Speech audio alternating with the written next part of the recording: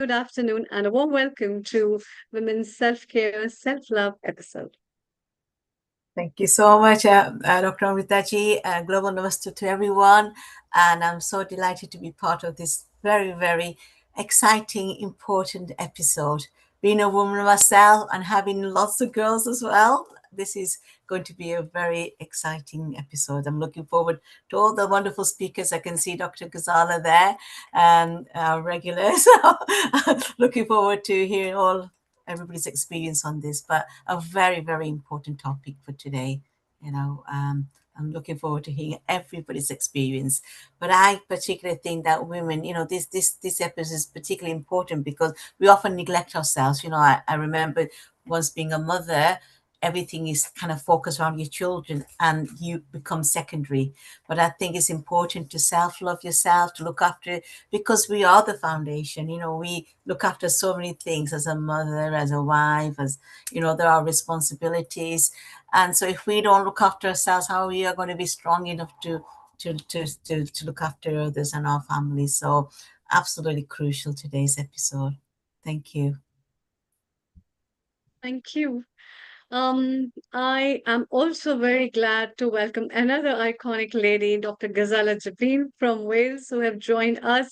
She is a lady in her own self and renowned, well-known, versatile, dynamic, beautiful, fashionable. And let's know from her what she has to say about today's episode. And also would like to welcome our special guest from Sweden and Jesward. Global Namaste to both of you. A very good afternoon and a very warm welcome. Thank you so much. Global Namaste, everybody. And first of all, this episode always puts a smile on my face just because it allows us to just feel like, yes, we can take time out. Yes, we can think about ourselves. And yes, we can do whatever we like because we do contribute in so many ways, from our sacrifices through the years of our life and being the role that we have been to different people. And when we can just take a moment today to reflect upon ourselves, I think it's wonderful when we come together to actually amplify that sound, that message, and that healing part of what this whole program is all about. So I will share a few more things of the tips as we go on later, but before we do any of that, Dr. Amrita Sharma, first of all, thank you always for a beautiful introduction and setting the scene and bringing the beautiful vibes of yourself over from India over here, and globally we reach out that energy with it. And Dr. Kailash Parekh, we are just always, waiting upon your words of wisdom whenever you share that in such a heartfelt way that you do, bringing the arms of yourselves over to support everybody where you've yourself gone through many journeys. So with that, it gives me great pleasure to introduce you to my beautiful guest, sister from another mister, and from one country to another. We've hop-skipped about different workplaces. She's been at the receiving end of my coaching. I've been at the receiving end of her healing. She's a lady that has got a warmth and everything within her. She is born in Germany. She's actually got the heart of Africa. She lives in Sweden. She's got a wealth of knowledge and a big, beautiful heart with skill set that is like a toolbox bigger than a man with a mechanic in a garage with all the things to put right to help people. But she is also a very soft-centered person that once you get to know her, you just can't just let her go in her life. And her aim is really to bring joy, happiness, success, because she herself gets happy when she has an idea, a concept to help somebody through a process and a path to help them succeed, whether it's personal development, whether it's business, whether it's woman-to-woman empowerment. But she's just a wonderful human being, and I'm delighted that we once again get a chance to not only share different platforms, but have her back to be doing some great work. So with that, allow me to introduce my dear friend, Antje Schwartz from Sweden. Antje, welcome. Global Namaste to you. Welcome. Thank you, thank you, thank you. Global Namaste to this beautiful audience here. I already feel so much love and such good vibes, and I love the community aspect, and that we can watch episodes on replay on YouTube, which is fantastic. And I'm really, really honored to be here and share my thoughts and wisdom with all of you, and also be on the receiving end from the great minds and even greater hearts that are in this room here together. So thank you for that. And today we're going to talk about energy healing, right? Okay. So the topic self-love is really, really interesting, because in all the years, and we're going now decades back, where I've been interested in what is this frequency? What is this energy healing? Because as a child, I could feel things. I didn't understand what and how it was. As a teenager, I become interested in the teachings from India that came across, where mind over body, and in the martial arts world, where people just had such a profound impact from their mental and emotional state into the physical world. And that just has been my passion and my interest throughout my life, actually. And when I read self-love, I often struggle with the concept and the word, because what does it mean? You know, does it mean I'm just, oh, I'm so great? Yes and no. Okay, does it mean that I push myself? Yes and no. So today I want to just demystify a little bit, what is energy healing, and how can we apply this in day-to-day life, and how can we remember that we are all doing it on a daily basis. So first of all, frequency, energy, is the base of this universe. Albert Einstein said it so beautifully: there is no other way around it, and it's been picked up by science, by mystics, by people. So frequency, physics, is the base of this universe, and love gives it meaning, shape, and color.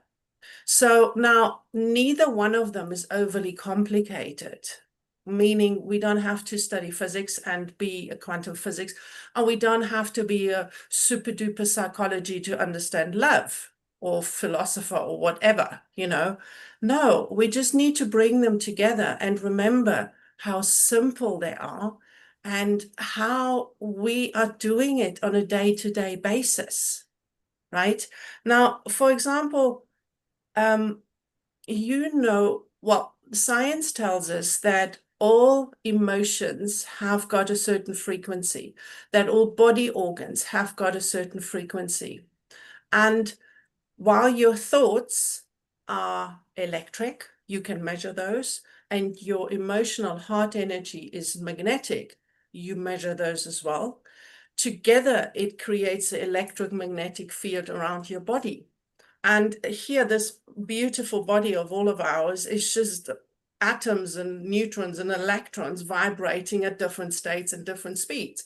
I'm always fascinated that this is actually solid, because we're just the blob of vibrating things, let's put it this way, because we want to keep it simple. So in my understanding and practice, and what I've observed in the world, is energy healing is the easiest when you remember how to feel good, and how to feel good long term. There's a difference between a quick fix that feels good and a long term, heartfelt feeling good, which means that you're in alignment with your soul and with your life's purpose.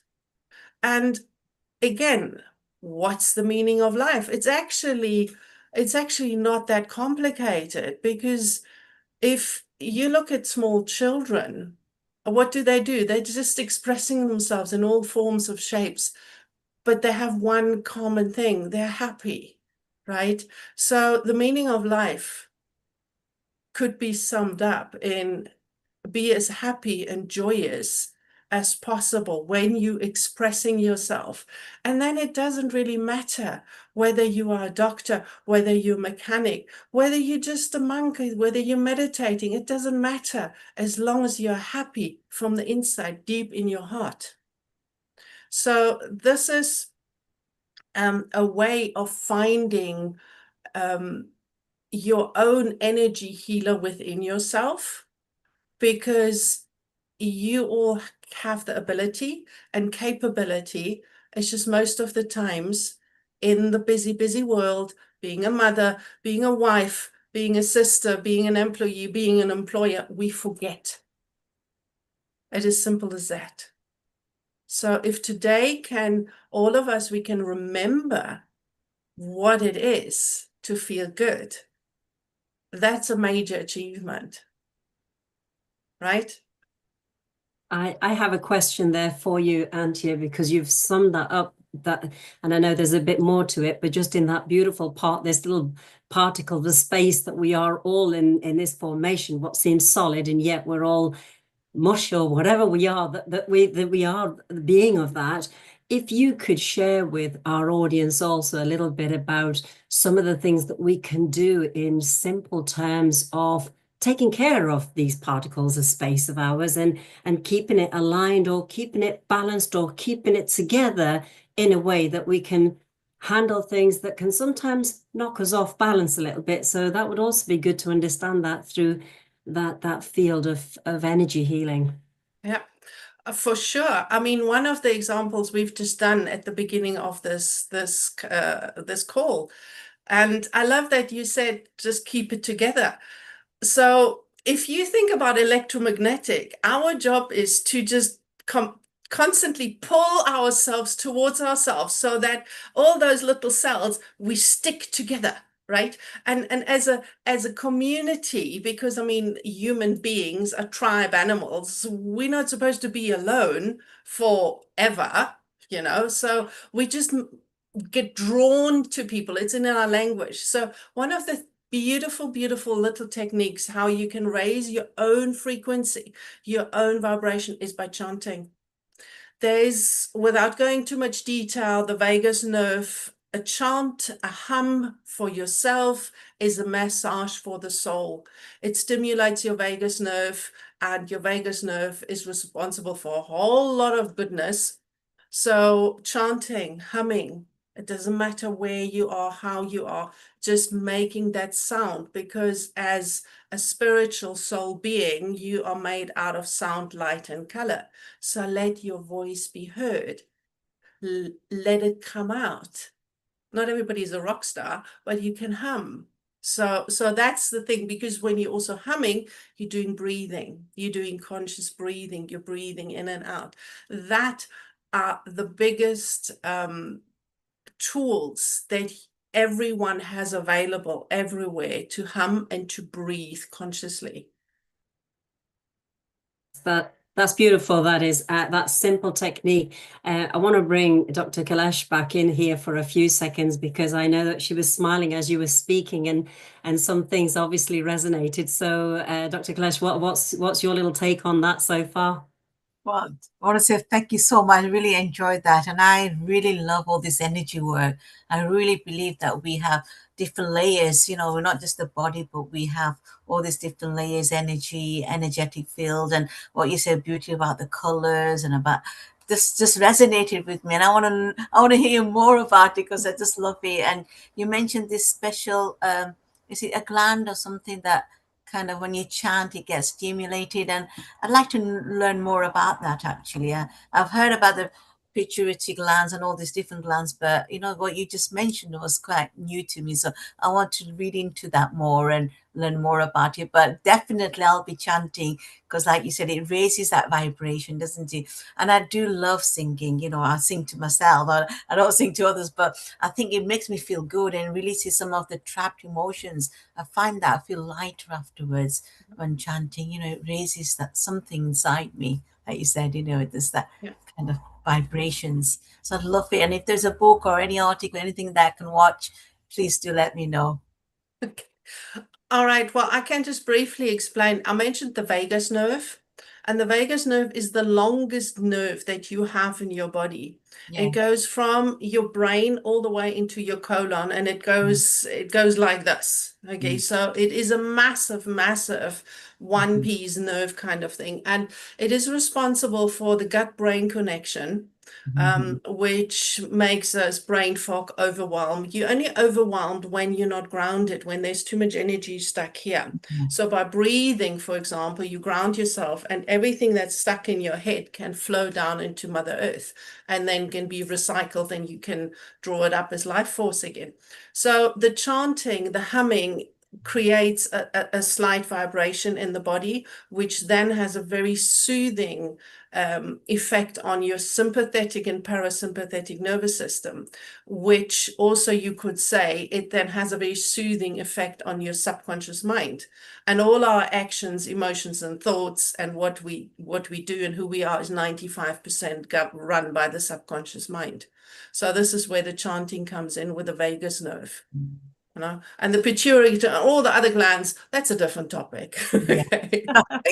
Thank you. I can remember. That's really interesting. So it runs from the back of the head right to the spine. Is that what you're saying? Yeah. Yeah, and it branches out in around your heart and your organs and things like that. So it's massive. It's the biggest nerve that you have. Brilliant. I'll look into that one. But thank you so much. You're welcome. Enlightened. That's brilliant. And whilst I'd like to have Dr. Amrita Sharma also share a little bit of her take on it, because she started the whole event today in that beautiful vibration where we were actually at the receiving end, but also, as you said, when we chant and hum ourselves, it's a different frequency within ourselves. So Dr. Amrita, what do you think so far of Antia's little sharing of her healing ways and some basic tips? Just nice to hear your thoughts on it. Thank you, Dr. Ghazala.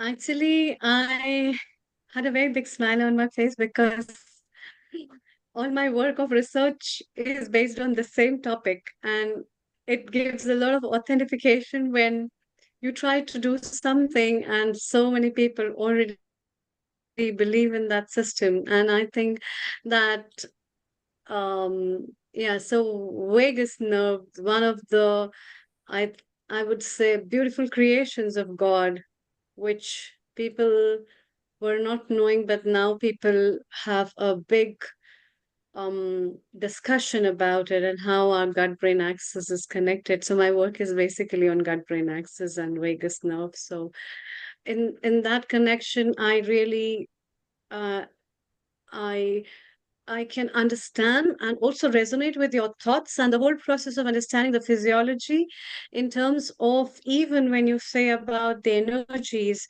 which comes not so basically your another mind is in your gut as well. If your gut is not healthy, your mind is also not okay. Yeah.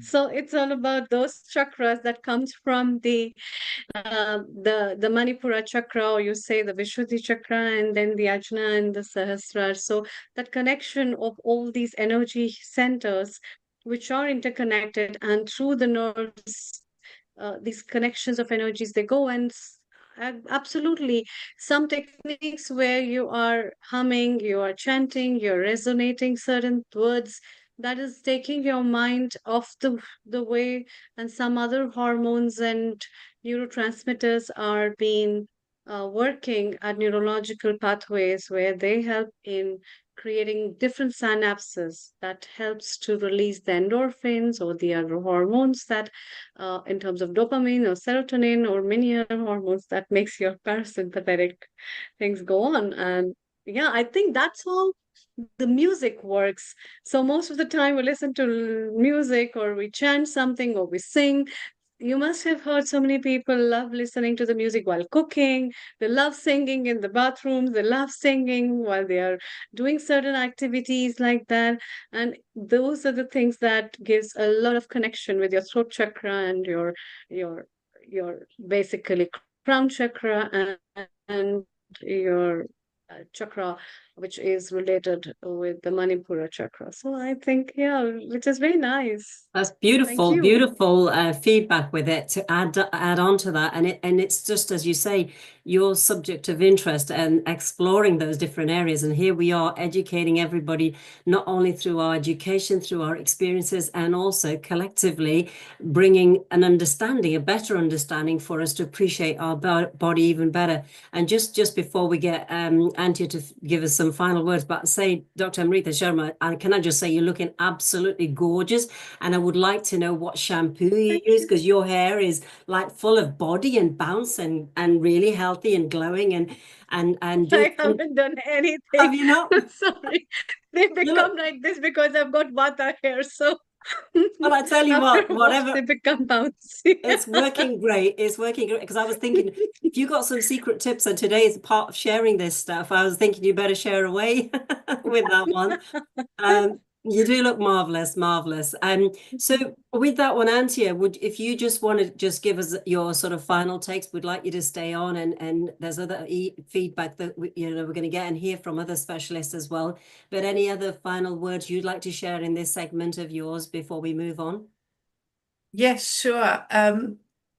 I just want to pick up on the phrase take your mind off things. That is so important because, again, without being a quantum physicist, energy flows where your focus goes. So another way of feeling good about yourself is just to find that spot where you feel good. Because, yes, one area in your body or in your life might not be the way you want it to. And what do we tend to do? We tend to focus only on that little piece. I mean, just think about you have a mosquito bite, okay? You have got billions of cells that are working fine, and that mosquito bite, that itch, that drives you crazy. So when we just stop on that one and focus on that what is actually working more and draw the strengths from there to fix or to adjust or to transform the areas physically, mentally, emotionally, spiritually that we're not in alignment with.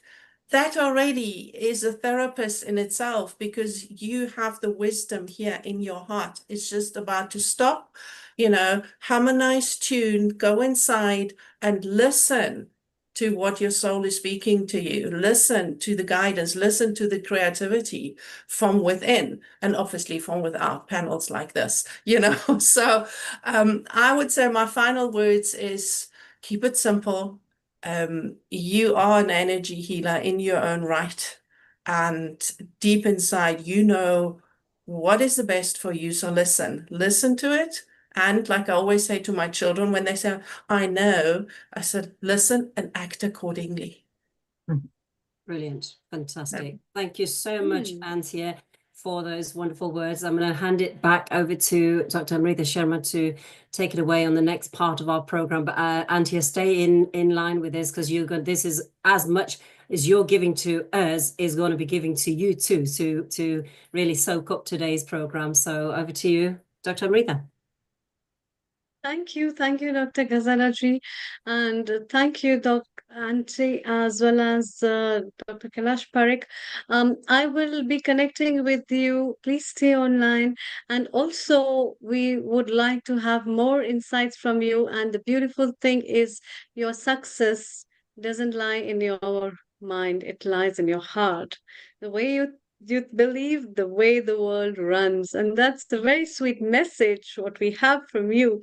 Thank you so much, Dr. Gazella, for bringing her as well as being a part of this family. You're most welcome, and we will be sharing more episodes and insights and your wisdom through our words and our online episodes very soon. Thank you so much. Thank you. Thank you. Thank you. Dr. Kailash Parekh, isn't it interesting to get so many beautiful ladies and to have the insights from all of them from time to time and the aspects of the perspective they have there in their life, they share. It's always very warming and very nice. So, what have you to say, your comments before we move over to our next guest? Absolutely. What you just said is so crucial. Today's episode it's a must for all women actually, and young girls as well. And what I'm just hearing today is about us giving that time, not feeling guilty about it, but we need that bit of space, don't we, to sort of go within ourselves and give that time to reflect and just be ourselves. And we all deserve that, because we're all busy running around doing things. But that's what you just said today, it's resonated with me so deeply that we must make that time. We must listen to that inner self, and to help us, to re-energize ourselves. I think this is what I like. My busy life, I don't get that space, but I must make that space.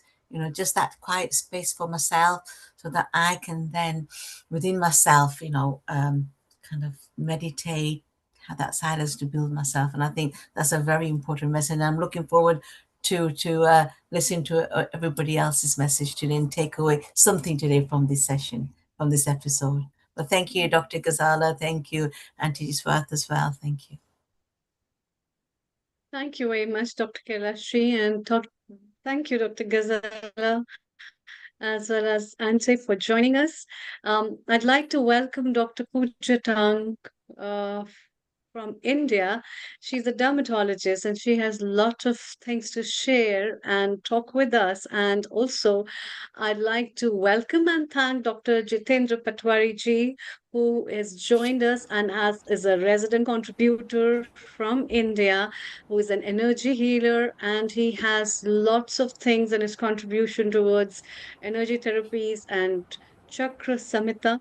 So the idea behind that has also come from the power which lies within a woman, and it's also the support of the counterpart that we all feel privileged that we have men in our life who are as our brothers, who are as our father, who is our husband, who is our friend, our supporters, who have been there to know and tell us who we are and how better the life can be with all that. So, a very warm welcome to you, Dr. Jitendra Patwari ji, and a Global very Namaste. Thank warm you. welcome to you, Thank you, Dr. Global Pooja. Namaste. Thank you. Global Namaste.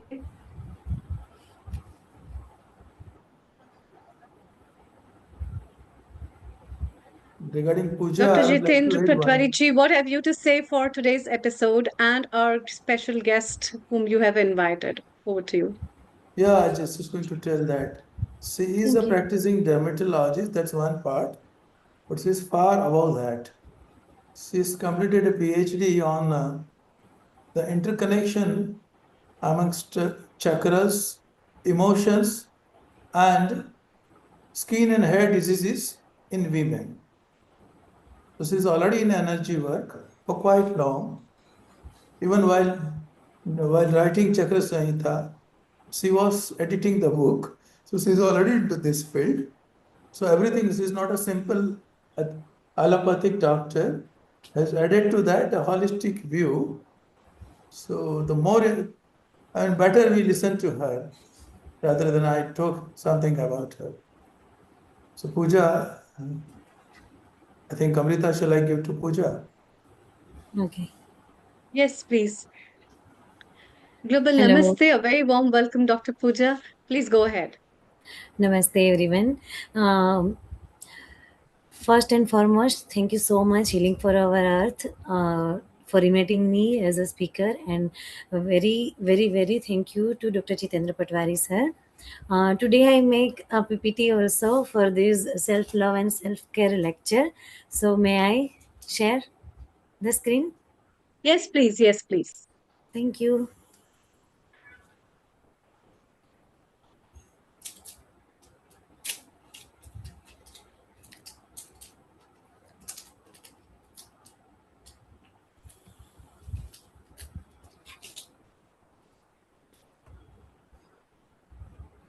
Just a second.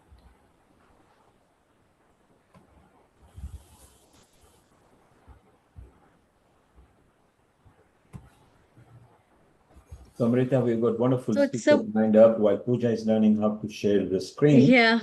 Can you And see share. my screen?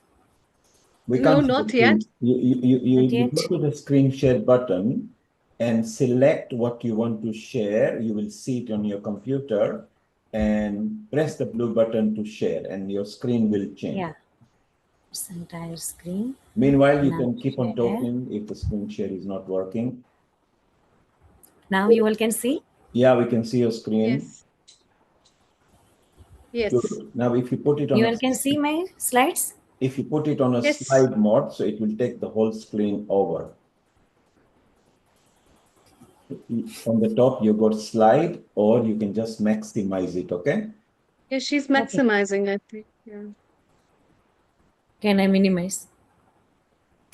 Yeah, put it either on the slide. Yes, perfect. Go Perfect. ahead. Please go ahead. Perfect. Okay. Thank you. So, good afternoon, everyone. I'm Dr. Pooja Tak from India. I am skin, hair, and laser specialist.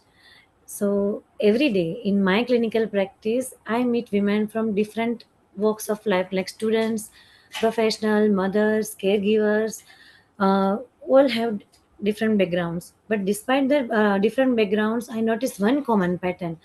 Most women take care of everyone around them, but they often forget to take care of themselves. So basically, we live in a world where women are expected to play multiple roles simultaneously. Women may be a daughter, a wife, a mother, a caregiver, a professional, and a support system. For many people, while fulfilling all these responsibilities, she often puts her own health, happiness, emotional well being, and even her basic needs at very bottom of her priority list. So today I want to discuss an important truth that taking care of yourself is not selfish, it is essential. Self care and self love are not luxuries, but they are fundamental requirements for living a healthy, balanced, and a meaningful life. So, as a dermatologist, I have witnessed how emotional stress, exhaustion, lack of sleep, and negligence of self care directly affect not only mental health but also your skin, hair, and overall physical and mental well being. So, I hope that every woman will listen today will live with one important message. You deserve the same care, same compassion, and love that you freely give to others. Thank you for being here, and let's begin with our journey. So, what does self care really mean? When we hear the term self care, many people immediately think about luxuries, vacations, shoppings, and etc. However, true self care is much deeper than that. So, self care is what? That is conscious decision to protect your physical, emotional, and mental, spiritual well being. It is about acknowledging that your health matters a lot and you deserve attention and love and care and kindness also. So self care begin with very simple but powerful actions. It also means setting healthy boundaries. Many women struggle with saying no because fear of disappointing others. But protecting your energy and preserving your mental peace is actually an act of self-respect. So, as a physician and dermatologist, I often tell my patients that skincare is itself a form of self care. When a person spends a few minutes every day caring for their skin, they are not just improving their appearance, they are sending themselves a powerful message: I am important and I deserve care, I deserve love. Self care also include mental and spiritual wellness. So practices such as meditation, prayer, gratitude, mindfulness, and spending time in nature or simply sitting quietly with yourself can have profound effect on our health. And every time I always counsel my patients also that you do these many things as well as your skincare routines. So imagine trying to pour water from an empty cup. You cannot effectively care for others when you are already physically exhausted, mentally disturbed, emotionally drained.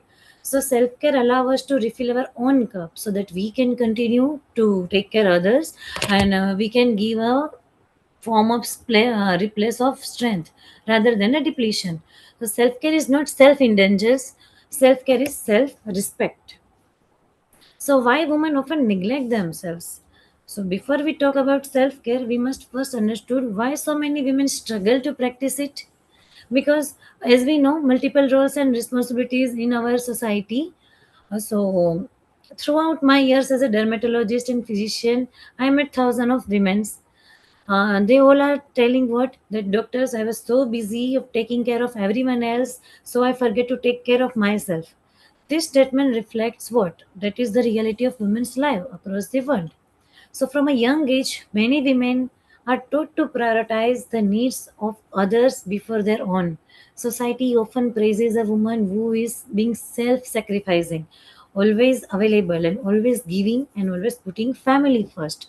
Women frequently juggle multiple responsibilities simultaneously. So they manage their careers, care for children, taking care of parents, maintain household, and provide emotional support to family members also. While doing all these things, their own physical health, emotional well being, and personal happiness often become secondary. So, unfortunately, this constant juggling and constant state of giving without receiving adequate rest or care create what we call emotional and physical burnout.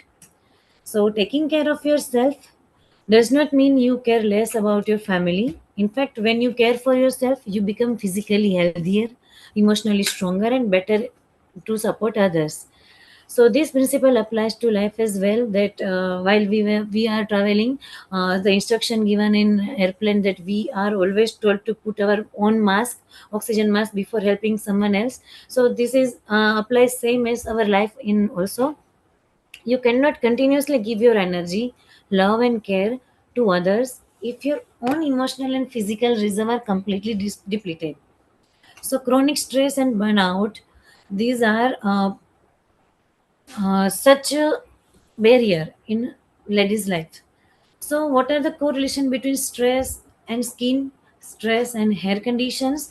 The first and foremost, as a dermatologist, one of the most fascinating and important lesson I have learned is that skin and mind are deeply connected.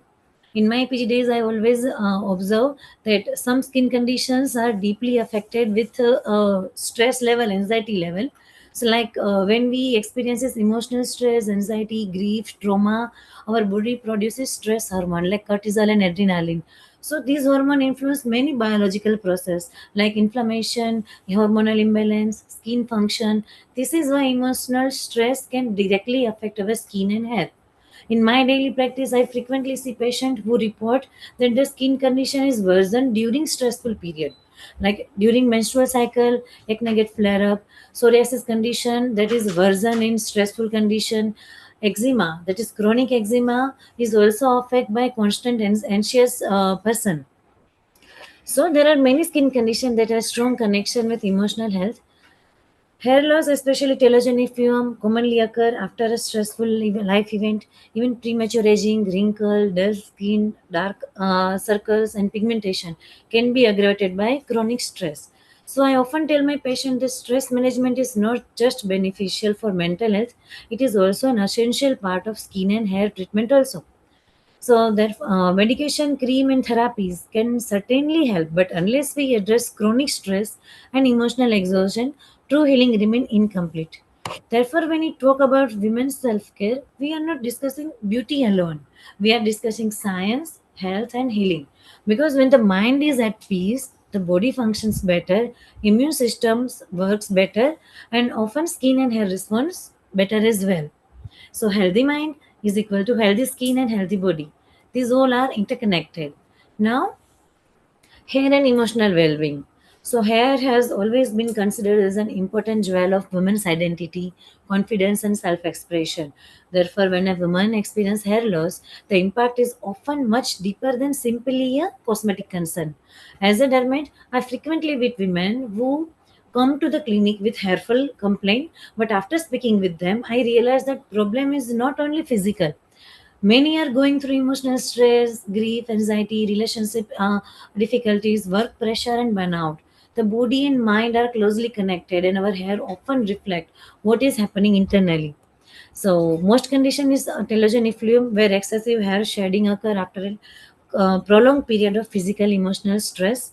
These may happen after even childbirth, severe illness, surgery, family stress, prolonged anxiety. Another condition is alopecia areata, which is although autoimmune disorder, but sometimes associated with psychological stress. We also see conditions such as trichotillomania, where individuals reportedly pull out their hair due to undergoing emotional stress and anxiety. Additionally, chronic stress may contribute to premature aging and worsening of existing hair problems. So, when treating hair disorder, we should not focus only on medication and blood reports and procedures. We must also address their emotional well being, lifestyle, stress management, sleep quality, and mental health also. So I always remind my patient that experiencing hair loss is not a sign of weakness or failure. It is often the body's way of communicating that it needs nutrition, it needs attention, it needs healing and care. So true treatment involves healing both hair and the person behind the hair. And so here it is that treat the person, not just the hair. So let's see the science of self love. When we hear self love, many people mistakenly assume that it means vanity, it means selfishness. But self love means accepting yourself with compassion, treating yourself with the same kindness that you would offer to someone you deeply care about. It means recognizing that your needs, your emotion, your health, and your happiness are important. It does not mean believing that we are perfect. Rather, it means accepting that we are human. It means allowing ourselves to make mistakes without constant self criticism.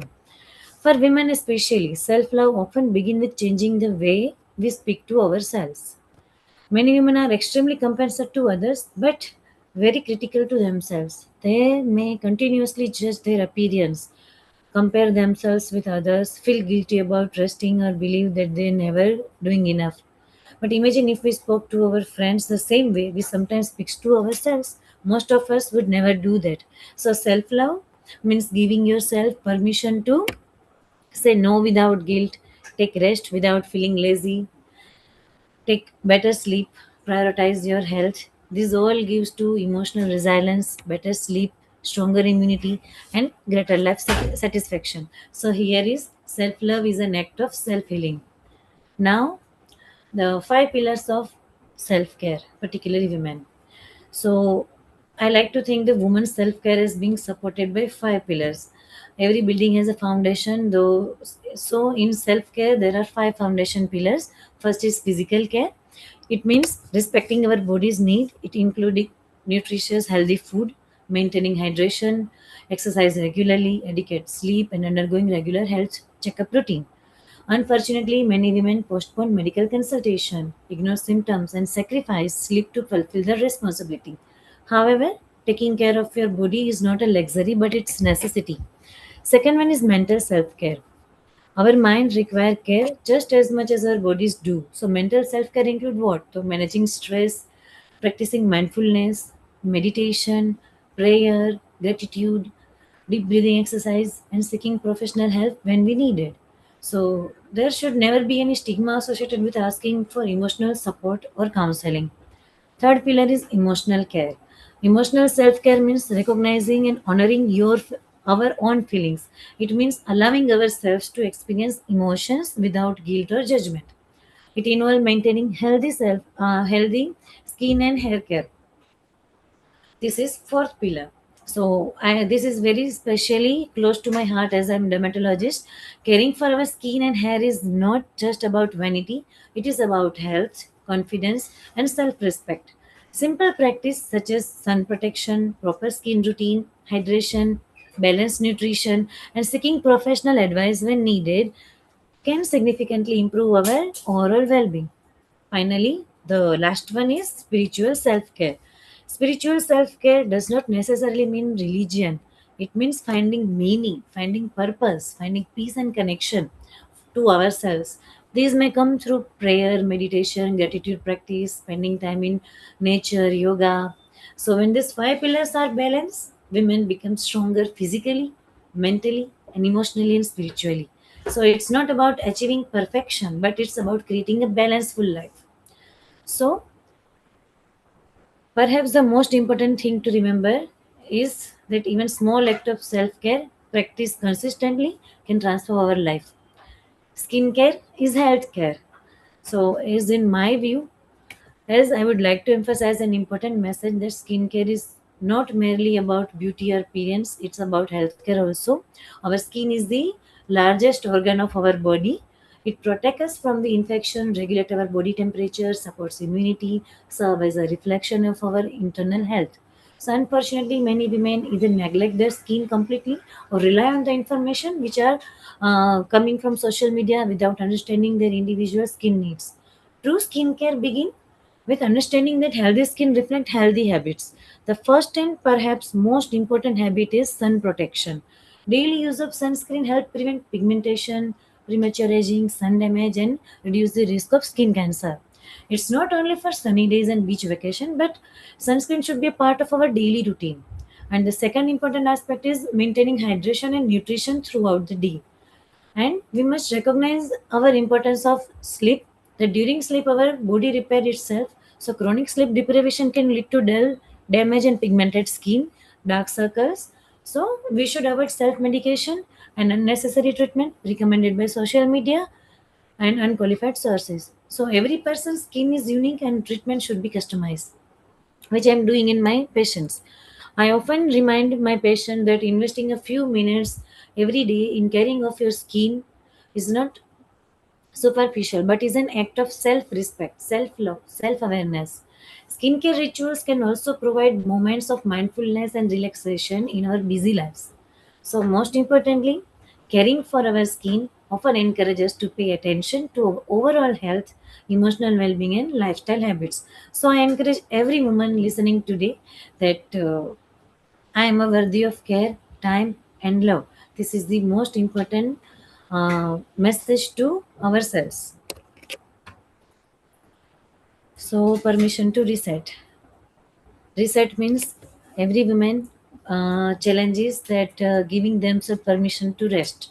We live in a society, we know that many women glorifying that being busy, women are expected to continuously perform, achieve, care, nurture, provide. But many women feel that if they stop even for a short time, they are somehow failing in their maintaining their responsibilities. So, however, rest is not laziness, but it's a biological necessity. As physician, we understand that the human body and mind needs a period of recovery to function properly, effectively. So, without adequate rest, stress hormones remain elevated, immunity declines, emotional resilience decreases, and the physical and mental health both will begin to suffer. So, in my clinical practice, I frequently encounter women who present with chronic fatigue, stress related hair loss, acne flare up, premature aging, poor sleep, emotional exhaustion. When I ask them about their daily routine, many tell me that they rarely take time for themselves. Rest is not simply sleeping. It can take many forms, like physical rest, that means allowing our body to recover. Mental rest means taking a break from constant routine and constant thinking and worrying. Emotional rest means allowing ourselves to express our feeling honestly. Social rest means taking space from relationship or environment that drain our energy. And spiritual rest means taking reconnecting with ourselves, our values, and our purpose. So many women feel guilty when they rest because they believe that they should always be productive. But I would like to offer a different perspective. Rest is not a reward that we can earn after exhaustion. Rest is a requirement that prevent exhaustion. So taking a break, sleeping adequately, spending time alone, reading a book, simply sitting quietly for a few minutes are not sign of weakness, but they are sign of wisdom. Therefore, I encourage every woman that rest is not a reward; it is a requirement. So keep reminded this. And the most and last, this importance of our boundaries. This is another special aspect of self-care and self-love. Because many women are raised to believe that being a good person means always saying yes, always being busy, always being available, and always putting others' needs before their own. So healthy boundaries are not barriers that push people away. Rather, they are protective guidelines that preserve our emotional, mental, and physical well-being. Boundaries allow us to protect our energy, respect our limitation, and maintain healthy relationship. For many women, saying no can feel uncomfortable or even selfish, but saying no to something that harm your well-being is actually saying yes to yourself. So healthy boundaries may include what? That saying no to excessive responsibilities, taking time for personal health appointment, limiting exposure to toxic relationship, prioritize your health and your needs matter too. So, as a dermatologist, I frequently observe how emotional overload manifests physically in the body. So, one of the most powerful sentence I learn is I cannot do everything, and that is perfectly okay. So, it is, and my needs matter too. So, it is healthy boundaries create healthier lives too. A practical self care routine instead of skincare routine. At this point, our schedules are often filled with responsibilities. So, therefore, I would like to emphasize an important message that self care does not require hours of your day. Even 15 to 20 minutes is enough every day to taking care of yourself. The goal of self care is not perfection, it's consistency. Let me share a simple self care and skincare routine that anyone can follow. That we can begin our day with just few minutes dedicated to entirely ourselves. Like in the morning, spend 2 to 3 minutes practicing deep breathing. Slow breathing activates the parasympathetic nervous system, reduce stress hormones, and create a sense of calmness. Next, spending 2 minutes to express gratitude to God. Then spend 5 minutes caring for your skin and preparing yourself for the day. This is not merely a cosmetic routine, but it is an act of self respect and mindfulness. During the afternoon, remember to hydration and nourishment. In the evening, create a small ritual of self care that limiting screen time, reading a book, journalism, practicing meditation, these small moments reflecting on your day. This small habit may appear simple, but the cumulative effect is profound. We often underestimate the power of small daily actions. So, self care does not have to be expensive, it does not have to be complicated, it's simply to be emotional, intentional. I encourage every woman listening that can I dedicate 15 to 20 minutes routine each day to the person who deserve my care the most, that is myself. I committed to myself that I'm giving 15 to 20 minutes to myself daily. So, to conclude, what I would like to share in my last slide that every day women come to my clinic seeking treatment for acne, hair loss, and pigmentation, and many other skin condition. I see not only visible concern of skin, but I see something deeper. That is, I see women who are tired, women who are very anxious and in chronic stress related condition, women who have spent years taking care of everyone else while ignoring their own health, and women who have forgotten that they themselves deserve care. So, through my experience, I have learned that true healing is never limited to medication and procedures and prescription alone. Healing begins as holistic approach, and when we start listening to ourselves, it begins when we acknowledge our emotions, we prioritize rest, and when we choose self-respect over guilt. So it begins when we understand that caring for ourselves is not selfish; it is necessary. As women, you are caregiver, leader, nurturer, professional, mother, daughter, friends, so many roles. But before all these roles, you are a human being who deserve health, happiness, love, peace, and kindness to yourself.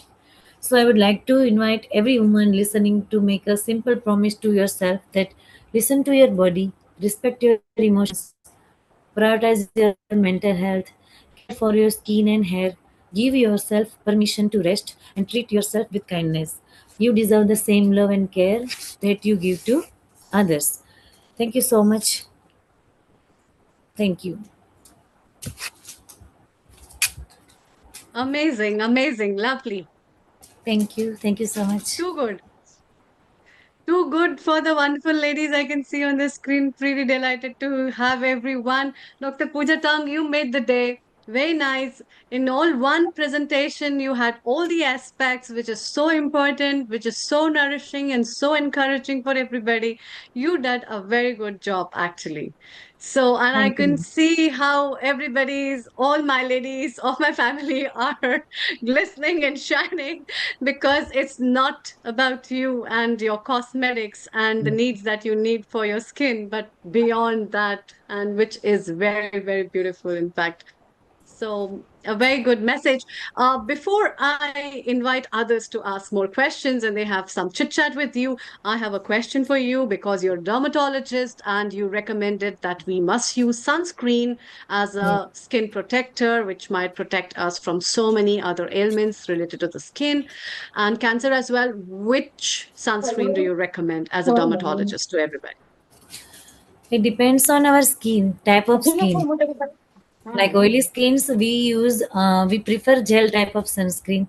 Combination, we use cream type of sunscreen and matte finish sunscreen. But depends on your skin type, we are prescribing sunscreen. That should be Mhm. in Indian scenario that boot star rating 30, SPF 30 to 50, we are recommended to our patient.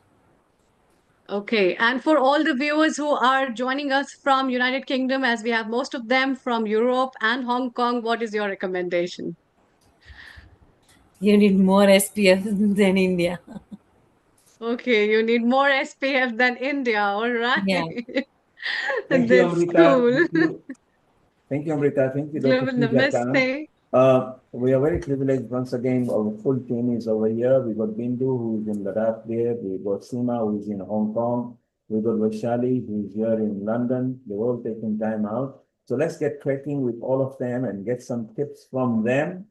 Let's start with Vaishali. You are there in London. It's been quite a while since you've been on healing. You, of course, are a prosthetic expert, and you've done work there in Bollywood, London, and Mumbai.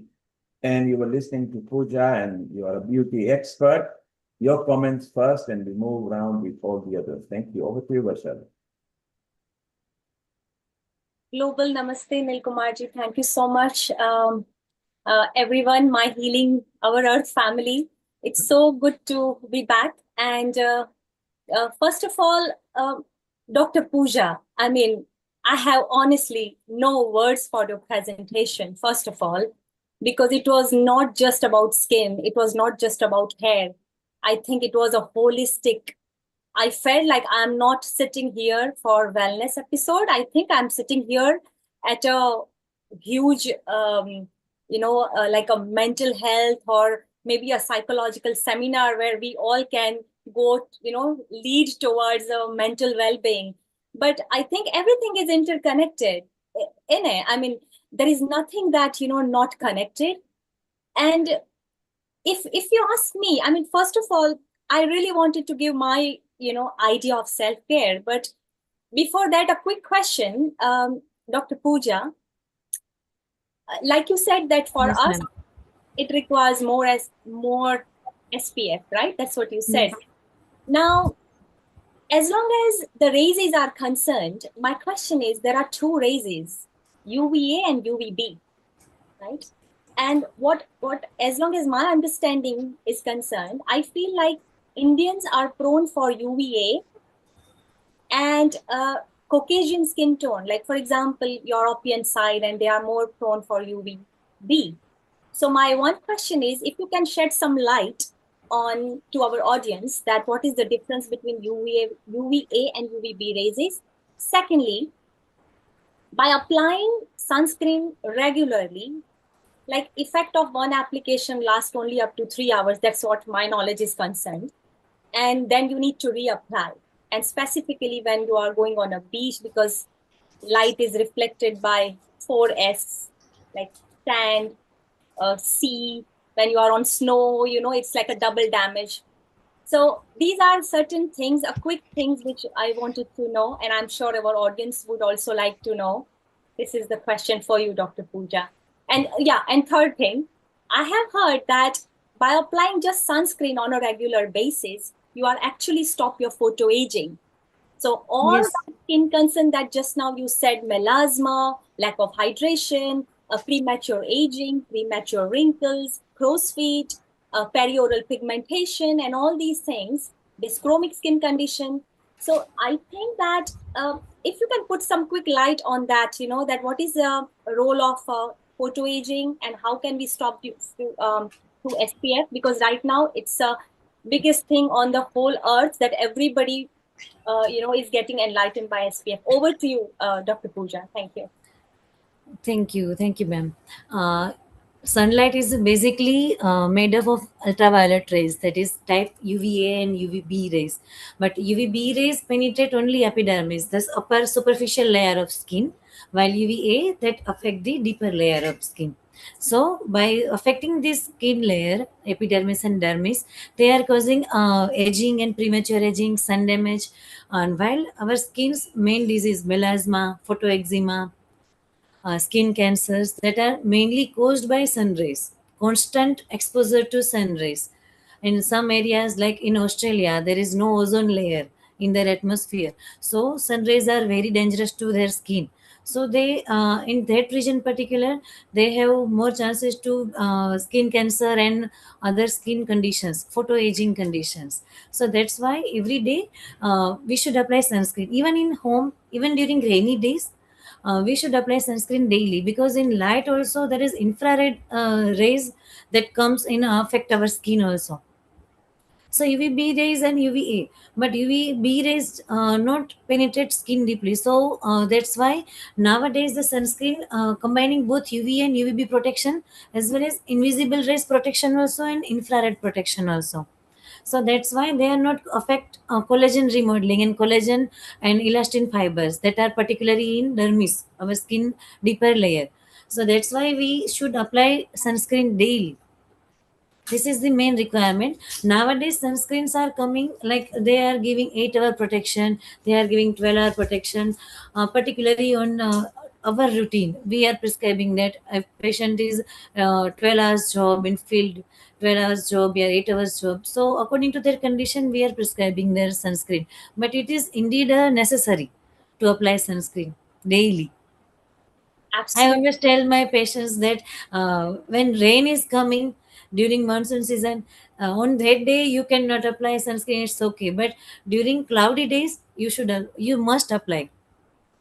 That's a very valid point, Dr. Pooja, because unfortunately, people think that, oh, there is no sun. Why should I apply sunscreen? But even when there is no sun, if there is a light, little bit, there's not darkness, then it's an evidence of UVA, UVB raises. So, yeah, thank you so much for that, Dr. Most Pooja. welcome. And yeah, it's amazing to know all our wonderful, beautiful ladies here. I just Thank you, wanted to. Vaishali. Thank you, Vaishali and Pooja. Bindu is in a zone, I think she's in Ladakh in India, where the signal is very low. She is here now. Global Namaste to you, Bindu. How are you? And a happy birthday to you. Can you, the signal is frozen again. Bindu, can you Yes, hear us? yeah. Yes, I can hear you. Global Namaste, everyone, and to all my beautiful ladies. How are you? So good to see you all, and this is my favorite topic. So I said, let me just pop in for just 2 minutes.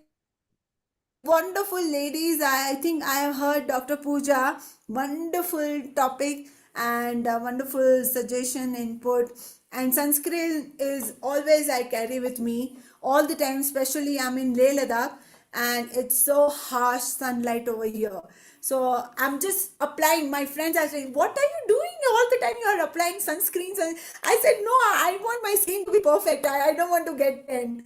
So it was a wonderful suggestions, and thank you so much. I'm on my solo trip. Solo trip means like unknown friends, and it is my dream come true.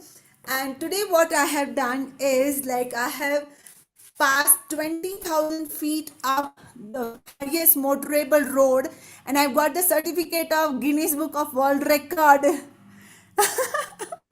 And this I wanted to share with you. Just go for it, like, yes, yeah. Just go for it. Fulfill your dreams, like I was a TB survivor, and many people told me, no, you can't do it. There's lung issue, this and that and all. But you listen to your body. When you listen to your body, you can do everything, every possible things in the world. And today I have achieved this, and this was my dream come true. So all I want to say is just take a risk, go for it, and just enjoy it. And the moment you will achieve it, listen to your body, listen to your heart, listen to your soul, and you can do so many things. So I am in Ladakh and I'm enjoying here.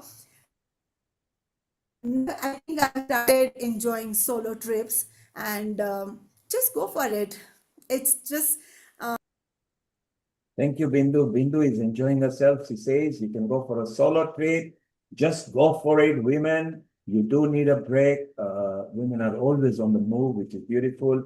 Sunscreen, yes, whether the full sun is out or not, The UV lights are still penetrating, so try to use the sunscreen.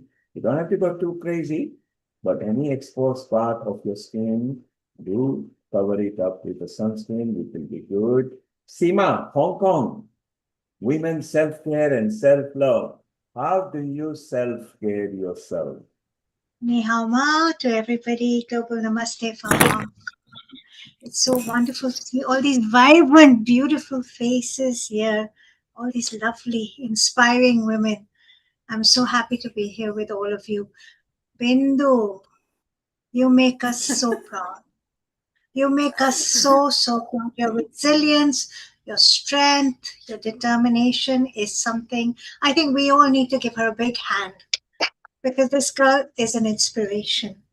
Skincare, Thank you, thank we you. have such I think all fantastic. strength comes to Bindu, you broke up. I think all strength comes to looking at you and listening to everybody, and we gather all the strength and courage to Well, I won't say much. everyone out. So Sisterhood is beautiful under the umbrella of Healing Our Earth, and it brings all us women together on such a beautiful platform. But Bindu, you have a story that's going to be shared very soon with the world, and you touch my heart on so many levels, because I feel so proud of you. And, I think we just all have to say lots of blessings to you for your strength and to come forward and be brave and speak the way you do and smile through everything, you know. Skincare, I have so many wonderful experts here. Who am I to say anything? We have Dr. Pooja Tank, Dr. Amrita Sharmani, our own Vishali, who is such an expert, all of you, Gazalaji, Kailashji. But I do want to say one thing. I think skincare is essential. Skin cycling, taking care of our skin. Vishali's been putting these fantastic. Oh, please go onto her handle on Instagram, everybody. She's been putting on these fantastic videos on her Instagram. I think happiness shines through your skin. When you're happy inside, it shows on the outside. What you're feeling inside shows on the outside. That's why it's so important for us to nourish our nervous system. So I'd say for me, breath as medicine is also very essential for our skincare. Reason being is when we nourish our nervous system and we shift from the sympathetic to the parasympathetic and can be in that rest and digest mode, it shows up on our face. It shows up on how we're feeling. Also, what we put into our body, what we eat, there's a saying, you are what you eat. So it's very important to watch what we put into our body. Sometimes we don't think and we reach out for those chocolates and that oily bag of chips and everything. And it's nice to have it once in a while, but it's also very important to have that awareness to eat our retinol, have our carrots, for example, or a hyaluronic acid. In Hong Kong, the Chinese culture here, the ladies are very big on skincare and they eat their skincare. So they have this wonderful soup that has snow fungus, which is very high in hyaluronic acid.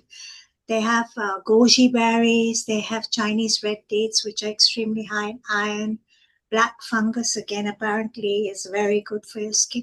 And they put in peach resin, which is a resin very much like what we call gond katira in Hindi, and they soak it and they add it to soups, and it's very hydrating and it uh, induces a lot of collagen production. So I think our diet and what we eat is very, very important for our skincare. I hope you all could hear me.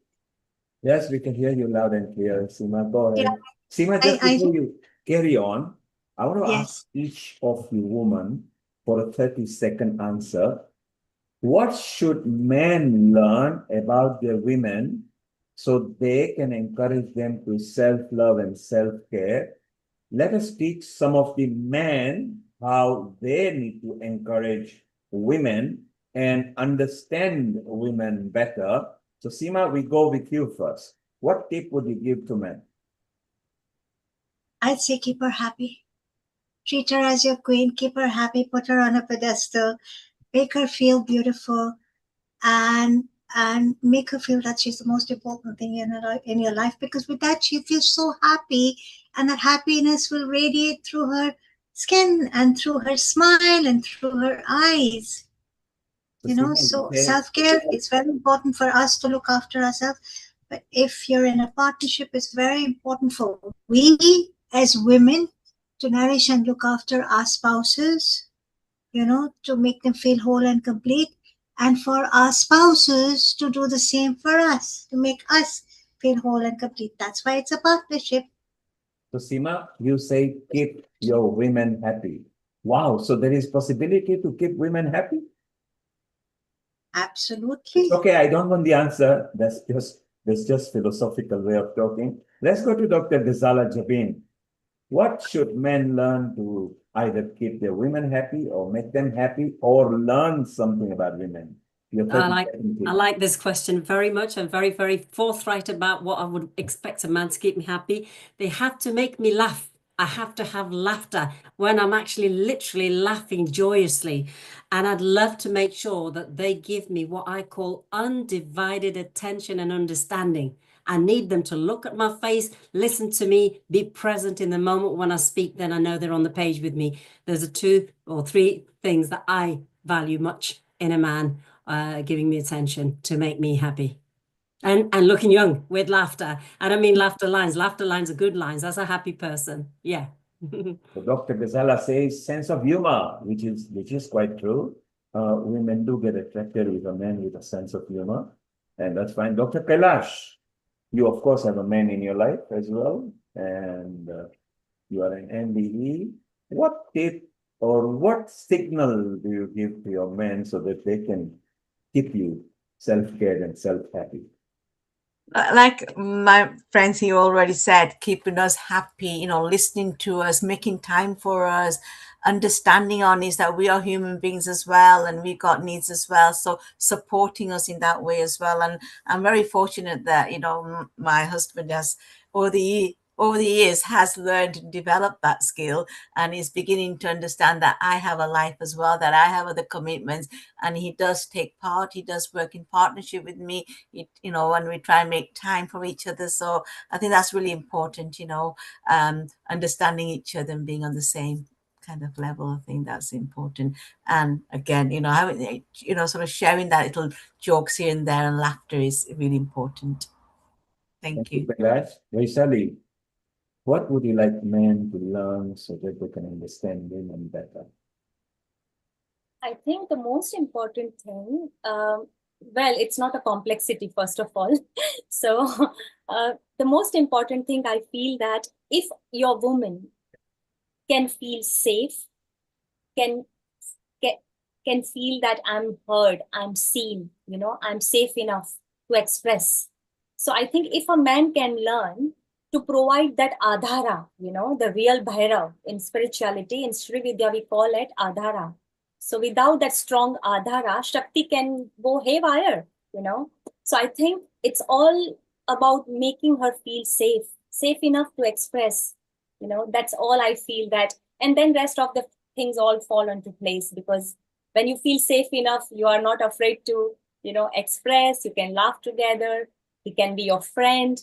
So I think it all starts with safety, because emotional safety it's non-negotiable in any relationship, whether it's husband, wife, partnership, even with a friendship. If you are not feeling safe enough, you would not express. So I think to me, safety comes first, emotional safety. And yeah, that's my answer. So far, starting with Seema with happiness and Ghazala with sense of humor and safety with Vaishali, we are progressing. Man, if you are listening, put this thing in practice, and who knows, your women may smile on you every evening and you will get lucky. Let's go to Sweden. Andre, what are your thoughts on educating men? First of all, I second everything that was said, and I want to make it easy for the men with my contribution. Very simple. Take give the woman a break in her daily tasks, meaning do the dishes, fold the washing. Every job that you do, you get time off and the job is finished. Housework. The beautiful thing about dishes and dirty washing and laundry is they're so patient. They're always there when you come back. And what makes me incredibly happy is when my man does my task, when he does the cooking, when he does the dishes, and I get a break. It just really gives me more me time. It gives me a sense of we're in this together. And I get a break in my routine, which means things are getting spiced up again. I have some time, I have something to think about, you know. So keep it simple, just do the dishes. You know, clean up the house and do the dishes. I so appreciate that. So Angie has made it very simple. Give women your women a space and time and a break. And who knows, when you do that, she might plan something extra for you. So it is in your benefit that some of the tasks that she does, try to do them. Maybe you will appreciate how hard they are, or how simple they are, or how difficult they are. And they do it without complaining, without getting reward. Maybe in learning in the process, you will learn more about your partner. So it's good. Amrita, up here in Punjab, what do you think that men should be learning? I think men should make a cupcake like my boy just made for me. I think it's very deserving. And he's stopping my video, making me have this cake, which is a chocolate yummy cake. I think that's more than enough. And Amrita, he's so cute. He's the junior host at Healing Our Earth. Really?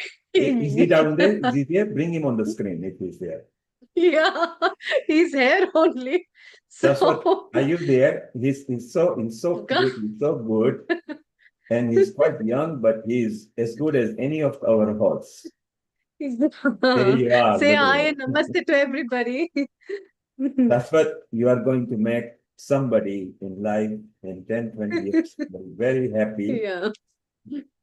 And that's so exciting. Just little thing when you do for people. And this is what Angie was saying, give us a break and do something for us. And who knows, we might go nth level for you. So Yeah. this is very good. A global namaste to you, Shashwat. You are, of course, our junior host. How Global are you? namaste. So you Say hello love to doing. all the aunties. They are your aunties and friend of mine. And then you must be hearing about them all the time. So wonderful to have him and wonderful to have you all. And cheers for the chocolate cake you made, the cupcake for me. And it's so cute, isn't it? When somebody does something for you, it doesn't matter how simple it is. It's the thought and the time it took them to do it for you. Always remember, it is not the value quantum, it is the thought and the time. It's the time that we are not able to give to our loved ones. So spend time with your people, which is very good. Pooja, of course, you did a very good power presentation. How do you convince men in your life so that they understand women better? Okay. I think each and every points covered by all respected faculties, but being protectant and making feel her safe and being non-judgmental in my aspect, that make every relationship very successful. So there you are. Every woman agrees that it gently must be nice to educate men. So they can learn and they can pick up a point. Vaishali, as a beauty expert, you concurred with some of the semi-medical points that Pooja meant, and from a dermatology point of view, something that you, of course, understand and know. How important are looks for women? Is it self-confidence? Does it give that self-esteem? I'm sorry, I beg your pardon. I didn't, maybe signal was. How important are aesthetic looks for women? Is it for self-esteem, self-confidence? So this question is absolutely, first of all, relating to every woman and today's age as well, not just back in the days. Because as a makeup artist, to be honest, like for me, self-care is not just a luxury, right? Or something that I do when I have time. Like it is how I stay connected to myself every day. Um, and I feel that um, it's as simple as like how I speak to myself in the morning and the routine that helps you to stay confident, you know. Like for example, why can't every woman, it's not for men first of all, it is okay. Woman, I don't have um any anything for the woman. Like for example, some women are so comfortable with their look without makeup, and it's absolutely fine. You don't have to. If you are comfortable in your skin, if you are comfortable without makeup, and that's fine. But as a woman, as a makeup artist, I feel that we are privileged to put makeup on, because men cannot put makeup on, right? It's like, even if you look at our ancient spiritual Vedanta, Shiv Puran, everything, the whole beauty, the narration of beauty is all about feminine, and it's our, we are we are so lucky that we can do all this solar shringar. But again, there is a fine line. I would say that it is not for the other people, not to, for the vanity, but for your own self. So yeah, it does make a huge impact, Nilkumar, that, the way you get ready, get dressed up. And also, when I was pursuing my master's, my MA, I had done project on red lipstick and on different projects on self-esteem and cosmetic empathy. So I think that after that research, even I got to know that women who are well dressed, who look after themselves, who are, put together, they feel more confident. But at the same time, people around those women also feel uplifted, and they feel that they put much faith in those kind of a woman, because at the end, okay, it's not being judgmental, but for example, I'm a makeup artist. Let's say it like my profession. If I myself is not, putting on makeup properly, not put together, how would my clients will have trust in me, faith in me? So if my skin is saggy, if I'm not looking after my scalp myself, that's not something that, even as a professional you need to be. I'm just talking about my profession. But I feel that every woman, you see the difference. You see the difference, how even the how you look at yourself will change. And I would relate that sentence, like Dr. Wayne Dyer always used to say, that when you change the way you look at things, the things you look at change. So when you look into the mirror and your self-image and your cosmetic and the makeup that you're putting on and the whole hair, makeup and wardrobe, it's going to have a huge impact on your confidence level. This is my conclusion and my experience after 15 plus years of, experience in the industry. I don't know whether everyone would agree to me, but this is my, opinion. Yes. No, I agree with you. Vaishali ji, I agree with you totally. And I know Dr. Ghazala also wants to say something. Please go ahead. Yeah, Vaishali, what you just said is wonderfully put there, because how we rock up to any event, any scene, is how that we impact. And when I was teaching Bollywood and Bhangra dance classes, it was for fitness. I didn't wear a leotard or a t-shirt or leggings. I wore full Bollywood style outfit, because that's what they came to see, to be taught that style, with the dangly earrings, with my whole image, because I took them in the world of India to the dance, to the feeling, the way they felt from that class, from 5-year-olds to 85-year-olds. They actually felt they didn't even need to get a ticket to India to get to Bollywood. They arrived at my class in full flow, and that's the experience experiences, what people feel being around you. And I just wanted to echo with what you said is so important, is not just for us, how we show up, but how do we show up to make them feel? And those feelings are what attach that nice vibrations for it. So that's all I wanted to add to it. This is beautiful. It's very important how you portray yourself, how others can see you. It's beautiful. We're going to go to India now. We're going to go to Nita Singh. She's from Ashland, USA. She's a dancer. She's a good human being.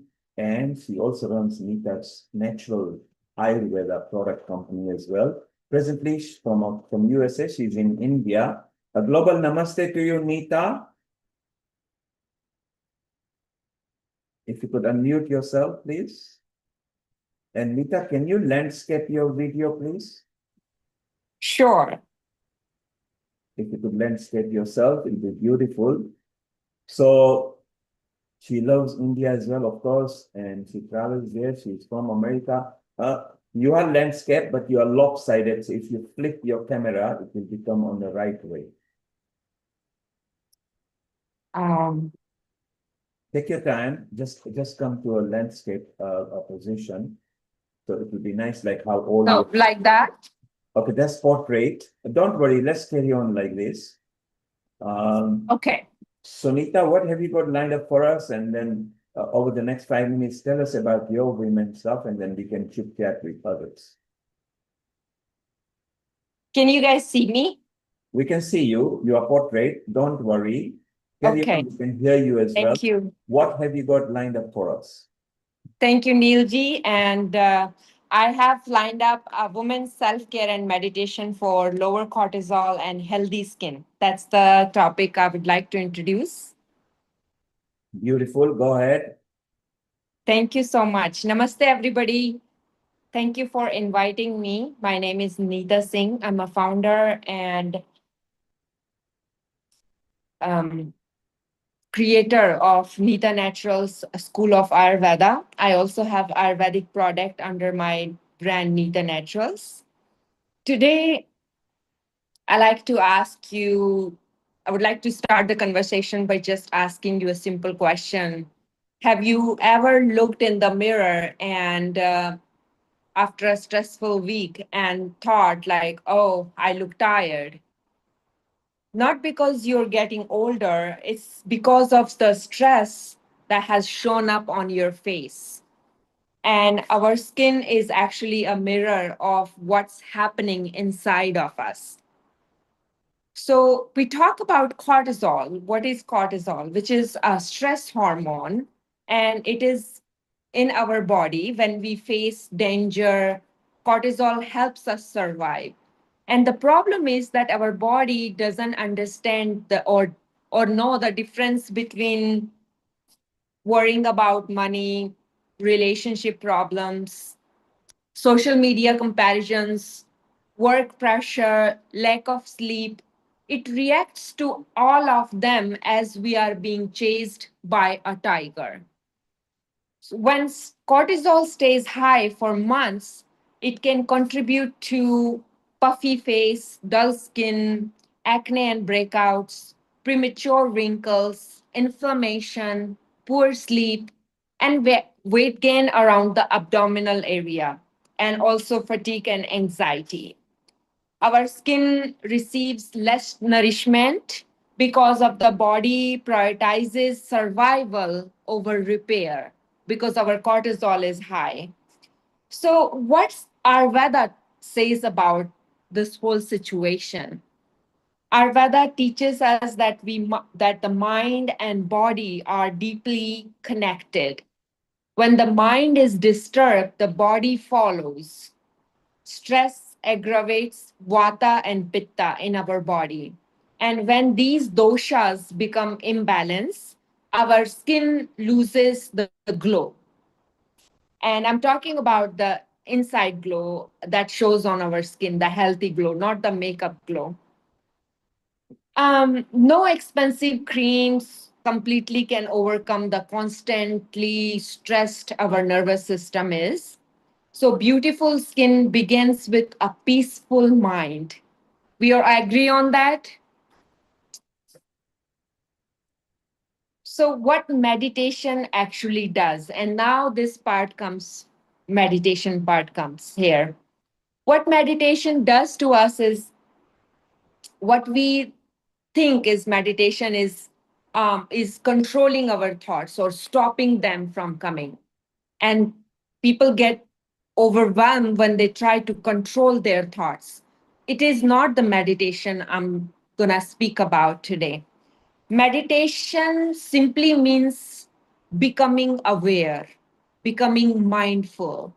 So when we become aware of our breath, our nervous system shifts from fight or flight to rest and repair.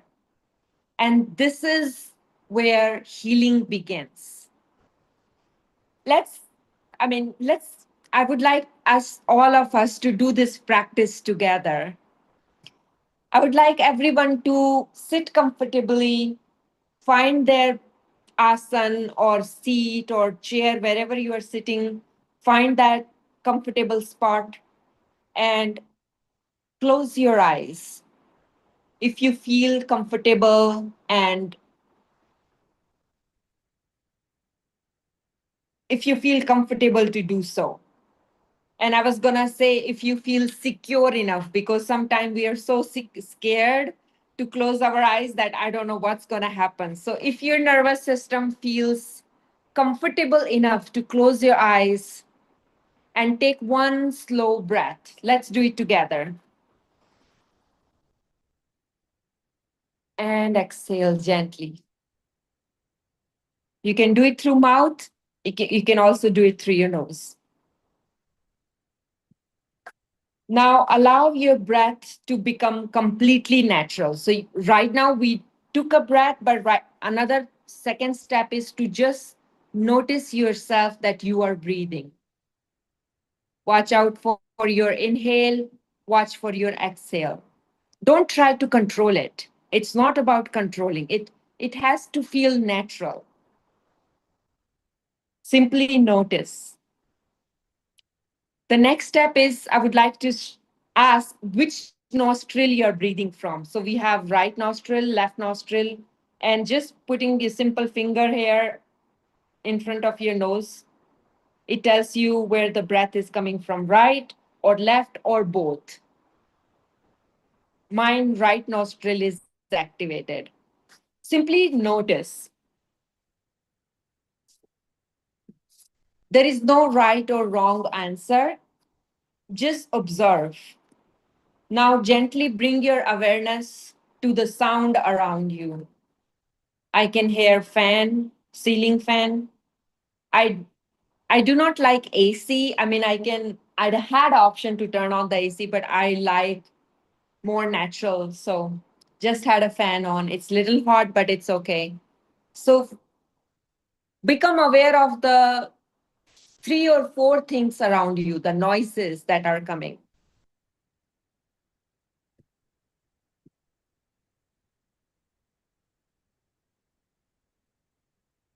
Wow, for me, it's just a fan and something coming from outside. Two noises, and me, I cannot hear myself breathe.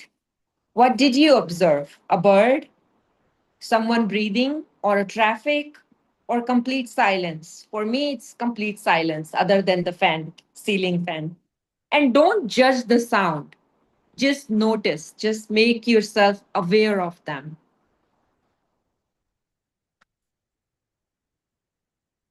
If your mind wanders, gently bring it back to the breath and see yourself breathing. Here I inhale and I exhale. That's simply, I'm not trying to do it away. I'm just simply being aware of me breathing. Slowly open your eyes. Take one deep breath and gently close your eyes back. See, nothing happened. The world didn't shift. Everything is okay. So it's okay if you close your eyes for 1 minute and just notice yourself taking few deep breaths. Just notice.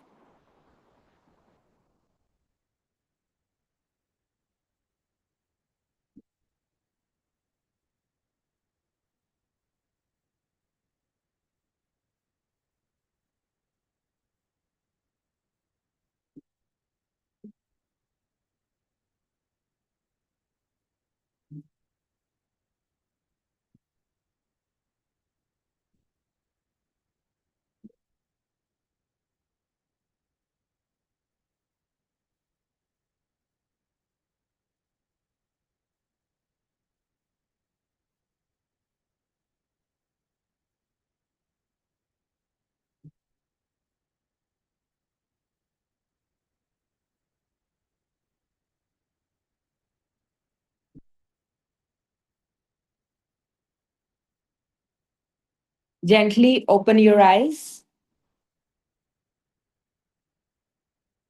How many of you notice that your mind became quieter? Maybe only for few moments. That's meditation.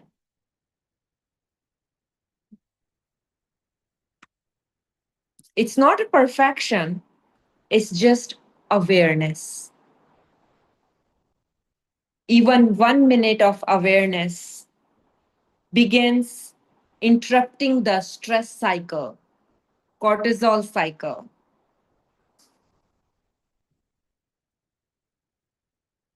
I would like to give a simple practice for you to take home today with you. I encourage you to practice this just for 5 minutes.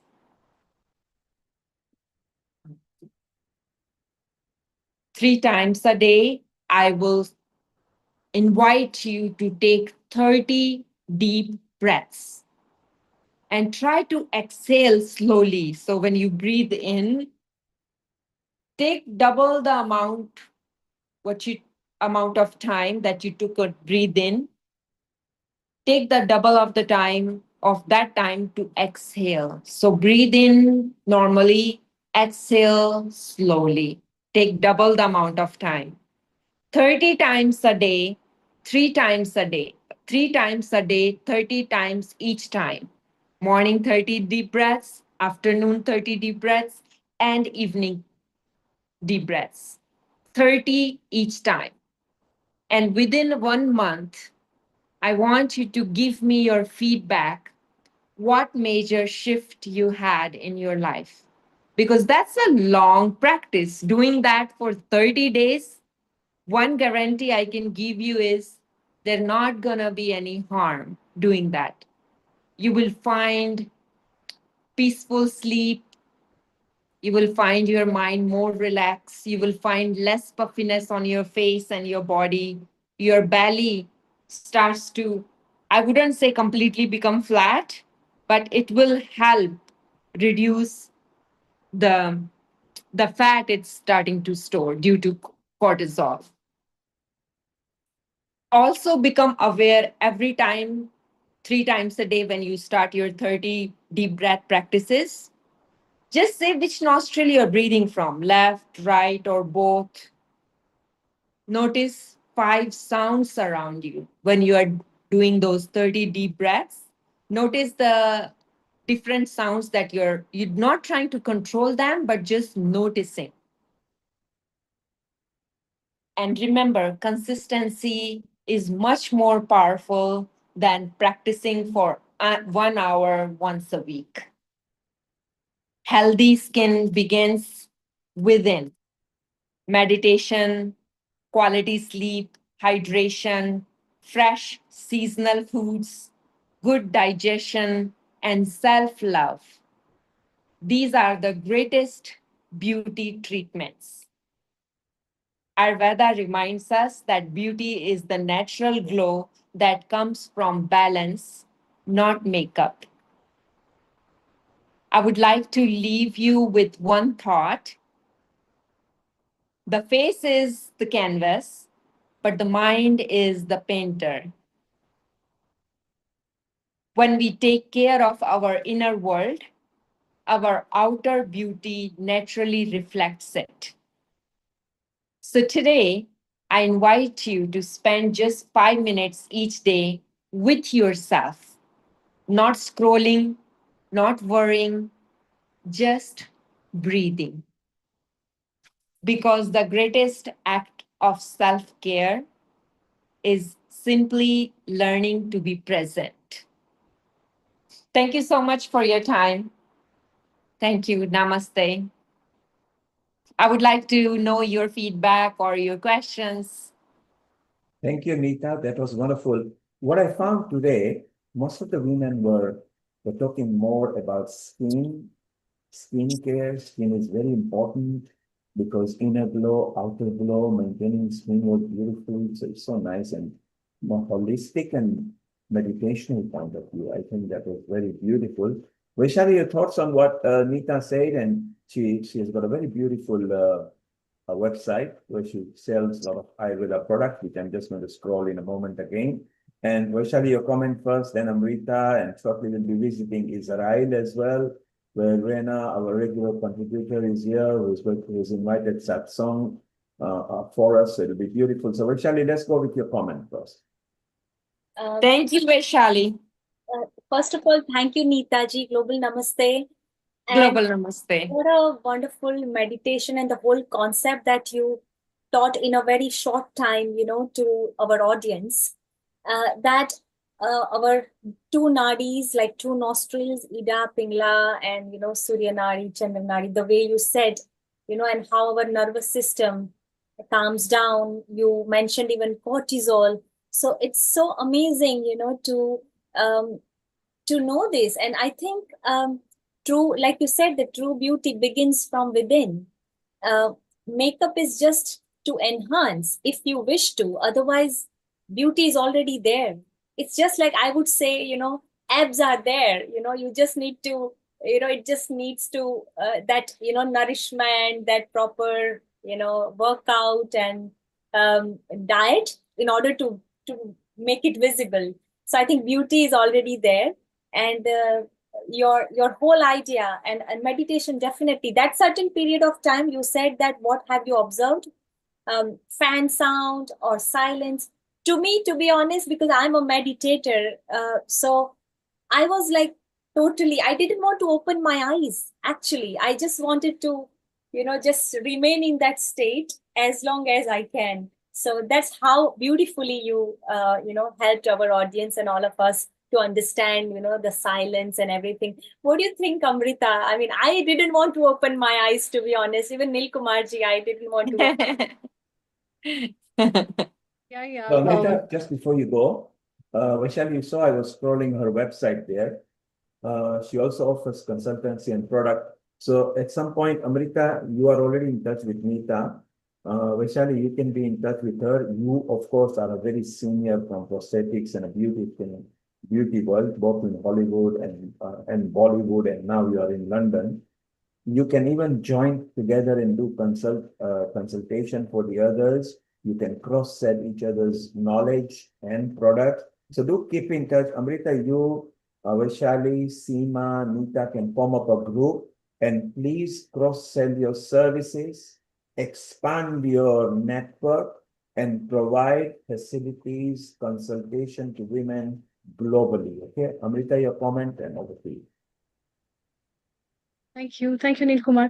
Yes, it's nice to see you, Neeta ji, again. And mm, in fact, your inputs and suggestions are also nice. I was very happy to see your website and the way you have promoted some of the very selected products, which is very nice in terms of some Eladi Telam and some herbs, some perfumes. And Kumkumadi oil And as well. Kumkumari Telam as well. Perfect. So Yeah, I'm so calling it that's very yeah, I'm calling it golden oil because it's, saffron oil, yeah, that's red gold nice. serum. That's good, good. So yeah, I as a Ayurveda expert, would like to recommend her products as well. And definitely, it is good for your skin, it's good for your oj as well as the teja, for different kind of disorders, for radiance of your skin. If you want this kind, Kumkumadam Telam is very good. Eladi Telam is also very good in terms of many other rejuvenations and some aromas, as well as it is nourishing for the skin as well. So that I think so, a couple of perfumes and the guava bliss. What's in the guava bliss, by the way? So guava bliss. So guava has full of vitamin E, and it Hmm. has it's proven that the guava powder, or if we eat guava itself, I mean amrud, Hmm. I love guava, it has the power to reverse the wrinkles, or it won't let it Okay. appear on the skin. So if you don't want wrinkly face, eat lot of guava, or use Nita Naturals guava bliss to put that on your face. It has a guava powder, amla powder, sandalwood powder, and bentonite clay. That's good, which is a good combination of all cooling herbs that I see, I think, and on the face as a face pack, it would be nourishing. That's Yeah, nice. it's a face pack. Thank you so Yeah, much. it's a Yeah. And Amrita mentioned guava, Amrut, what she says, scientifically is one of the best fruits to eat. Of course, from a dental point of view, not a safest fruit to eat, because the little seeds, the pips can get lodged into the cavities. But if you can actually gulp them in, then guava is a very good fruit to eat. So yes, Nita, you're very right. If you go to Nita's website, once again, there are things for men too. So men, you shouldn't feel left out. It's taken care partly for the men as well. Nita, maybe we'll bring you back on wellness, well-being as well. And let's take a quick comment from Seema. And then we move to Israel and we welcome Rina and Satsung, and they are going to sweep some tips on women's self-care and self-love. Global Namaste, Seema there in Hong Kong. What did you think of Nita's chat, meditation, and her products? Are you asking me? Yes, Seema from Hong Kong. Yeah, sorry, it broke up. Oh, I thought her meditation was beautiful. I really loved what she said about the meditation and calming yourself and your breath, taking yourself to a calmer space and it reflecting on you, because we hold on. Our breath is so powerful. That's why I call it breath medication, because it's so easy to throw out toxins out of our system through our breath. We really undermine the value of our breath, and we undermine the value of our mind when we bring ourselves into that space of meditation, and we can shift into that rest and digest mode, which we call the parasympathetic nervous system. We actually can eliminate stress hormones like cortisol. And as we eliminate them, it does show up on our face. It does show up on our skin. Very often when you see people have performed a series of breathwork techniques or meditation techniques, you look at them and you say, oh, you look so calm. There's something very different about your presence. You're glowing. And that happens because you're actually shifting yourself from that space of stress into a space of calm. And you're also throwing toxins out of your body. Nitaji's products, I think, are fantastic. I think she has And Seema, from next year, Seema, from next year when you're in Africa, you can join hands with Nita, Vaishali, Amrita, Bindu, a lot of our group people who've got similar interest and consultation, and maybe even exploit the products for the betterment of women beauty and self-care. So Amrita, you, Seema, Vaishali, Bindu, here, if you just could group up and see how we can cross-sell each other. Reena can join as well because she likes doing consultation from folks with her expertise. Amrita, time to welcome Reena now in Israel. We cover every continent at Healing Our Earth. So let's cover Israel, where Reena is going to introduce Satsung and tell us chit chat with each other. So Amrita, Reena, and Satsung all over to you for now. Thank Thank you, you. everyone. I would like to Thank just, you. I would like to say Gigi. I meditate every day. I teach a class of meditation and it's in the mornings. If you like to join my free meditation class, please join every day. Definitely. So you can use Neeta natural herbal products and meditate with Neeta ji as well and join her classes. She'll be giving Ayurveda tips along with meditation tips. Wonderful. Thank you for joining us. Please stay around. And it's time to move to Israel, where we have our lovely friend and my student. And also, I can see Heather, and we have Rena and Satsang. Global Namaste to you. A very warm welcome, Rena. Global Namaste, Dr. Amrita. I want to give you a big hug. I haven't seen you in such a long Me time. too. And Heather, I wasn't expecting you to be here, so it's nice to see that you are here. But really, we're here for satsang. Satsang, I'm so excited to be here with you. Thank you for Yeah. joining us today. Oh, we can't hear you, satsang. Oh, you can't hear me? Hold on. Now I can. Now I can. Okay, I have to get closer to my Now we mic. can. Okay, so Yes, global please. namaste. I'm so happy to be here and happy that Heather Sage is here too. And I just want to talk about another thing that was internal. You know, we were talking about this. We were talking about self-care and self-love, and I wanted to talk about confidence today. Yeah, so I really see you as someone who is an expert in confidence, and I know that you have modalities that I've actually used with you, your Bach flowers, which I find are amazing and just like a little secret that I wish everybody knows about. So tell us all about them, and also human design, which has also helped me to increase my confidence. So take it away, Satsang. Okay, and ask me questions whenever if I get off track or anything like that. So I'm actually talking a little less about Bach flowers and human design today, but Bach flowers, I believe, can heal the world. They're flower essences, just a bit of background, and I adore them. I'm going to mention them a teeny bit. And human design is a way to get us to know ourselves more deeply. But what I'm going to do is talk about sort of a mindset thing that's really transformed my life, because in the big picture, what I do is I help people when people come to me, I help them sort of uncover the patterns underneath what's going on with them. And I use Bach flowers and human design for this.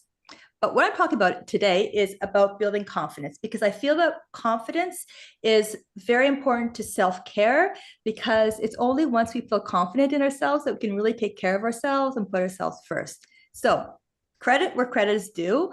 A lot of this comes from a book that I read, completely transforming for me. I read it only late March. I'm now my 5th reading of this book. And so it's completely changed my life. It's called The Gap and the Gain. It talks about measuring success and our wins as a way of building confidence. So I'm just going to start how we normally do. And Rena, jump in whenever. If you feel anything's going off track or if any questions, please jump in. Okay. You're doing great. Okay. So what this talks about is how we can really measure what we've accomplished in life and our successes in a way that really helps us. So the way that in general we're taught to measure our success is we start from where we are right now, and then we look ahead to what our goals are and what our ideals are, and we sort of measure the difference between where we are now and where we want to be. And looking at our goals is useful, but it's not a very good way of measuring success, because we never get there, because the human condition is that we're always striving for more. And so when we reach a goal, we're always moving beyond that, which is a good thing, because it keeps us moving, keeps us developing and opening up and learning new things. But in terms of measurement, it's not good. And that's why sometimes or many times you'll see someone who on the outside might look successful, but they feel like they're not successful inside, because they always see this gap between where they are now and where they want to be. So what I started doing since late March, when I read this book for the first time, is doing what is suggested, which is we start where we are now, and then we measure backwards. We look at where we came from, whether it's that day, that week, that quarter, that year, whatever it happens to be. And we actually measure what we've done. And as a way of building confidence, leading to us taking care of ourselves, it's amazing, because we look at actually what we've done. And What I initially did is I looked at a quarter, which is suggested. This was late March. And I felt like during that quarter, I'd done nothing. Anyone living in Israel in March of this year knows there was a lot going on. And I just felt in many ways that over the previous 90 days, nothing had got done. So I looked at my calendar and to see, in doing this exercise. And although a calendar is not the best way to see what I had done, it's just things I planned, I was still blown away. I looked back and I saw that I had actually done a huge amount of things. And with that, my confidence really grew because I came from a place where I thought I had accomplished nothing to realizing that a lot had gone on. And with this confidence, I also started dreaming bigger dreams and doing more things. And so I think it's very, very valuable. And it's very, very valuable for women because I think the bigger we dream and the more confidence we have, the bigger changes we can make in this world for good. And so that is the basic thing, is that we start where we are and then we measure backwards from where we were. And I really, really encourage everyone here to try it out. I really encourage trying it out for maybe the past 90 days and then doing it every month. You can do it every day. And for me, it's been life transforming. And I just think it's a really, really powerful exercise to do. And what also happened around the time of my second reading of the book is there's a few other things I want to talk about of ways to increase your wins. And one of the things is to share with somebody. And so I wrote my mom. And after I read the book the second time, and I said, you want to do this exercise where we share together our wins and gratitude for the day. And so we've been doing that ever since. My mother and I now, we text each other once or twice a day. And each time we say 3 things for which we're grateful, and then 3 wins we have or we want to get. And like anything, the more you focus on things, the bigger it is in your life. Whether it's because you're focused, you see it, or also energetically you draw more in. And it's just a way of building on itself. So I just really, really, really recommend that. If you have questions right now, Rena, I can answer them, or I can keep going on, whatever it is that I don't have questions, but okay. I do have things that I could respond to, and I'm debating if I should just let you finish and then I'll talk, or if you want to pause for a moment and I'll talk and then we'll go back to you. What do you prefer? Why don't I go through 3 more points and then we'll go to all of your reflections. So right. Sounds good. I just wanted to mention a few other things that were suggested, and which for me personally has been very valuable in terms of also maximizing the wins that we notice in ourselves to increase our confidence, increase what we do in this world. And the first of these is to remember always that we're responsible for the stories we tell ourselves about what's happened to us. We're the ones that are able to change the narrative of our pasts and turn our experiences into wins.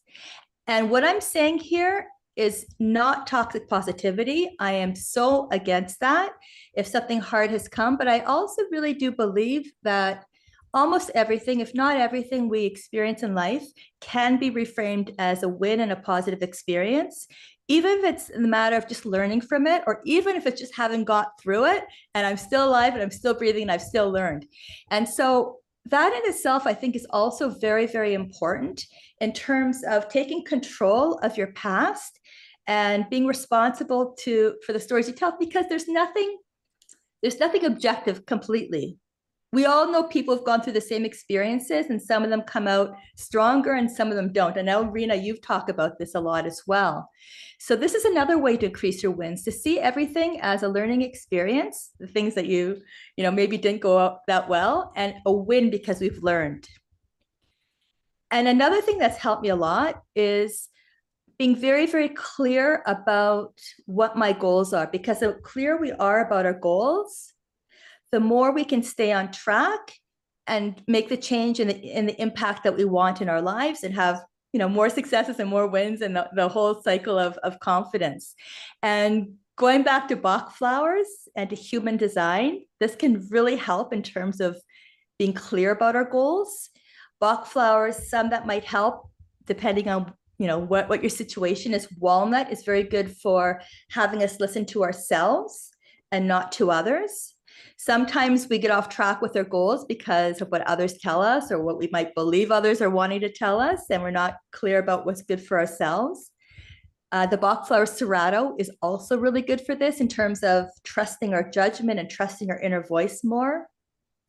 And human design can be very helpful in terms of having greater self-awareness and access to our inner voice as well. And not to compare ourselves to others. If you compare yourself to others, the Bach flower willow can help with that. In many ways, comparison is the opposite of confidence, because when we listen to ourselves and just look within, that's when we're stronger. And the very last thing is related to this, is that once we're clear about our goals, it's easier to stay on track and not get sucked into other people's goals, because people are enthusiastic about what they're enthusiastic about. And when we're clear about what we want, it's easier to stay on track.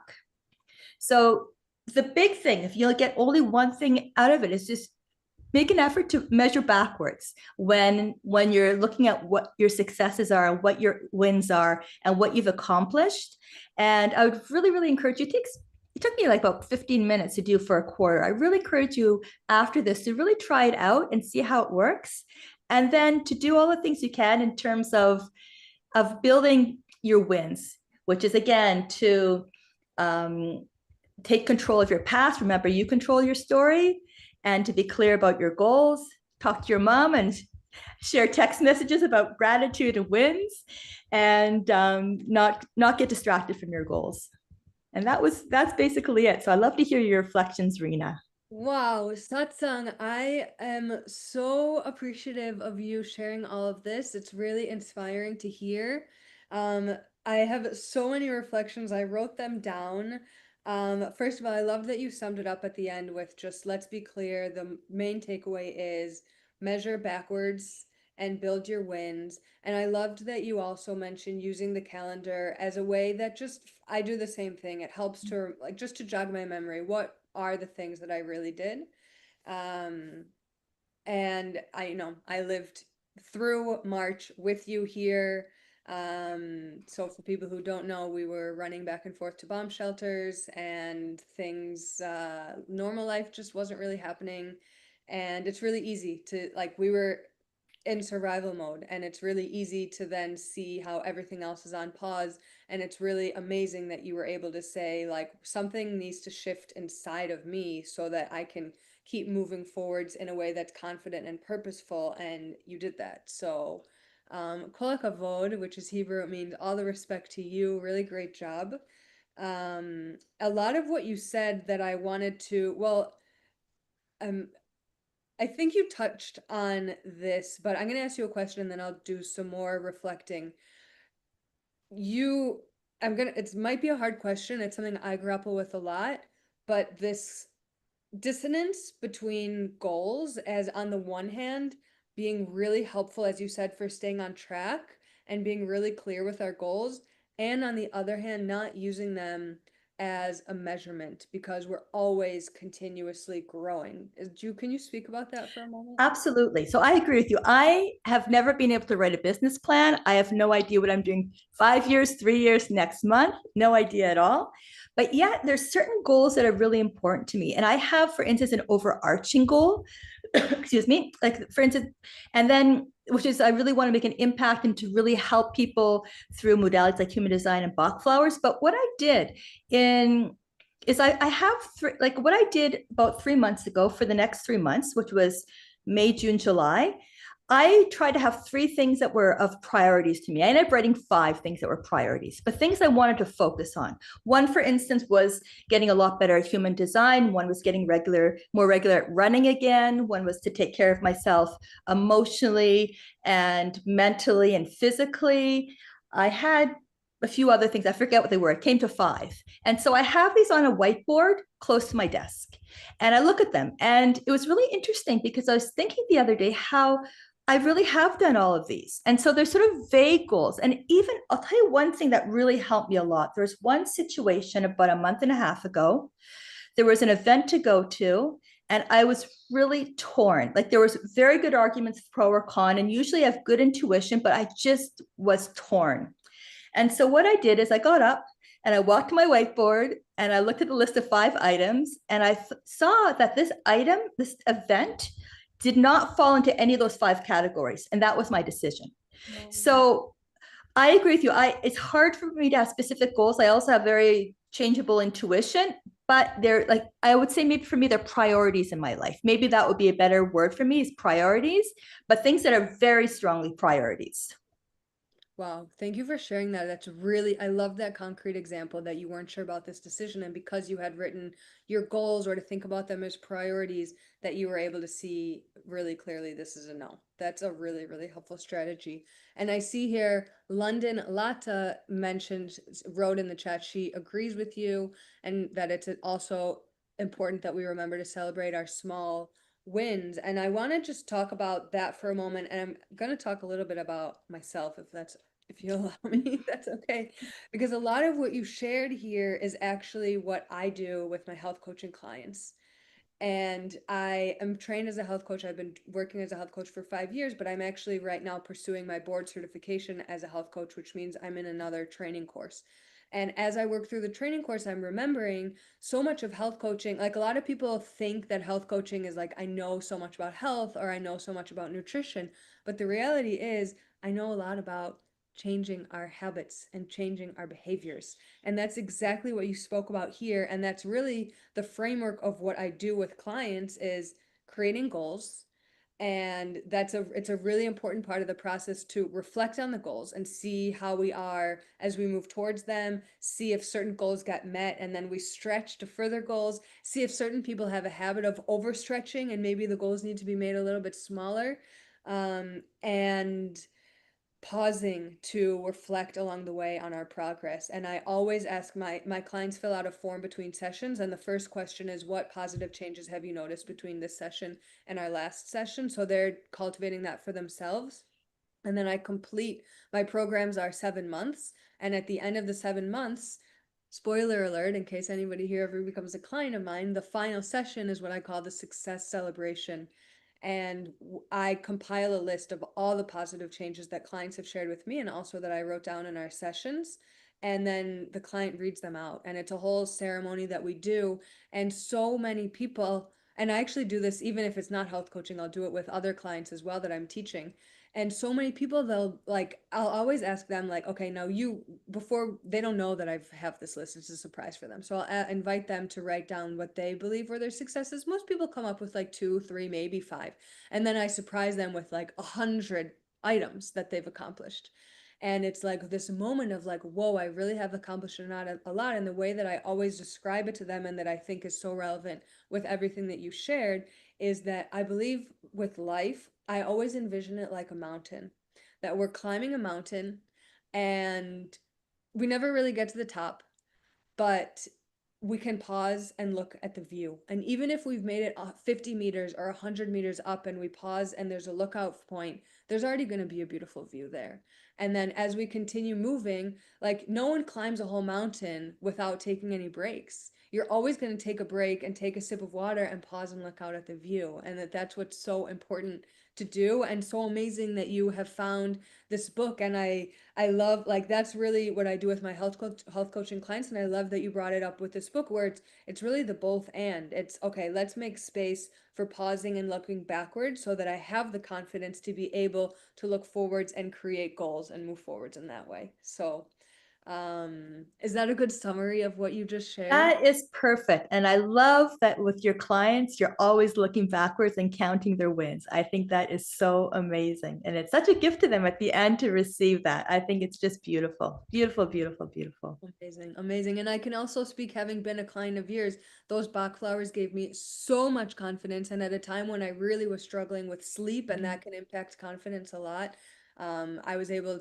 to sleep and maintain my confidence. And human design for me, to this day, I'll share a story. On Friday, I was sitting at my kitchen table, which is right in front of my front door, and I keep the front door open now because there's a nice breeze and it's really hot otherwise.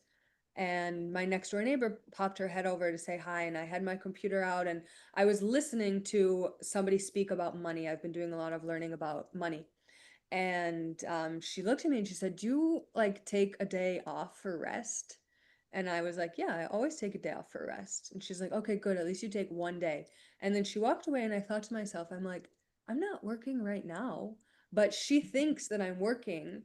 And like for a moment I was hard on myself of like, do I not rest enough? And then I remembered and I thought of you, Satsang. I thought, I'm a generator. I get my energy from doing things. This person is a projector. And she, like you, who's also a projector, needs rest. So it's really hard for someone who's different to see me being this energizer bunny and knowing that like that's actually filling me up. Exactly. And that's the amazing, one of the many amazing things about human design is because oftentimes we assume it's a natural human thing that people are like us unless we learn otherwise. And we can learn so much about other people and why they are a certain way. And I feel that builds so much acceptance of other people and also ourselves. Yeah, absolutely. Because were I not to know human design, I'd think, why do I work so much less than Rena? And now it's obvious because they're both following what's natural, how we're naturally designed. Yeah, absolutely. Absolutely. So thank you so much. You really brought so much to me, I'm sure to all of the listeners. Dr. Amrita, what do you have to say? I just want to say thank you. Thank you so much. It brought so much to me to be here. I'm so touched you invited me, that everybody did. And thank you so much for having me. You are so Oh, welcome. I would like to have 2-3 minutes of yours again to discuss few things. What are your thoughts about? We had other guests with us who had been discussing about the radiance of the skin, about the care that we must give to ourselves and nourishing ourselves. What are your thoughts, Satsang, for that? And I know Rena also has to say something more about it. Over to you. About nourishing the skin? Yes, nourishing the Yeah, skin and taking care of absolutely. yourself. Absolutely. And I think for everybody, different things are important. For me, it's very important to take care of my skin. Absolutely. Absolutely.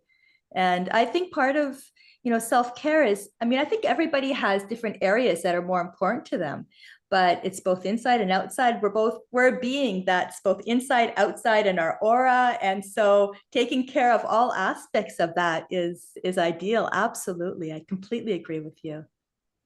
Yeah, definitely. I love that you bring in all of it inside, outside the aura. And yeah, I mean, Dr. Amrita, I've talked a lot about skin on here. When was it? 9 years ago, were the first person to tell me to start using olive oil on my skin. And to this day, that's what I use as my moisturizer, and I love it. And it's like weird to me that other people don't. And like I sometimes walk into my friends' bathrooms, I'm like, why are there so many facial products? Like I just have one, it's just olive oil. Not from a place of judgment, from a place of like wonder and awe. I'm like, oh my, like there's so many products out there. So yeah, that's that. I have been having a lot of dry skin recently. And like I use the olive oil on my face, but I don't always moisturize other parts of my body. So now I've started using the olive oil to moisturize other parts of my body. My arms particularly have been getting itchy. A naturopath that I'm working with suggested that I make my own calendula oil. So I haven't got the calendula yet because I just haven't been back to the store, but I'm intending to take some calendula, put it in some oil, and then let that sit for a month and then start to use that on my skin. She also suggested that I make my own exfoliant. So I got some sand from the beach. I went today, I bought some sugar and some salt. So I'm gonna make a little exfoliant for that. And probably my favorite thing is someone told me recently that red rocks from the beach can be used to scrape the dead skin from the bottom of your foot. So I have a really good rock that I found from the beach. It's nice and red. I use that to scrape my feet. And like others have said already, what's happening on the outside is really a reflection of what happens on the inside. And personally, I'm finishing up a detox that I've been doing for about the last 2 weeks. I'm finally coming out of it, reintroducing more vegetables today. So I'm noticing my skin looks particularly shiny. Maybe it's because of the detox. Yeah, that's what I have to say about skin. Yeah, that's nice. What kind of detox are you taking? I think time to time, because we also had Anjay, and she was talking about gut-brain axis. We were discussing about it and how important it is to take care of the gut for the women is also one part of it. And I know you have been taking a lot of, like you use a lot of detoxification methods. Would you like to recommend the women in our episode and all our viewers what detox are good and best you have found personally and your recommendations for women for cyclic periods or in general? Yeah, well, what I would say for like for cyclical periods, there's a lot that could be said about that, but emphasizing fermented foods around menstruation, emphasizing sprouts and more live food, fresh food around ovulation, and then between kind of balancing both warmer foods around menstruation is going to help. And that menstruation itself is an opportunity for cleansing and for detoxing. So to honor that and as much as possible to create space for rest so that the blood can actually flow out. And there's a whole lot more that I could say about that. But to focus back, so I actually for a while have kind of been anti-detox because I just feel there's so much that I do in my day-to-day life and I believe that the body knows how to clean itself that I didn't think that I needed to do like a really intense detox. I don't really eat processed food. I eat mostly fresh food, mostly fresh vegetables, a lot of fresh vegetables. But realizing I was having a lot of bloating. And so I went to a naturopath and I said, I'm having a lot of bloating. My best effort isn't helping, and I need some help here. And she did a whole intake, and then she said, I want to put you on a detox. And I said, okay, I'm ready. Whatever you suggest, here I am. And my first suggestion is that for people who want to do a detox or feel called to, or just are experiencing symptoms, to do it with the supervision of a professional because this detox that I'm doing is pretty intense and I do not recommend doing it without proper supervision. Um, I can say that the first week was kind of weaning into it, where I focused on eating just a lot of vegetables, sprouted lentils or beans, and whole grain rice. And then the second week, which was like the actual intense part of the detox, I was eating only green vegetables, a lot of green vegetables, sprouted mung beans, and rice. That's it. And a shake in the morning that had just a little bit of pineapple and blueberries and otherwise was mostly greens and sprouts and ice and chia seeds. And like by the end of it I was just tired. Like yesterday I was like I can't eat this anymore. Like I need different food, which is why I really believe like it needs to be supervised. And now as I'm coming out of it, excuse me, finally today feel like I'm having less bloating. I finally today am introducing more different colors of my vegetables, and I've never been so excited to eat a quinoa salad before. Like that in and of itself is a big uh, uh what do I say? A win that I wasn't expecting. Like if I look backwards, like what Satsang was telling us, if I look backwards, if I look forwards, I was starting to get like, oh my gosh, like how am I ever going to keep going? And for me now to look backwards and say like, oh, like just yesterday I was like barely able to eat anything anymore. Like I couldn't eat this green soup anymore. Give me other colors. And so today I was able to like really celebrate, and really that gave me confidence to say like, wow, I really pushed through something that was really hard, and now I get to eat this quinoa salad with red pepper and yellow pepper and beet and quinoa and get to like appreciate this little thing that actually is really big. And I'm so excited that I'll be able to eat nuts again soon. I'll be able to eat eggs again soon. I'll be able to eat fish again soon. Yeah, so when it comes to detox and beauty, definitely do it with proper supervision. Have you ever done a detox, Satsang? I have, but many years ago, I have to say. It hasn't been recently. I haven't. I sort of have shared the same idea that you had before this detox is that our bodies are quite strong. And just because I share that doesn't mean that I'm correct. That's actually something about me. Just because I have an opinion, I never say that I'm correct. It just happens to be my opinion. I haven't been called lately to do a detox. Maybe someday. When many years ago, I did a couple of them. And I did feel a lot better afterwards. Maybe it's laziness now. I'm not. Who knows? Who knows the reason why? I just don't feel particularly called one way or the other. Maybe because my focus is on other things right now. I'm not sure. Maybe you're just living a cleaner lifestyle than you were back then. Who knows? Who knows what the reason is? I just know that I have very good intuition. So I don't feel called to do something. I generally don't really worry about it that much. You know what I mean? And so that's where I am right now with detoxes. That makes sense. Mm-hmm. Heather, are you still here? No, she's not here. Okay. Hello. Hi, Have you ever done Hi. it? How do we pronounce your name? Anjali with a J. Hi, Anjali. Nice to meet you. Global Namaste. Global Namaste, Global Namaste. Namaste.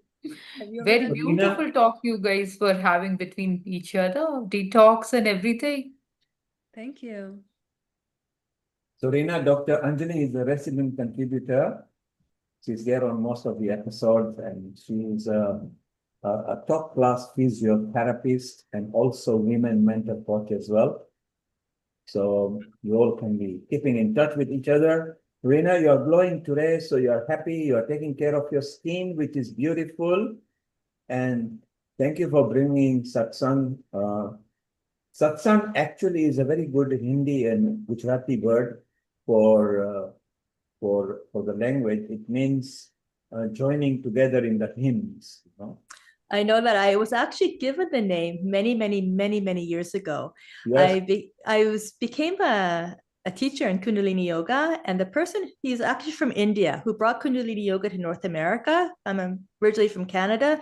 He gave me the name Satsang, and so it's very meaningful for me. I actually changed it legally when I was in my 20s, and I love the name. So it's very meaningful to me, the name Satsang, It's a very amazing name. So Thank you. when the Indians get together and they're in a semi-religious or social mood, they say, let's have satsang together, which means let's get together and enjoy good vibes. So there you are. It's a very beautiful, beautiful name. And Thank you. satsang, you, Reena, Nita's Herbal, Nita Singh, Amrita, should really get cracking very fast. If any one of you are a good leader, lead the way and get the online consultation going, because it's time that you can share your knowledge to a lot of other people, which will be very beautiful. So Anjali, you get in there. Amrita, if you can lead the way, or Vaishali or Seema, somebody needs to start leading professionally now.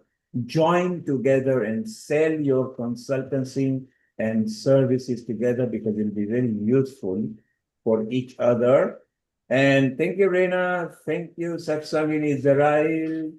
You are now part of family. Satsang, you can join. Oh, I'm so happy. Thank you. Thank you. Yes, you can join any episode you like. Reena will keep you in touch. Thank you very much. We're going to move to Dr. Anjali as well, because she has got some wonderful points for us today. So Amrita, Anjali, take it over and let's say temporary goodbye to Israel. Thank you, Renan. Thank you, Bye-bye. Heather, Thank and thank you. you, Satsang. Please do join again. And it's time to move from Israel to India, where we have our sweet Dr. Anjali, who will be sharing her insights, tips that she has, and her experiences about being a woman and a girl. Global Namaste to you, Dr. Anjali. Global Namaste, Dr. Amrita. Global Namaste, Neil Kumar ji and everyone. Wonderful So to be good to back see with you and to, yes, back over with our chit chats and discussions. It's so good to see you again. And yeah, today's episode is about self care and self love. You have been motivating a lot of women. You have been working as a physician, as a physiotherapist, As a holistic healer, you give so many guidances on nutrition, health, as well as maintenance of well-being to many individuals. What is your message for today's women's episode for taking care of themselves as well as nourishing themselves? Over to you. So I'll share my PPT if it's okay, just pointers, Sure, definitely. We look forward to. Right. And now how do I do F5, is it? Yes. Full screen. Or you can go to the slideshow. Yeah, anything. Yeah, slideshow. Yes. Beginning. Yeah. Okay. So good evening, good morning, good afternoon. I don't know how many people are hearing us from all parts of the world. And today we have this very beautiful topic. I loved it. It's called women's self-care. And it's such an important topic for me now. I understand the value of caring for myself because we're so engrossed in our daily chores, life, day-to-day activities that we forget that we need a me time. And that me time is so important to get ahead in life with respect to health for ourselves. So, we'll be sharing a little bit of insight as to what, as women, we should be focusing on a day to day activities or day to day exercises. How about, nutrition? How about sleep? What should we be doing actually? So, why is self care important? As I mentioned, that there was a time when I was so much busy looking after my patients that I didn't have time to eat my food, eat my lunch in time, or even go to sleep on time. Now I realize that as a woman, or as a doctor, or as a clinician, anyone and everyone, anyone as a woman, should have some me time for themselves, which involves self care, which can be so much essential for your better health, managing your mental well-being, also preventing your painful joint. Because all the time, if you're sitting and working, you will have pain in the end of the day and you'll feel fatigue. And then the next day gets again another pile of work, and then you get tired. So, to have that energy flowing in your body, we need to have a morning routine, a night routine, or an afternoon routine. Okay, so it's like not a big thing to achieve, but there's so many little things which we can do. So it is very important to have a focused time when we get up in the morning. So it's not should be a rush time. It's like a quiet early morning, spending some time with nature, going for a walk, which cannot be very brisk, a very limited speed where you can at least sing a song or utter a word because you need your heart to work.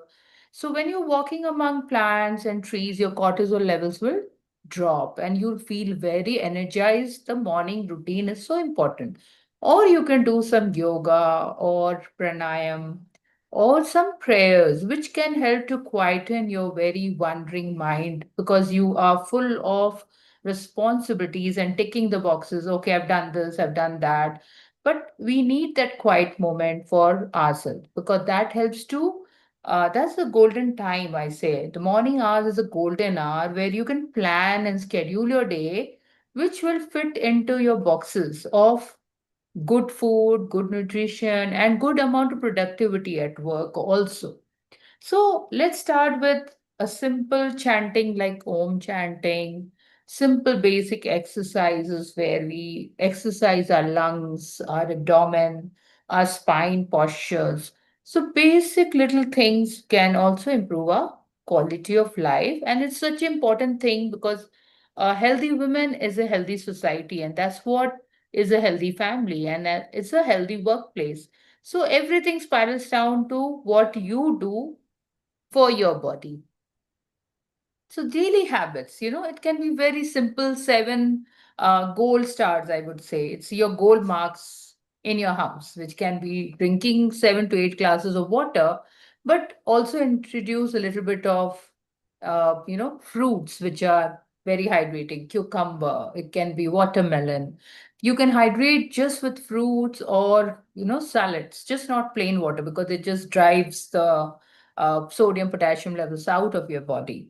Then eating a nourishing food in the morning, a heavy, good breakfast or proteins or good fat also can start your day with minimum carb and moving the body, because when you move your body, all your fascia gets stretches and it tries to let your lymph glands work better, because you have lymphs under your armpits, under your groins, and you have lymph around your neck.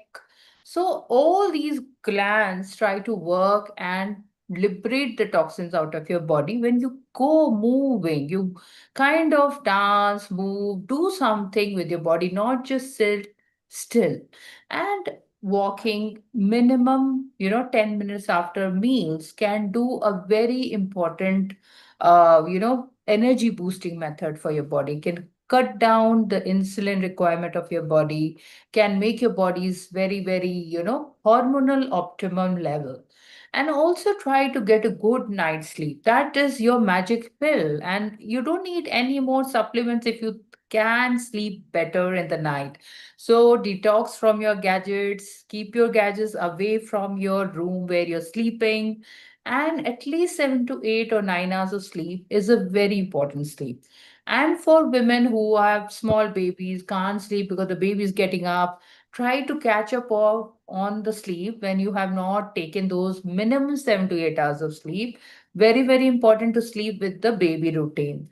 Also seek help. You need help. You need friends, you need family support, you need your colleagues at work support.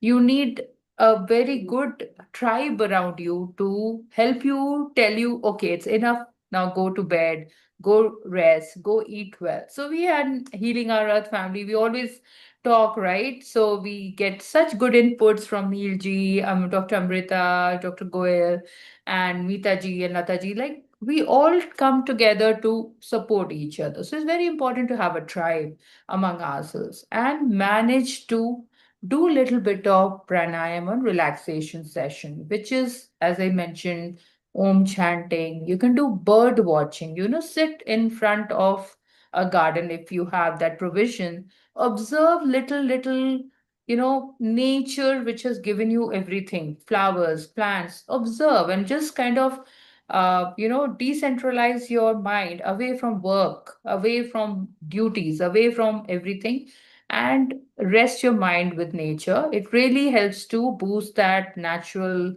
hormone in the morning hours.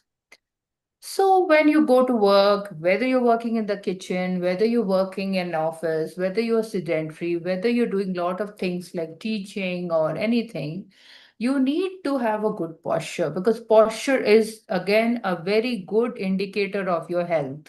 And a good posture means you're breathing better. So you can sit on your desk in a well supported chair. Very important to have a good chair, and also involve your breathing, which is your diaphragm. Your diaphragm is a muscular structure. And if the diaphragm is not moving well, you'll always have restricted breathing. So you'll have problems sleeping in the night if your diaphragm is not working properly throughout the day. You'll see that you're very anxious in the end of the day and you're not getting sleep in the night. Even if you're standing, your posture shouldn't be slouch, because that's again another reason you're not able to breathe well. And when you're not able to breathe well, you'll be always in that flight and fight mode, and which can also cause you a lot of pain around the neck. You'll feel pain around the jaw, and headaches become a common sequence for women. So, basic looking after your posture, just sitting upright, seeing that your shoulder blades are tucked back, you're not slouching, and your shoulders are in line with your hips or pelvis, trying to draw a nice deep breath and trying to let your abdomen expand and naturally go back to its position is a very good breathing posture for women and for everyone. And it helps to reduce anxiety. It also boosts your confidence. So when you walk into a meeting room or you're talking in conferences, how you stand is your business card. So that's very important. And that is why we say that a good posture means you'll have less injuries, and your tendons, your ligaments, and your joint structures will have less arthritic changes if the posture or the weight bearing poses going through our bones are well in position also. Now, very important topic for women is the pelvic floor exercises. We always think that pelvic floor is only when the woman has had a childbirth or has delivered. We have a lot of young girls now, 14, 15, 16, 17 years old girls having incontinence in school or in sleep. So we have moms who have incontinence, or we have women in menopause who are having incontinence and constipation, and also a lot of pelvic pain during their periods also is a common phenomena. So it is important that we understand the hygiene, what we say the pelvic floor hygiene, which is to use those muscles in a way to tighten. Imagine you want to go to washroom, you wanting to stop the flow of pee and poo, and gently let them tighten for few seconds and let go. And it can be in a relaxed frequency. It shouldn't be at a time where you're continuously tightening up, because that will cause further problems.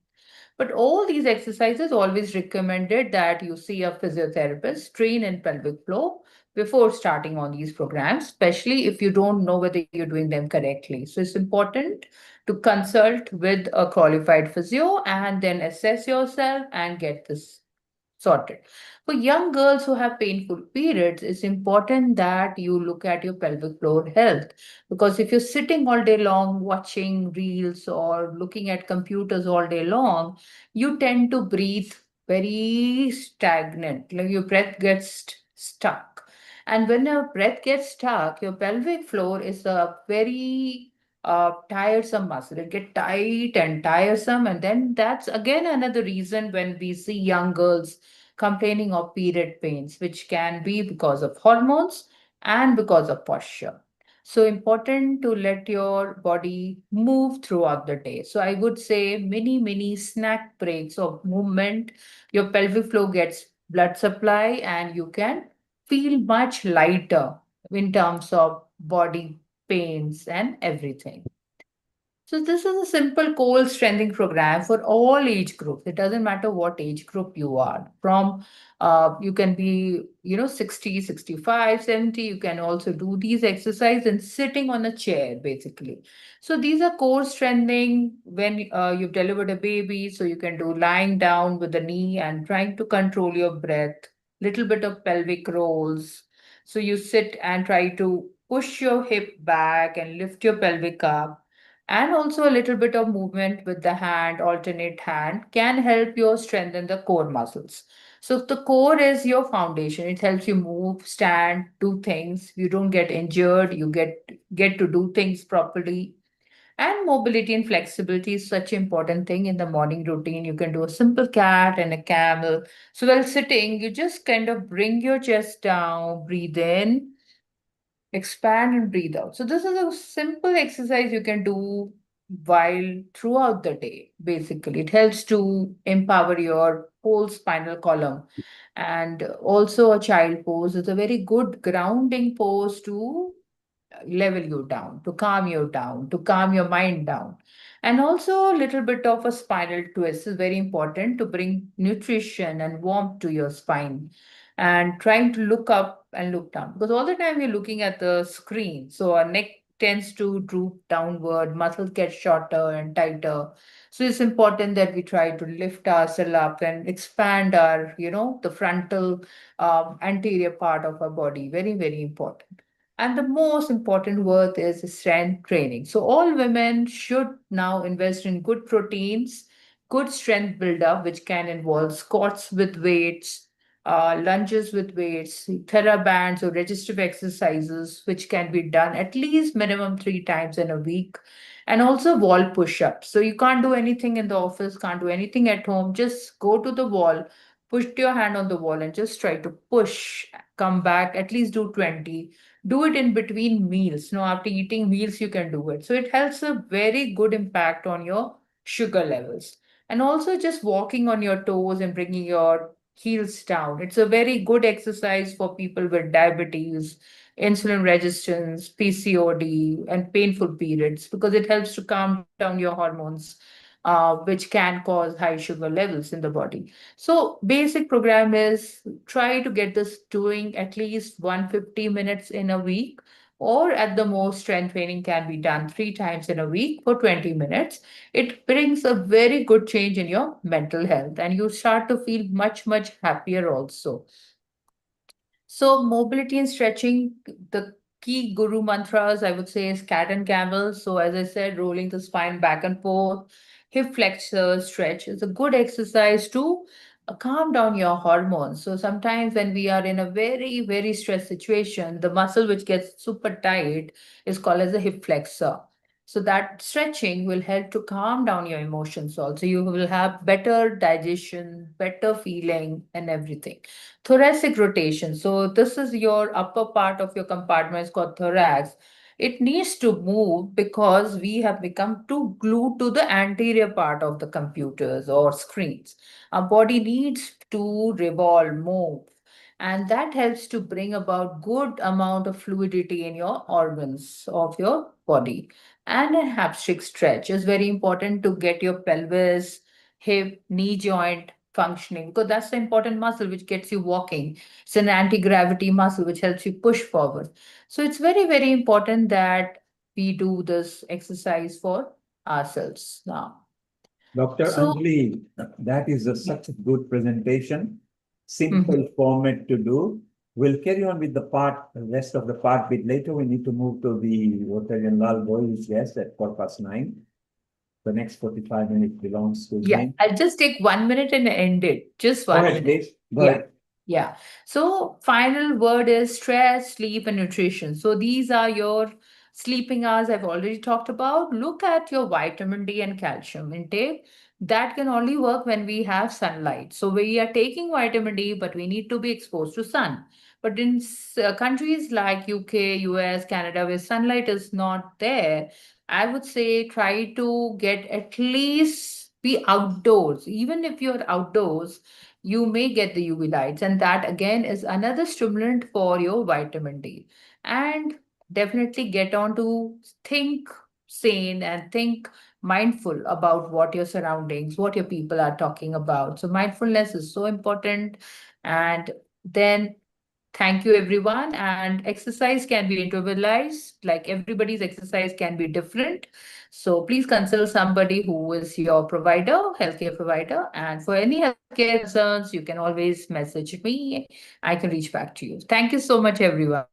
Thank you, Anjali. I think we should put this PowerPoint on the Facebook. If you could stop screen sharing, and then we'll discuss it later. So that was a wonderful presentation. And as I said, we should actually share it on the social media. Stay around, Anjali. Amrita, let's go to our senior host, Rotarian Lal Goyal, who has got 4 guests lined up with us. And then we'll move on to USA. Over to you, Amrita. Thank you. Thank you, Dr. Anjali, for the wonderful presentation. I'll be chit-chatting with you very shortly. It's time to welcome Rotarian Lal Goyal ji from India. Global Namaste. A very warm welcome. He's a charter president and a founder of Rotary Club of Organ Donation, International, and chairman of Organ Donation India Foundation and Gyan. And he is our senior host as well as a regular contributor for various episodes hosted at Healing Our Earth. A very warm welcome to you and all the guests who have joined us from this platform through the Rotary Club Organ Donation. Global Namaste, and over to you. Thank you. Global Namaste, Amritaji. Thank you very much. First of all, I would like to thank Neil Kumarji, Amritaji, and the entire team of Healing Our Earth for giving me once again the opportunity to talk about today's topic, which is very important: women, self-care, self-love, and organ donation. The best protection for tomorrow is taking care of yourself today. Global Namaste to you all. Today, I have the privilege of speaking on a subject that beautifully connects self-care, self-love, and organ donation. Women are the foundation of every family and the backbone of every society. They are daughters, sisters, wives, mothers, professionals, caregivers, and leaders. They spend their lives caring for everyone around them. But very often, they neglect the most important person, themselves. As the saying goes, you cannot pour from an empty cup. Before caring for others, we must first care for ourselves. Self-care is not a luxury. It is a responsibility. It means eating healthy food, exercising regularly, getting adequate sleep, managing stress, undergoing regular health checkups, and seeking timely medical advice. A healthy woman nurtures a healthy family, and healthy families build a healthy nation. As our Lord wisely said, caring for myself is not self-indulgence, it is self-preservation. Self-love is equally important. It is not about vanity, it is about self-respect. It means valuing your body, your mind, your dreams, and your well-being. When a woman learns to love herself, she teaches the world how she deserves to be treated. A woman who values herself becomes stronger, healthier, happier, and more capable of caring for others. Now let us connect this with organ donation. Healthy organs begin with a healthy lifestyle. Every healthy choice we make protects our heart, liver, kidneys, lungs, pancreas, and other organs. By caring for ourselves today, we not only improve our own quality of life, but also preserves the possibility of giving the gift of life tomorrow. Women have always been symbols of compassion, sacrifice, and unconditional love. Many mothers have donated a kidney to save their children. Many daughters have donated to their parents, and many wives to their husbands.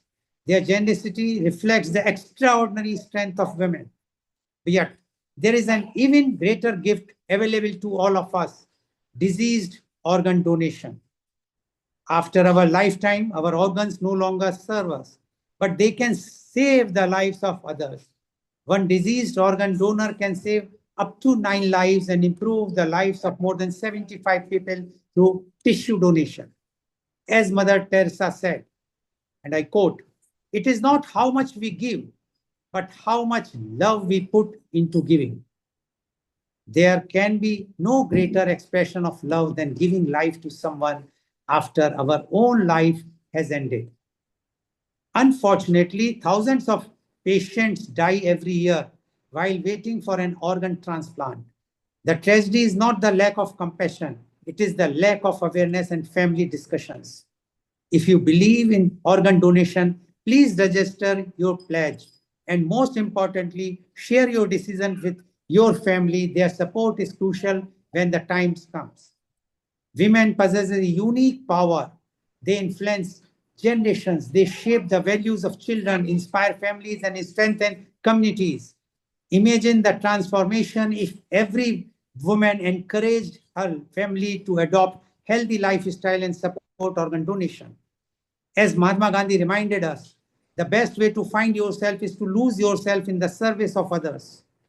And as Rotarians, we are guided by service above self. Organ donation is perhaps one of the purest expression of that ideal, serving humanity even after life itself. Let me conclude with 3 simple promises. I will care for my health because my life is precious. I will love and respect myself because I deserve a healthy and happy life. I will pledge my organs and inspire my family and friends to support organ donation so that my legacy become a legacy of life. Let me leave you with one final thought. A woman who practices self-care inspires wellness. A woman who embraces self-love inspires confidence. A woman who pledges organ donation inspires hope. Together, they create a legacy they live forever. Thank you.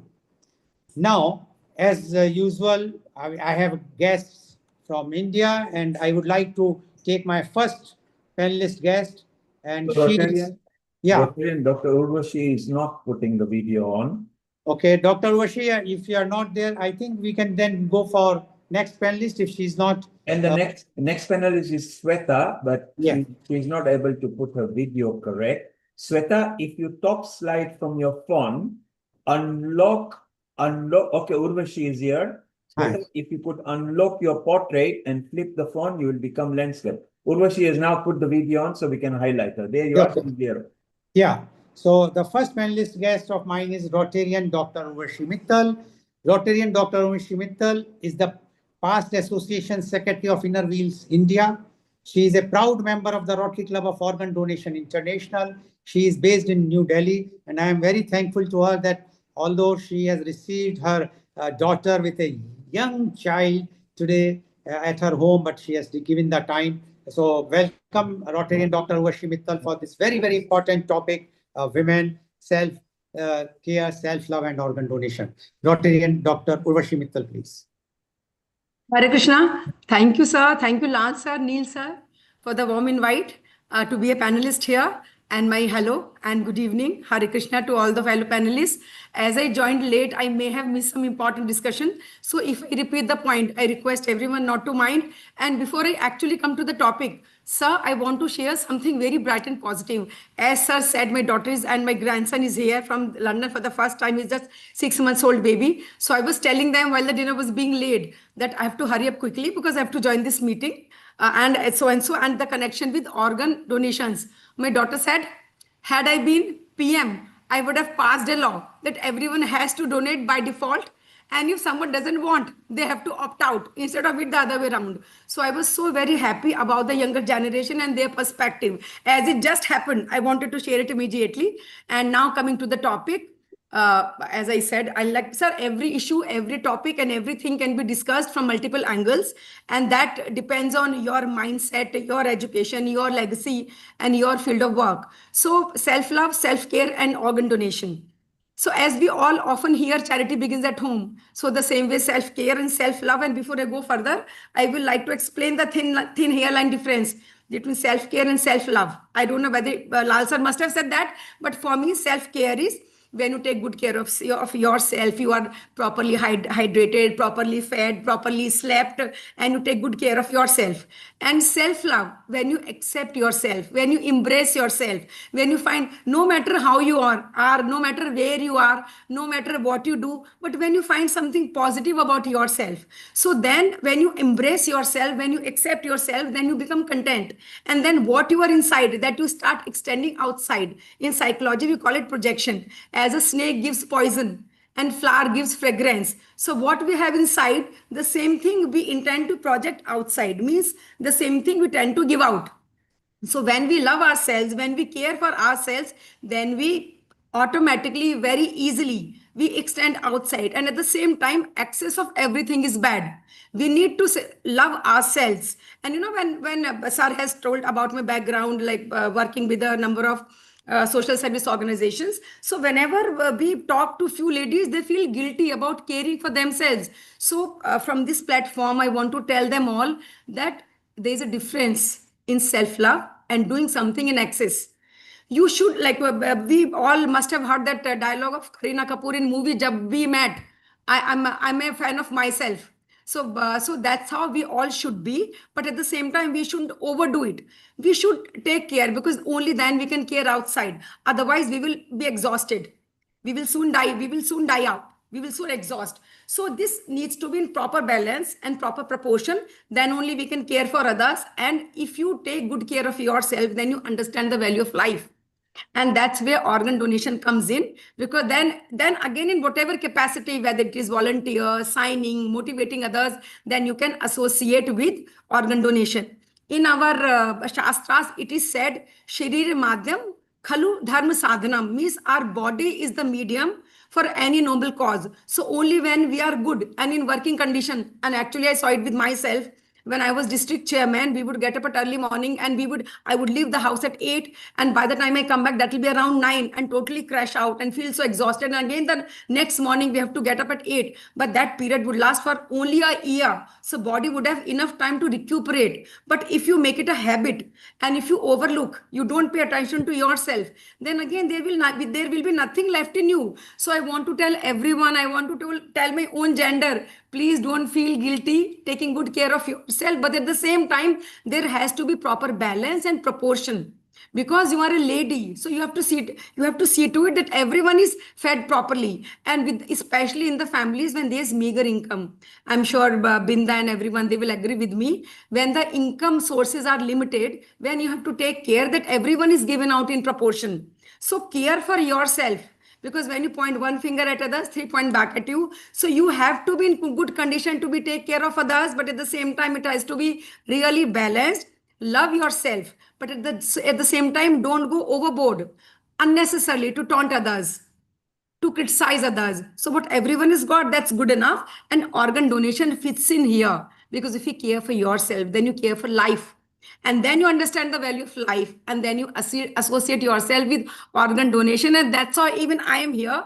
And today again my enthusiasm has become double. With my daughter just said, I thought she will say, Mommy, what are you doing? Come on, one meeting you can give it a miss. But she said, come on, go and tell him and share your brainwave. So here I am. So if every generation, younger generation, if they think like my daughter, I'm sure the world will be much brighter, because right now organs needed are much less than the organs donated. That's why organ trafficking and everything. So this is one step leading to many benefits. So thank you, sir, Lal sir, for starting this big initiative, multinational. Neil sir joining, and you carrying out these awareness Zoom sessions and doing the panels. So here I am giving my bit. Thank you, sir. Thank you so much. And in the end, I will say only this much: Sarve Bhavantu Sukhina, Sarve Santu Niramaya. This is our culture. So we want the best for everyone. We want a good world.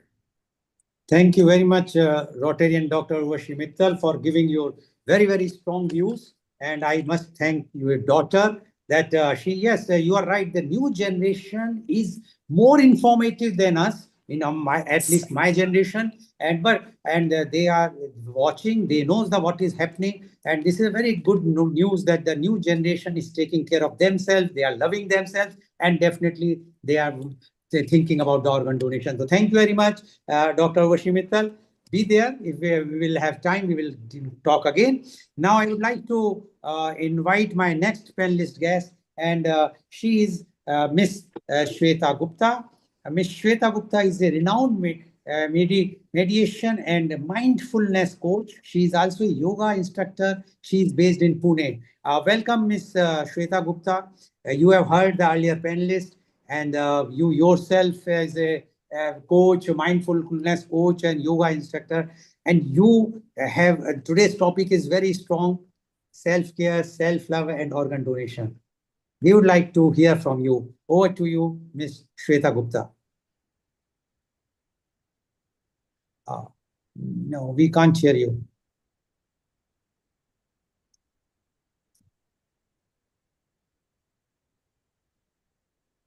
Your voice is not coming. But that instead, in case you're using wireless for something, maybe you just go onto the computer sound, it will come on.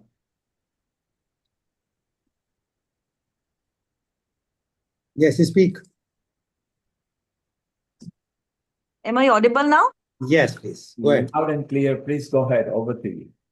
Yeah, thank you so much. Global Namaste to all the speakers, Mr. Neil and Rotarian Lalji, and loads and loads of love and beautiful rain showers from Pune, since it is beautiful monsoon going on right now.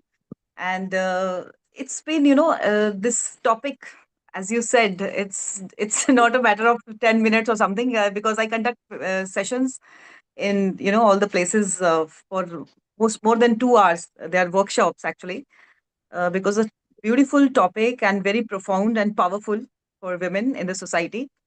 So, this is nothing which is very modern, like taking care of ourselves and self-care and self-love. This is very ancient practice, actually. If we look at Devi Sita, there's a beautiful, writer from America, Dana Mariam, who's written books on untold story of Sita, untold story of Rukmini, and now the Sita's Yoga has also come. So I request all the panelists and the speakers to please read those books. Very beautiful, they have put forward that how these things were started in ancient times and traditions, with a lot of rituals of taking care of our homes, our own selves, our health, our careers, empowerment, and everything. And now, as we enter the modern world, also there were many yoginis and rishi patnis also, like those who had, explored a lot about these practices, like Devi Anusuya, Arundhati, and Maitri, and so many, ancient yoginis. And after that, in modern times, Laleshwari Devi from Kashmir. I belong to Jammu and Kashmir, so I have, practiced and learned a lot about her. and so many Anandamayi Ma and all. So what I mean to bring in this platform is that this is such a beautiful and profound thing that everybody has to imbibe these practices on a daily basis. So I would just try to cover with my personal experience that how I was transformed uh, as just as a fitness freak to a absolutely mindful person in today's scenario. Like whatever I choose, that becomes a transformation story for me and for the clients I reach out to. So it's a journey of 14 years, and I have seen wonderful stories. Like I have heard from people that how they, with the help of yoga, meditation, mindfulness practices on a daily basis, they had transformed their lives. So the three topics, one by one, I will touch all three of them. So number one is self care. When we talk about self care, what I usually follow are five rituals. In short, I will try to cover them because I can't put my PPTs and presentations here. So it's a gratitude prayer. When I get up, I don't touch my mobile for 1 hour at least. So I begin a gratitude prayer. I begin my day with a gratitude prayer where, I just close my eyes and then healing music. I just chant. After that, a beautiful mantra is placed in the home, which changes the energies and frequencies and the vibration of the home. And then I move on to 15 minutes of meditation after getting freshen up. 15 minutes of meditation, I just plan and manifest my whole day, the entire day, which is coming for upcoming now. And then in that, I plan my all the activities. After that comes the prayer, the third ritual, in which I pray the divine to just flow through me, my actions, my words, my speech, and everything I choose to do. So that is the third ritual. The fourth one is while we choose, now, for example, we have to go to a work or we have to do a cooking or anything, because we are the backbones of the family. So everything, even if a small cooking, we talk about, it has to be done with a lot of positivity and with a lot of, healing inside. So that becomes a prasad. The food doesn't remain as a food and it becomes a beautiful prasad, after that. So in that also we can, just put intentions, pure vibrations that, it heals the whole family. So at that time, when you choose the social media content, you choose the diet, you choose the exercise, the whole thing, gets changed when we choose wisely. And the fifth, last ritual is again before going on the bed, if we can again sit with our own selves, introspect the whole day, reflect the whole day which we have spent in a good way or not in a so good way, we can just reflect back and journal that what is to be deleted and what is to be added to the new this thing routine. So these five rituals, if we cover every day, life becomes so much easy, and we can actually transform ourselves and the families we are responsible for. The second thing is self love. Self love is nothing but the self realization, I must say, and it is if you look at the old tradition, it is to do with the inner beauty more. We are now, as we see the rat race in the world, a lot of cosmetic industries and healthcare industries also, they're putting more focus on the outer beauty, but when we glow from inside, everything glows around. So then we don't have to put into a lot of bills towards the cosmetics and the uh, medical and all those type of things. We can just heal ourselves with just the help of breathing, right kind of eating, right kind of exercising, and everything comes. So for that, what I have been doing, I have been writing a journal for last, and this I make my students also practice in the sessions. So gratitude journal, you can name it a gratitude journal, you can name it my story or whatever, name resonate with your personality. You can just write it, and every day's activity you have to write in that journal with lots and lots of gratitude, because gratitude is a magnet for abundance. We all know that. So when the gratitude is there, everything flows beautifully, in and around. And then also one more tip, which I have been using very frequently, making a mind movie. We all are passionate about taking our pictures and selfies and making videos of beautiful places when we go. So I make mind movies, which are just 2 to 3 minutes. And then, whenever you are in a low energy or something like that, you can watch that mind movie, and it puts you in a beautiful space again. You feel that you're a new soul, you're a new body, and now you are again, alive to make wonders in the world. So that is one more thing.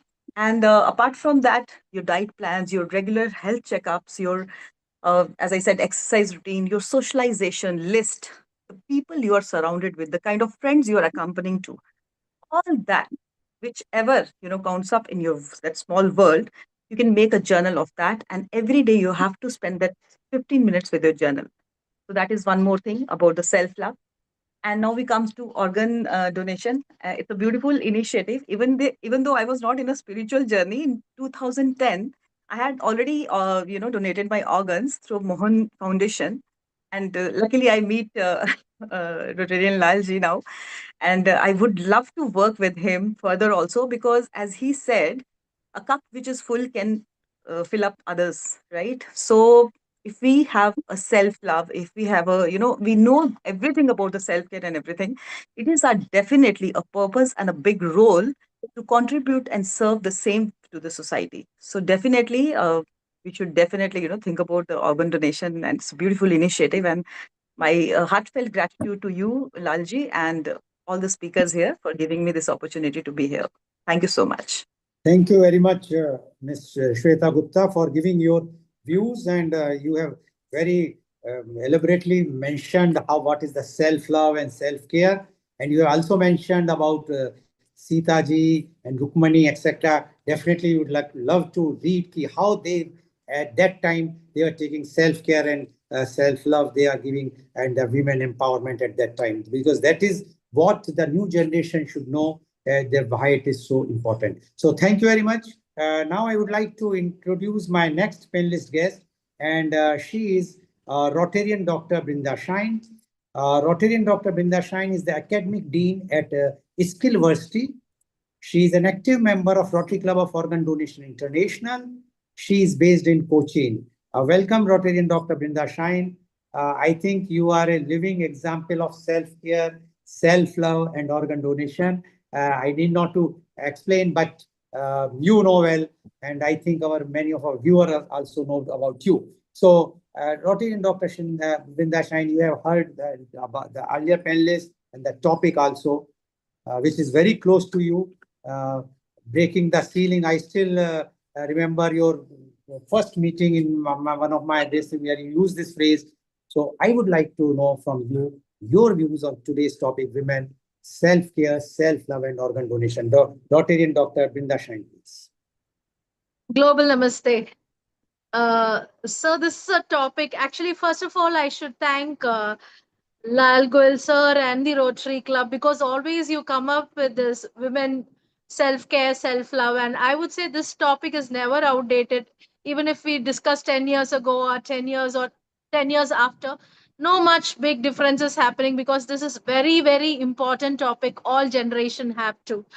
So, having said that, when I got this topic, I just had a conversation in my office. Like, I asked my team, uh, what do you think? Whom do you think has changed your life, or whom do you think have so much impact in your life? Who has made that impact? And almost everyone said their mother, friend, grandmother. It was different people, but not even one had said it was them. So I said, like, why don't you think that you are responsible for your life? Who you are today is because, first you should acknowledge yourself. And they kind of felt, kind of, I mean, me, like, you mean to say that I should say I am the one who's responsible for whatever changes or the success in my life. I said, it's definitely you. So most of the time we build relationship, we value relationship, but in the process what we forget is to have a relationship with ourselves. So that is seen something as we get it from our mothers, because generally mother are epitome of love, care, kindness. So it is something which is always giving, but they forget to take care of themselves. So statistics says, so I was just going through some data where I saw who takes most of the painkillers. The statistics says women. Because when they have pain, though it is even chronic pain, they go after painkillers than visiting a doctor. Because exhaustion or tiredness is sometimes, is most of the time seen as proud. I didn't sleep last night. I didn't have time to have breakfast. Most of the women, they always, when they come to work, they say they didn't have time to have breakfast. So in the process, like, self love is something that, it is something like they believe it's a sacrifice, or so that has to be changed. And self love is not something that, it's bad. You have to love yourself. Most of us, when we look at the mirror as a woman, even I have done, I wouldn't say that I was this person, at least 2 3 years ago. So it took me time to realize, because there was a time, because as Lal Goel sir said, I'm someone who had cancer twice. I'm someone who had almost 10 surgeries, 8 surgeries in my abdomen itself. So I'm a woman who carries lots of scars in my body. And I would look at myself in the mirror, and many a times I had felt, bad, like my dark circles, and that is what I always used to see. But I never thought in the process that I've overcome all this. Still, I stand as a woman. I'm independent. I'm working, and I completed my PhD at the age of 48. So, which is not, that's not that easy. So later, slowly, when I started building a relationship with myself, even the treatment that I take now, it's helping me to heal very quickly. So self love is very important when we look at ourselves. So now I have a practice than doing anything. Every day I look at the mirror, I tell, like, I love you. I look at the mirror to my eyes, and I love myself. I would say proudly that I love myself very much. And in the society also, the social media, I should say, again, I just went into YouTube, and I gave, like, self-care, women's self-care, and I could see lots of grooming, spa, and lots of creams, what all could be used. But sadly speaking, I couldn't see much of videos talking about how a woman has to take care of herself. Basic thing, when we travel in a flight, the flight attendants say, first you should wear your oxygen mask yourself, only then you can save others. So that is what is basic self care is. First you have to take care of yourself, as a wife, as a daughter, as a mother, because this is something that we are passing to the next generation also. So when, if I have a daughter, if my daughter looks at me, because my mother is someone who all her life she sacrificed. So that's what that's my brought up like. So I don't want to do that, because I have a son. When he looks at me and thinks that, okay, mother is someone who has to sacrifice a breakfast, a sleep, or a, even a time of solitude, that he will expect from his wife. So it is a cycle which is happening, that has to be stopped. So self care again is not about, going for expensive. So when, again, when we speak about self care, people think that it's very expensive, we have to go for some therapies or some spa. That's not it. It is a very simple thing. At least if you cannot afford 1 hour or half an hour a day, just sit, speak to yourself. That itself heals a lot. Because me as a person, when I do not get much time to go for many things, but one thing meticulously, no matter what I do for myself, is I spend at least 1 hour a day with myself. I speak to myself. It's me time. So that me time is only me. So that gives me happiness. So whatever small things makes a big difference. Because if we do not, do that, as said, like, as organ donation, uh, this is a quote that I took. Self love teaches us the value of life, self care helps us to protect life, and organ donation allows us to gift life. So if you have to gift your life, what you have to do is first love yourself. So this is something which has to go very strong. There are changes happening, but still long way to go. It's not, you should not feel that you are selfish to say, you should not feel shy to say that you love yourself. So once you start, the basic thing that you can do is appreciate even small things that you do. Don't wait for others, don't wait for validity, don't wait, people to come and say that. You appreciate yourself, even maybe however small thing it is, even for a day. As Miss Shweta was saying, gratitude, that goes a long way. So when we say gratitude for others, say gratitude to yourself too, for your body, for carrying you, for your mind, for being strong. If you have a rejection, it is okay. If you have, a failure, it is fine. Still, you are strong, you are beautiful, you are worthy. So that you should practice everything, and that doesn't cost a penny. So I believe every woman should do that. at least for themselves, and then slowly progress forward. Thank you so much, sir. Thank you very much, Rotarian Dr. Brinda Shine. Again, giving very, very strong views. And I, me, myself, which is a phrase which we always use, but you have used, what you said is very correctly, that instead, in spite that we should only take care of the therapies, etc., why not we enlighten ourselves? Why not we love ourselves? Why not we take our body, ourselves? And that is what is required today. And one more thing which is very important to for this generation should know, at least your generation, like what you said, that when a son has saw the mother doing work, sacrificing her life, he passed on the same thing and he expect the same thing from his wife. And that generation to generation it is passing on, especially in India. But now the time is changing, the new generation is changing. They understand the difference, that it should not be there, and they want that the no difference between boy and girl should be there. But it's still miles to go. But thank you very much. And I was not telling, but now you have mentioned, I can tell very proudly that Dr. Binda Shine, who is a 2 times cancer survivor, is still again the cancer has relapsed and she is struggling. But I'm very proud to say, not at all having any problems or any tension she's passing. She takes life and she's very positive. She says, I've overcome twice, I will overcome again. Because she loves herself, she loves this thing. So thank you very much.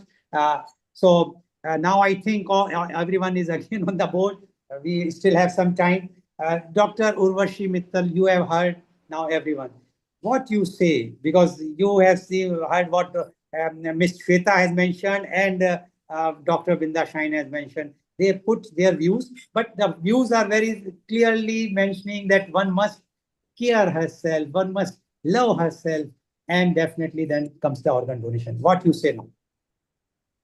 Sir, thank you for the second chance again, sir. Again, though I was here, but I was not here because son-in-law is here. So, but I just heard about Vinda. So, Vinda, a salute to your spirit and all the best and good wishes to you. And I know only one thing: it's better, easier said than done. So, when we say something with our own experience, that comes out better, because we say it with our all good intentions, positivity, and with our experience. So, like, whenever we talk about self-love and self-care, even I did not understand. Even I kept others before me. But when I realized my body is suffering and I can serve others only as long as I am fit, then this concept of self-love and self-care dawned on me. So the same thing now, when the people who know it, who've experienced, they can tell others. And as far as considering both the sexes equal, both the genders equal, of course, thank you to this new generation. But again, sir, from this platform, I will say that again, voluntary, we attach so much of importance to it. So, like, if you still ask me, with everything, there was a movie Kind Key. So there, the boy, he became a chef and he preferred to stay at home willingly because that's what was his forte. He thought he was better at it. And the girl, she was outside. And again, these days, because both of them earn and both of them, they are not like just mere husband and wife. They are partners. They care for each other and they give importance. So again, it is not about the gender, but it is about the willingness. So I believe we must attach that importance to willingness, and yes, unnecessarily torturing others. So when in my first time when I spoke, I forgot to touch this, then why it's an atrocity every time done on female gender. So that should not be done. And I believe, sir, my daughter said, Mummy, come, let's do it. So I'm so very much enthused.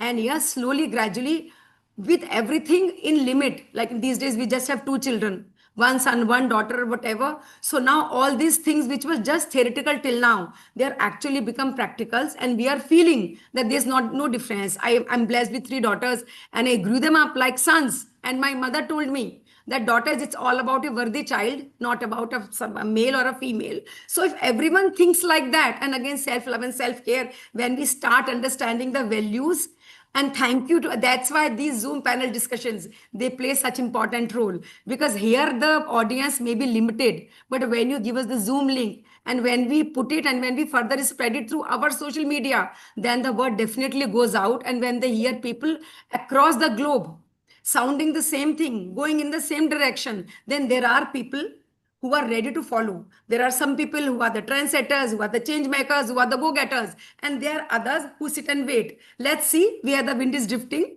I'll just join in. So those people who are ready, who are willing, but they just want to see the wind drifting, then they join in. So thank you, sir. So this program makes so much of sense for that. And yes, obviously there's no difference. There should not be any difference, but willingness matters so much, and we must pay salute and we must attach importance to willingness. Thanks. Thank you. Thank you very much, Dr. Dr. Urvashi Mittal. Your, again, I will say strong views, but thank you very much. Ms. Shweta, you have heard what Dr. Urvashi Mittal and previously Dr. Brinda Stein has mentioned. Your last comments. Yeah, all I have to say that, as she mentioned, that this is a beautiful platform which we all have received, and definitely sharing, the wisdom and knowledge we have gained in all these years matters a lot. And it teaches, not only us, but to all the contributors that how to, make a difference. So I think we are going beautifully, and under your guidance, and, we would love to learn more.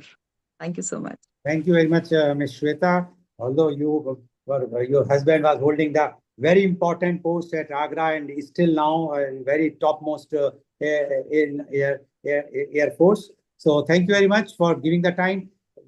Again, Dr. and Dr. Binda Shine, candle in front of you. You have proved. Yeah, please. Rotarian, before Brinda speaks, he is a very good example of tenacity on the earth. Something like 8 surgeries, 2 cancers. Look at her beaming with a smile. So she says, come what may, I'm not going to look at it as a problem. I'm going to look as opportunity to find solution. Those who don't find problem in life and find solution are the one who are powerful people and they move. Dr. Ghazala there in Wales, you heard her story. What an inspiration. This is not just women's self-care and love. This is for both the genders. That whatever comes in the life, take it with a proportional risk and find solution. And that's what we do in our life. When we are crossing the road, we are calculating the bus speed, the dogs and the cows moving, then our brain is calculating, doing complex and say, okay, time to step and we can cross across. So we find solution. So Brinda, you are a very good example, self-healer. Are you a medical doctor or is it a doctorate you did? Thank you so much. I'm a doctorate. I've done a PhD in FOCSO and juvenile justice. Having said that, actually, I'm a Bharat Sevak Samaj award holder. I'm writing my autobiography. They have requested me to write because I'm also someone who has been molested in childhood, and that is the reason I took POXO and juvenile justice. So that is something that I went through, and most of my health issue was a trauma that I was carrying for a long time. I'm thankfully my PhD helped me to heal that. So actually, I'm writing my autobiography. So having said that, even I had my own. There was a time where I used to hate. Sorry, I'm intruding. Is it okay? Can I speak?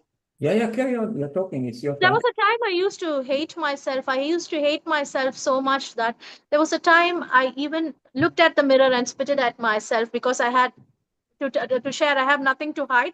My book is coming. So I had a very bad divorce after 23 years. So my husband said that I am not, he doesn't feel I'm a woman. So that was something, you know, I went so low after all this, all the things that I stood with him. So that was a time when I started hating. So that, for a year, I hated me so much. Then I thought it's not about me, it's about him, it's mindset. So I'm so much blessed. God has never let me, God or universe or whatsoever. So I've stood tall, and I'm here to inspire many women wherever I could. Still, I'm working, I'm under my treatment, and my organization is so helpful. Even they know that what I'm going through. So the love and support that I get from around, that's something I also share with them, and then I also receive. So now I thank every part in my body. I thank my fingers. So gratitude, something I meticulously do before I go to sleep. I thank my leg, I thank my hands, everything in my body for carrying me and keeping me so strong, even after whatever I went through personally, physically, emotionally, whatsoever. But I'm happy with it.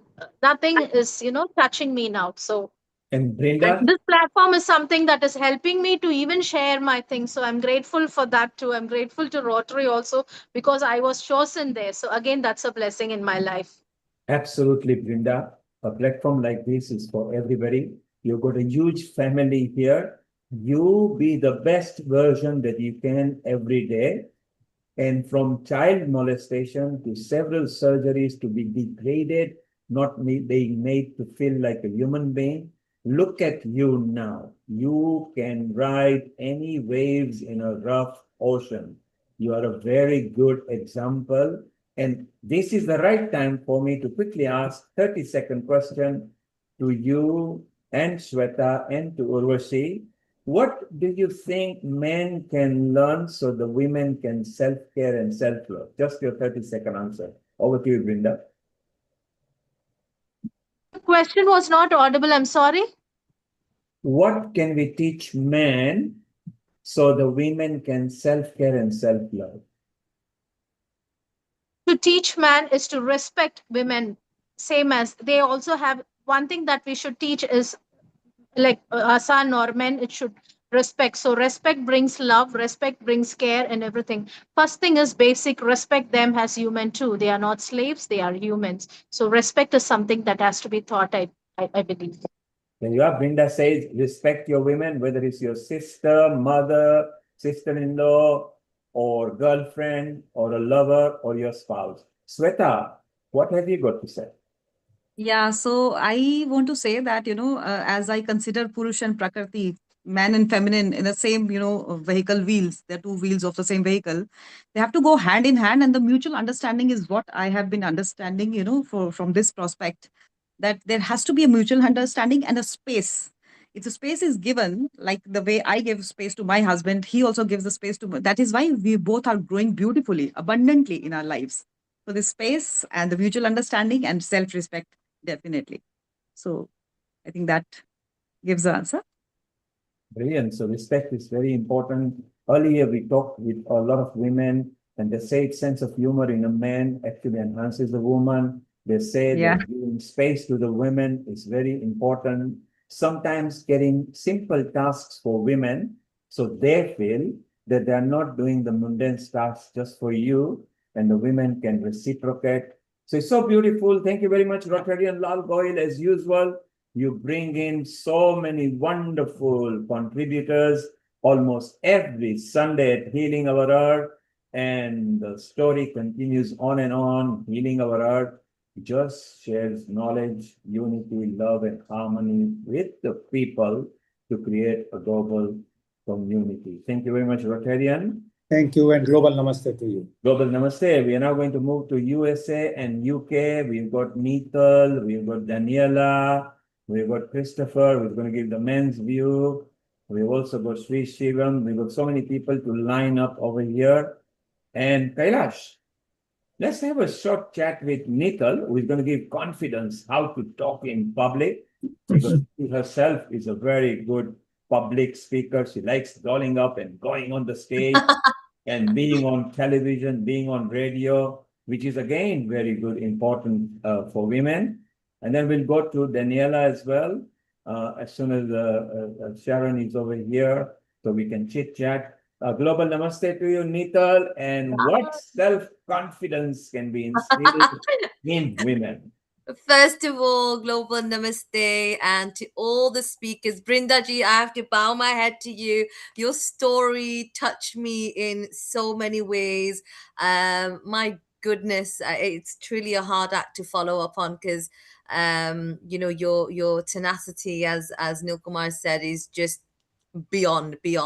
Now, sorry, Neil, what was your question again? Sorry, what did you ask me? I'm so excited by the previous speakers that I've forgotten what you just asked me. No problem. Let's start all over again. Women confidence, women self-esteem is Right. very important. Oh wow. And Well, just I have this is truly from the heart. I have been brought up in a home where I've had a very, very empowering parent. I've got and I've mentioned it many a times on here, that I've got a girl dad. My dad puts his daughters on a pedestal. He's truly, truly believed in us. He's never said no to us. He's broken all boundaries. So the air beneath your wing on my right is my father, and on my left is my mum. My mum, she has this attitude where just try it, just do it, don't be scared. So from a very young age, I'd say about 6, 7 years old, whenever we used to have any events, especially at the Mandir, we just used to get up on stage, perform, speak, and confidence was never, never an issue. I must admit, when I went to high school and you go through adolescence and you go through all these kind of changes, becoming conscious of your voice, your body, how you look, all that happened. But then I had an opportunity to go to work for Walt Disney World in Orlando for 1 year, and that's where I blossomed. I feel I blossomed the most there.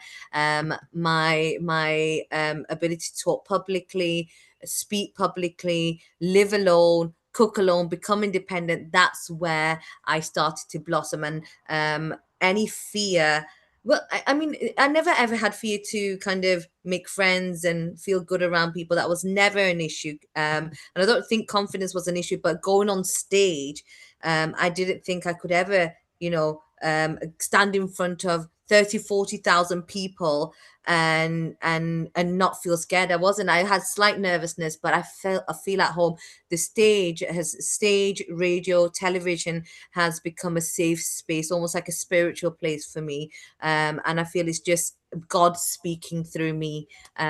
So that's where I've got the confidence from. And I work hard at it. I feel I do work hard at it. And I don't think of the consequence, because, my guru always has taught us, Pujya Mahant Swami Maharaj and Brahma Swami Maharaj, that hard work plus prayers equals success. And no matter what, if you combine both of them together, it might not be the success you thought it might be, but it's still a success, and I'm okay with that.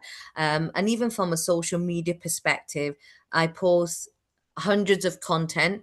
I have millions of people accessing and coming onto my account, and it's never for the follows, it's never for the likes. It's simply because this is a post I like, and I know that someone else who might read it might feel motivated, might brighten up their day. And it's as simple as that. So stop chasing likes and views. I've started to chase the famous film, what was it, Three Idiots. I've started to chase excellence, and I'm good with that, and that's where the confidence comes from. But I do, and I guess also, like I said, I'm blessed that I have a strong support system, and just some amazing well wishers who motivate me to do better every single day. And I hold a high standard for myself as well. So Nicole, what you're trying to say is you try to be the best version of yourself every day. The best and most compassionate version of myself, yes. And therefore, you can't go wrong, because your heart is clean and it's here to deliver for the people. Then nothing you do can be wrong, because they are called incidental errors, if ever there is. The most expert of the people can make error. Yes. But because they love the audience they are speaking to, or the crowd they are speaking to, yes, or the attendees they are speaking to, the whole idea is to deliver the best. And therefore, confidence will rise and you will be good. And Nikhil, you of course love dolling up, you love outfits, which is very, very important. And today we wanted to discuss that. So Nikhil, stay around. We want to still chit chat with you again. Sure. We're just going to go to the States, and we bring Sharon in as well. Sure. You will, of course, like her. She's a senior host, and she plucked up her courage in front of crowd when she was so many decades back, when she went and danced in front of them, and then she narrated and she did skits and dramas and dancing and everything. And she went to India, where her choice of her guru was Sitara Devi, then a very famous name down there in India. Everybody wanted to be a student of Sitara Devi. A global namaste to you, Sharon. How are you? You can unmute yourself, Sharon, if you unmute yourself. Global Namaste, everyone. I'm here in Colorado, where the fires are unbelievable. Smoke is everywhere. And so you have the fires now, correct? well, not here. Yeah, but what did somebody say? It's about a quarter of the state is burning up. And America is on a heat wave. Yeah, here, no, the heat here isn't so bad, but the smoke, the air is full of smoke. So maybe your state hasn't, but America is in a warning of a heat wave. And yes, our heat wave starts from tomorrow. And London is not used to have constant heat wave, not just London, UK. We are not equipped to have several days of heat wave. So this weather has taken toll everywhere. Maybe we need women empowerment to bring good energy and bring that Shakti to say that we can alleviate heat and everything. Well, we need, Mother Earth, the great mother. Yes. We're healing our earth, aren't we? Here we are healing our earth. And so we need to really send our prayers, because there's earthquakes, there's all kinds of things going on. Yes. My dear friend Hannah Strong, who was a major environmentalist, and John Milton, we're getting together to do some prayers this week to see if we can bring rain, because we've had a terrible drought. And so let's see what we can do, what we can accomplish. Absolutely. Sharon, we're going to move to Daniela here, because she needs to go to a forward appointment. So over the next 15 minutes, if you chit-chat with her, Nikhil, stay around. We want to come back with your confidence and how women can pluck courage to talk in public, please. Thank you. Sharon, over to you. Let's introduce Daniela and bring some wisdom, self-care, and self-love for the women. Global Namaste, Daniela. It's so nice to see you again. Thank you so much. I've been so looking forward to this, and I so appreciate the invitation. Thank you. You're welcome. So Daniela Hess works with women across many ages and life stages. Above all, she is a midlife mentor, and the heart of her work is guiding women between 35 and 60 through one of the most profound and least supported transitions of a woman's life. This season, spanning perimenopause, menopause, and the years beyond, is not a problem to fix. It is an initiation. And most women have been profoundly undereducated about what is actually happening in their bodies, minds, emotions, and sense of self during this time. I'm really looking forward to hearing all about this and hearing more about you and the work that you do. Thank you so much. I love the title of this afternoon, Self-Care and Self-Love. And I sat with the word self-care this week to really feel into, well, what is that really? And I think if I had a magic wand, I would give back the phrase self-care, because I think there's an upgrade. Somewhere along the way, at least in the United States, self-care got a little small. It became a bath, a candle, or a product that you buy when you're already running on empty, instead of your daily practice that would have kept you from running on empty in the first place. There's a physician that I greatly respect, Dr. Sarah Gottfried, and she said, a steward doesn't own the land. A steward is accountable for its condition. A steward doesn't own the land. A steward is accountable for its condition. So if I had a magic wand, I would upgrade the word self-care essentially to self-stewardship, because it is so much more than a spa day. It is a woman's daily relationship with her body. And it's built on the foundation of attention, not neglect. And neglect can be innocent. and on long-term thinking instead of whatever gets you through the next hour. But a good steward, first, a good steward, they walk the land before planting anything. And then a steward of land waits and watches to see how it responds. A steward doesn't mine the land for one good season and then leave it exhausted for another 10 years. A good steward of earth works with what keeps it producing year after year and decade after decade. So for the next 20 minutes, we're not going to talk about, taking baths or having a glass of wine or booking a massage. And notice as we go, every layer that we're going to walk through has now a self-care version, which in the United States can often be more about soothing and coping. And everything has a self-stewardship version. They are not the same they are not the same practice wearing two different names, okay? They actually ask completely different questions of a woman. So let's first talk about the 4 layers that every woman and what they need to steward for themselves as a woman in midlife. A woman needs to steward her physical layer, the mental and emotional, the spiritual, and the relational.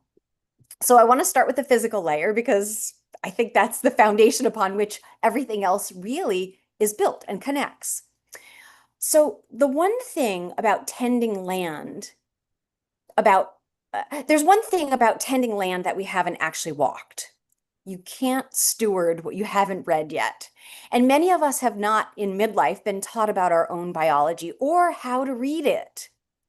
Currently in the United States, 1 in 6 women is living with an autoimmune condition.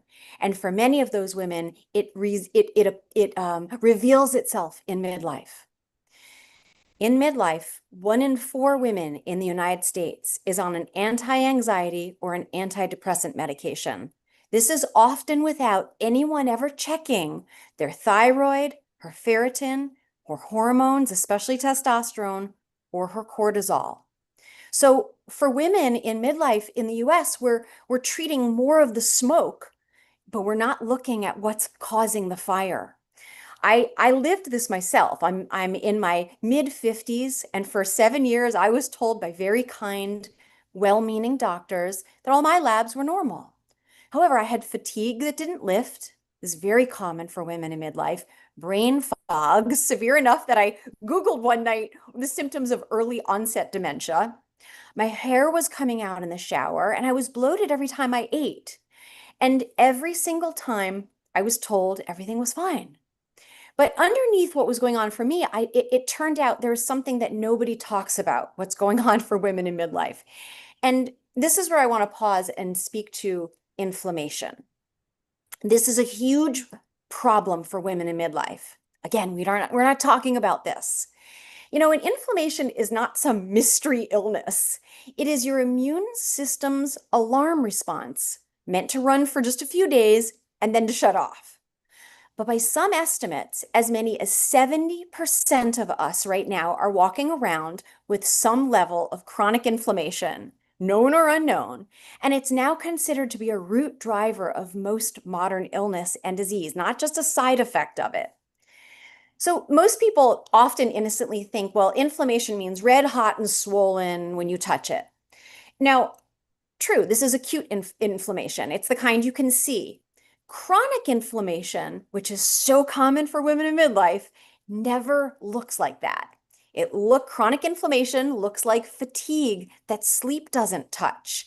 It looks like brain fog, joint aches that move around without any clear cause. It reveals itself as skin that doesn't calm down, hives, acne, eczema, random rashes, or a stomach that's bloated after anything you eat. Inflammation also looks like weight that doesn't move no matter what you cut out or restrict.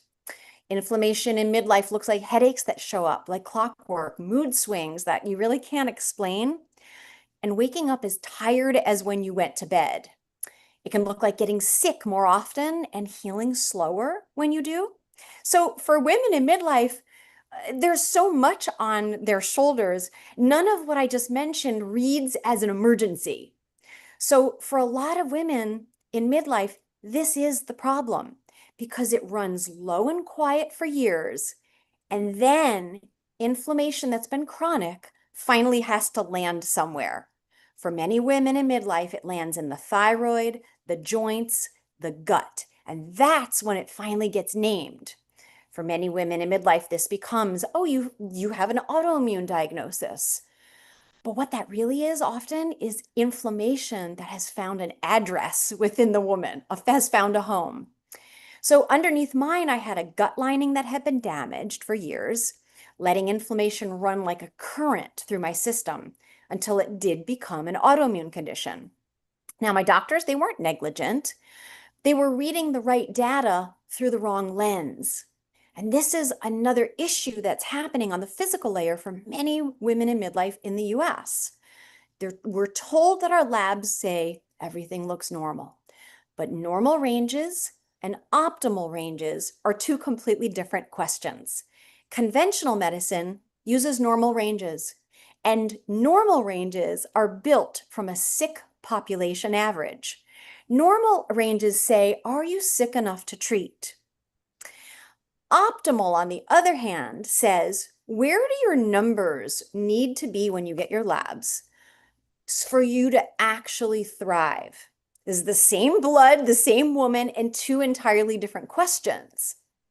Now, for women in midlife, perimenopause can begin as early as 35, and it unfolds for as many as 17 years. Progesterone is the first hormone to go, and sometimes a full decade before menopause. Think of progesterone as the calming hormone. So when it drops, naturally a woman in midlife is going to feel levels and sensations of anxiousness that she isn't used to. There may be the sensations of restlessness or feeling tired during the day and wired at night. So this is where women are inadvertently being given anti-anxiety medication or sleeping medication when nobody has checked her progesterone. So the stewardship question, that's different than the self-care question, right? Self-care says, what can I do for myself today that's going to feel good? Stewardship asks, what does my body need to keep generating the energy and clarity that I need for decades? Now, for many women in midlife, the second thing that is imperative that they have checked is a full thyroid panel, not just TSH. We need free T3 tested, free T4, reverse T3, thyroid antibodies, TPO, TGAB. We need to know what our ferritin levels are because an improperly working thyroid and low ferritin is going to mimic anxiety or depression. So we want to be asking our doctors for these full panels. And it's not a big ask, friends. There's nothing ridiculous about asking for these. We want to ask them by name. We need to know what our numbers mean and not if they only fall in the normal range. We want to understand what's optimal. Now, here's what many women are never told in the United States. If you have a ferritin level of 15, it is considered normal through conventional ranges. However, through functional lens, anything under 50 will have you losing your hair as soon as you enter midlife. And you often need your ferritin levels closer to 70 before it even grows back. So women are being told who have a ferritin of 15 or 8, it's just a little under normal. But what it feels like, if those are your numbers, you're going to feel like you are dragging through your entire day. Everything you do is going to feel like a push. So conventional medicine is not entirely speaking this same language yet. More often in the US, it is our homeopathic doctors, our naturopathic, our osteopaths, and our functional medicine practitioners who are a little bit ahead of the curve serving women in midlife right now. So I thank them. We can't spend as women in midlife 30 years running our bodies on caffeine and willpower, and then wonder, why is this not making the energy that I need of my body? Stewardship means reading the land long before it collapses, not after. So let me talk for a moment about what actually drives this collapse, because it's never just one thing. And some of us may not love this list, okay? One of the first drivers of inflammation in our culture is sugar. It is processed food, and it is chronic stress that has been running for so long, you don't even identify it as stress any longer. If you had actually asked me in my 30s or my 40s whether I was a woman living in chronic stress, I would have wondered, are you looking at me? Are you asking me? I wouldn't have understood or related to the question. Now, looking back, it's almost hard to bear how much chronic stress I was carrying and how normalized that was at the time.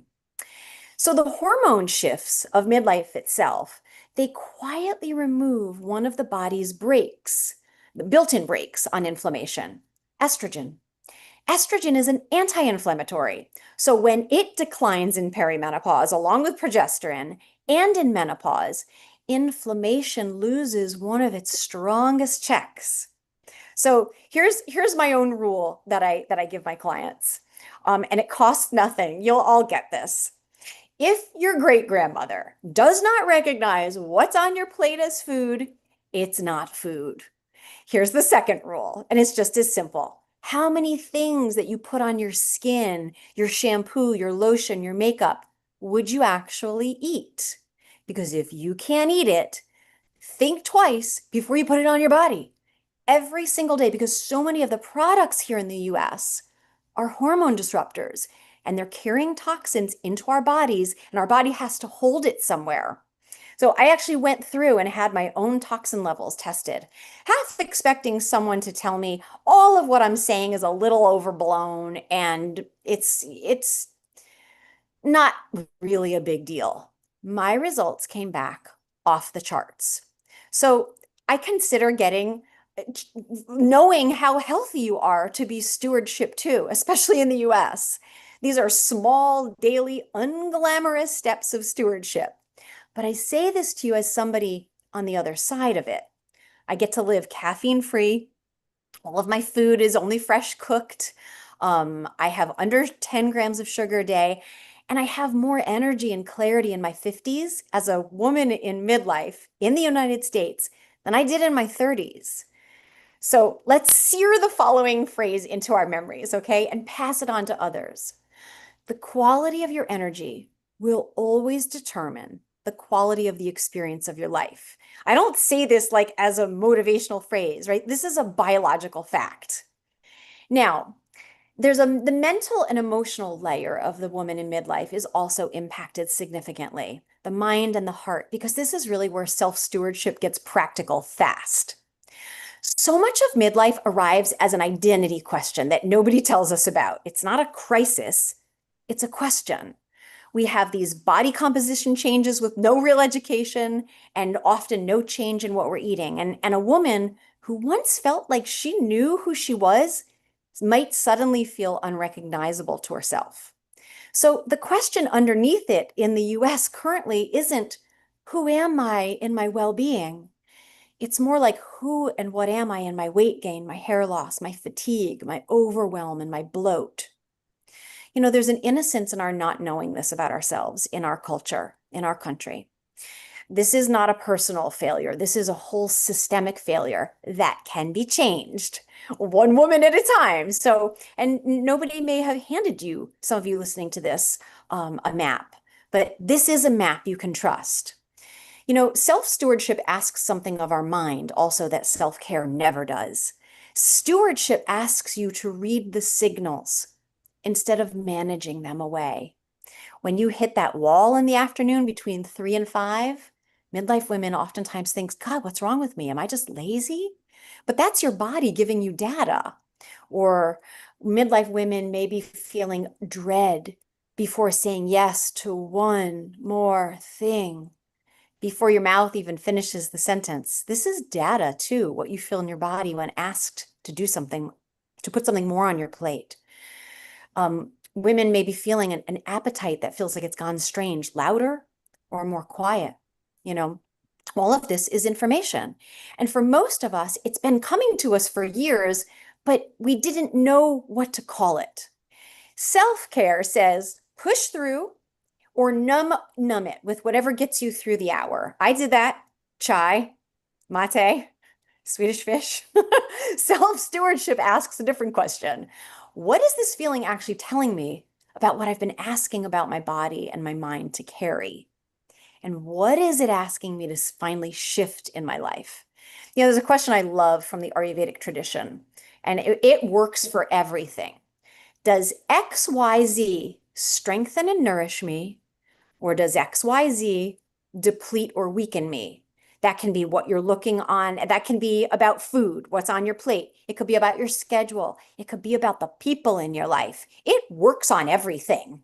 Does XYZ strengthen and nourish me, or does XYZ deplete me and weaken me? Truth rises faster than thought. That question will never steer you wrong. You may not like what you hear, but the truth is there. And I want to share with you one more practical tool, because our body is always talking to us. And oftentimes through the phrases you may catch yourself saying to your closest friends and those you trust. Listen to your language in midlife. If you hear yourself saying things like, well, I'm just hanging in there, or I am tired to my bones, this is not a figure of speech, friends. This is data. If you hear yourself or your friends, your sisters saying, I don't feel like myself, don't rush to explain it away. Get curious, because our bodies are giving us information, and self-stewardship is about deep listening to ourselves. And one more piece that is important to touch on, the brain fog that women experience in midlife, where that word won't come, standing mid-sentence, reaching for a name that you've said 1,000 times, but it's just gone. For many women, this isn't a decline. This is her hormonal system asking for support. And for most of us, it actually improves when the body is resourced once again. And then there's the emotional weight that so many midlife women carry. In the United States, the highest rates of anxiety, depression, feeling unrecognizable show up in this season of life for women. This is also when the season of life when the suicide risk peaks for women. I say this because it's important that we all know that about ourselves and about our loved ones. Because, you know, if what I'm describing today for you or someone in your life, you can see it feels heavier than just hormones, we don't want to carry that alone. We want to reach out to someone. You know, self-care might say, think more positively about it, or everybody's tired, just keep going. But stewardship asks you a harder question. What has my mind been carrying, maybe unsupported, for too many years now? And what would it take to give myself the real support that I need? Now, lastly, I want to talk about the spiritual layer for women in midlife. Joseph Campbell said, we are not just here to simply feel happiness. We are here to feel the rapture of being alive. His Holiness, the Dalai Lama, said when asked, what is the purpose of life? He said, to embody the transcendent. You know, we can't relax into our transcendental nature when our mitochondria is running on fumes. You will not, a woman in midlife is not going to feel the rapture of being alive when her nervous system is locked in survival. You know, the body isn't like the footnote to our spiritual life. The body is our access to our spiritual life. It is the vessel through which every experience of grace, of connection, and of love actually moves through. So when I say stewardship is sacred, I mean that literally, not poetically. Taking your own upkeep this seriously is never about vanity or indulgence or self-absorption. Taking your own upkeep this seriously is the necessary precondition for actually being able to inhabit your own soul. A depleted body cannot hold a resourced spirit. This is physiology. I know this because I lived this, and on the other side of it. And when my system was so inflamed and dysregulated, I felt dense, I felt disconnected, I felt separate.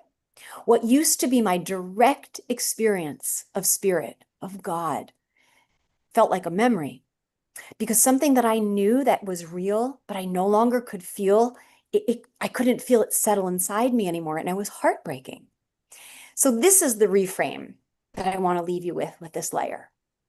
Self-care asks us sometimes to escape our body for a moment. Again, in the United States, it's common that self-care is considered a bath, a glass of wine, or just kicking back and relaxing and scrolling through our phone. Stewardship asks us to return to our body, so spirit has somewhere wonderful to land, not an escape hatch, but a home. And I like to think about this kind of like a woodworking shop. We can't build anything of value in a shop that has no power, no working tools, or no light. The craftsmanship, the meaning, the beauty, all of that depends on a working shop first. So think of your spirit as the craftsman, your body the shop, and stewardship is the daily work of keeping the lights on so that the craftsman has somewhere else to work.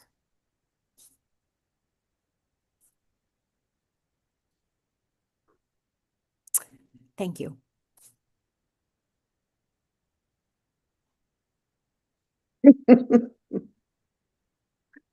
That was just amazing and beautiful and so enlivening and so full of information.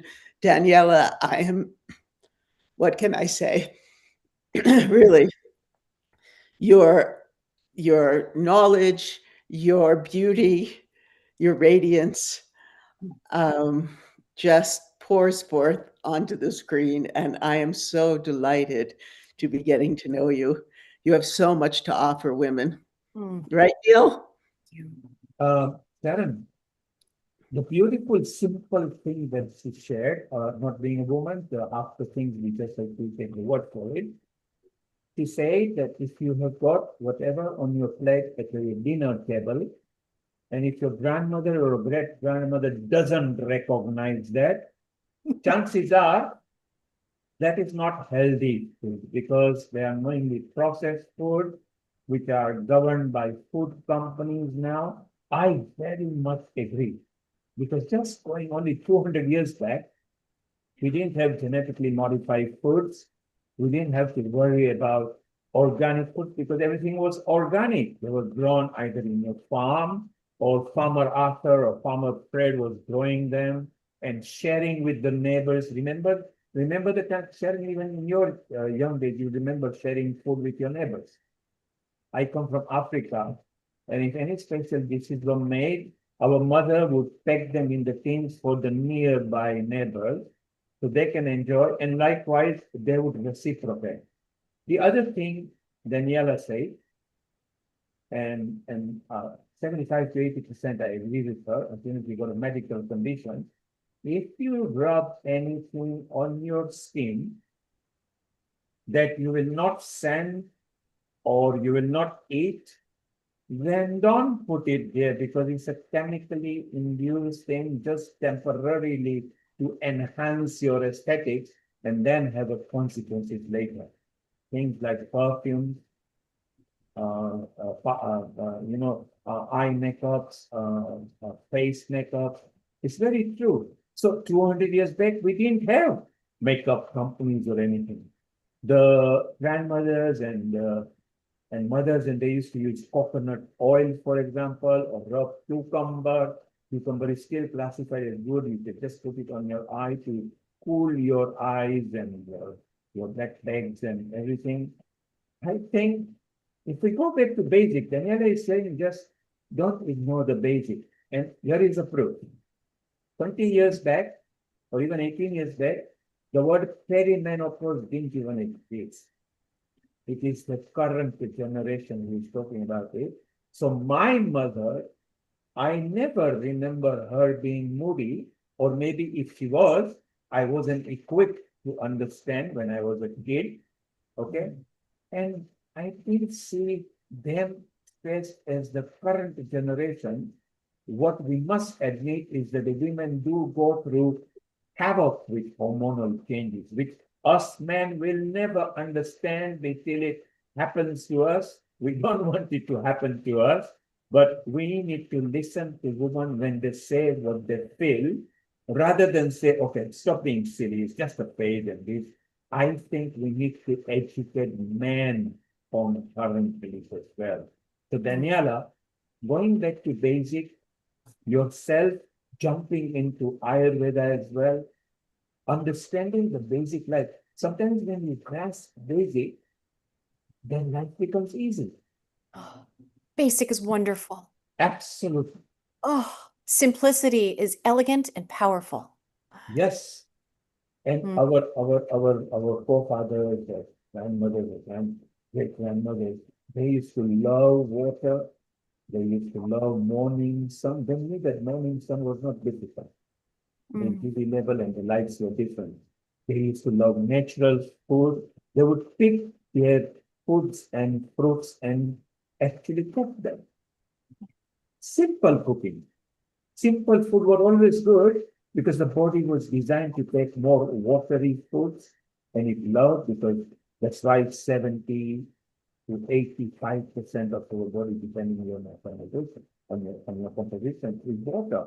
And I think it's so beautiful. Ghazala, you love how Daniela presented herself, and Anjali, you also switched on and you were listening to her. And Anjali, you are the youngest of the lot over here. And maybe now you know what the perimenopause is, because you are the youngest of the lot. Still not young, still not old enough to get perimenopause, but you are there.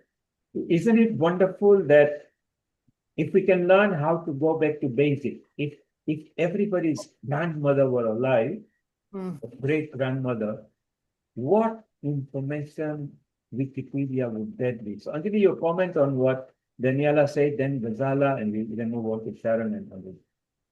I think Daniela said, what your grandmothers couldn't serve you on the plate, that is what we shouldn't be eating. And that's one message. Nowadays we are eating everything which comes like opening a packet, and we just, put it in our bodies. That's what estrogen is, and all kind of, hormonal issues coming to us.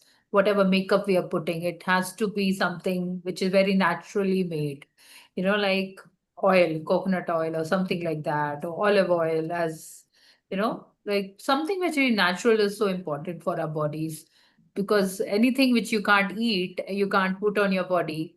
So that's simple formula, I think. So, yeah. Ghazala. Thank you.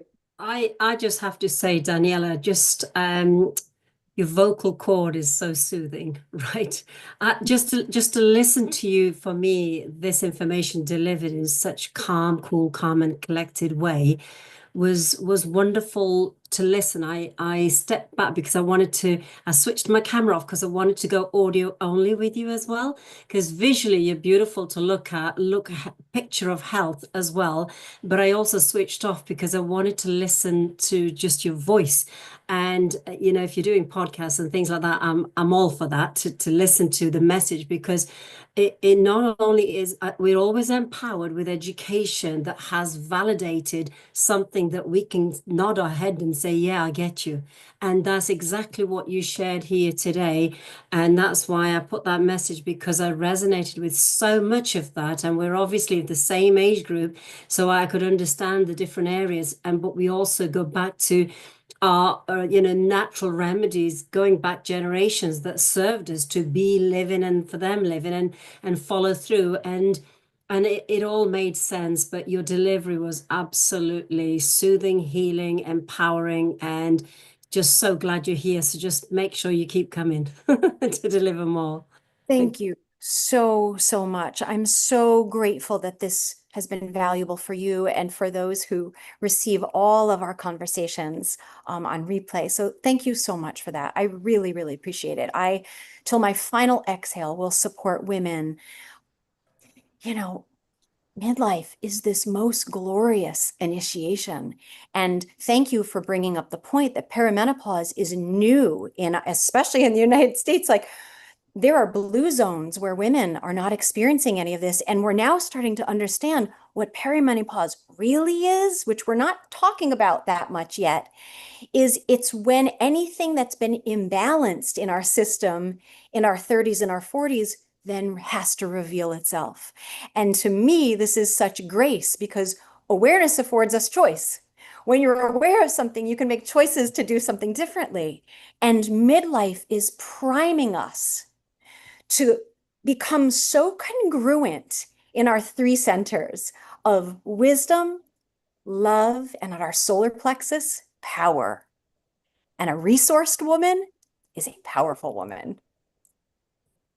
And Ghazala, I loved when you mentioned, I was going to bring that point that you and Daniela are nearly in the same age bracket.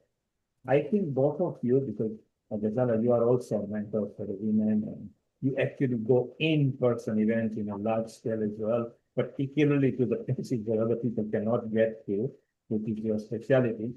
I think you and Daniela should exchange, Karen, you can put them all together to Amrita, because this is what we love doing at Healing Our Earth. And I love that because there is no medical field for menopause and there are no particular books that you can read, it literally comes from super wisdom that can maybe alleviate, because you can't argue about the hormonal thing. That damn thing that's happening is happening, full stop.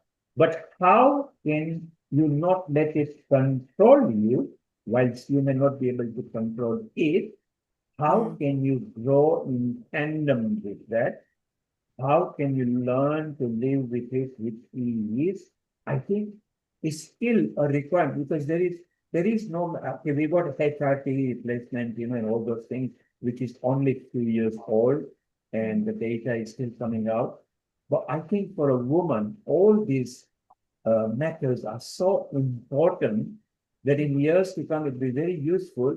And the current generation of the women go through different stress, different food, and different habits.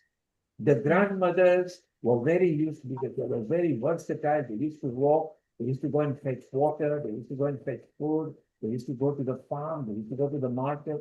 The current generation does nothing. So the body dynamics have changed. So Ghazala, you and Daniela should exchange ideas both from the diet point of view, culture point of view, general social point of view.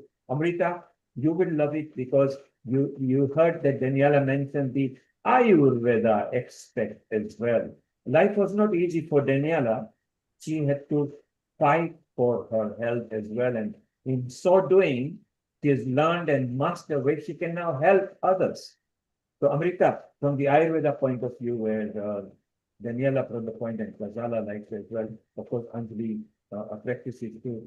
I think it's time when all of you got together and maybe write your own, do your own podcast for women. And Healing Our Earth, you can use the Healing Our Earth platform to broadcast. And who better than Sharon to produce these kind of things?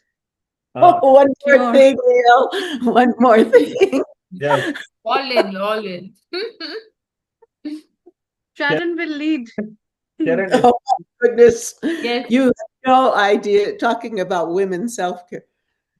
To be at 77 years old, to be putting out a film and 2 music albums, creating them, producing them, it is quite the endeavor. It's quite the endeavor.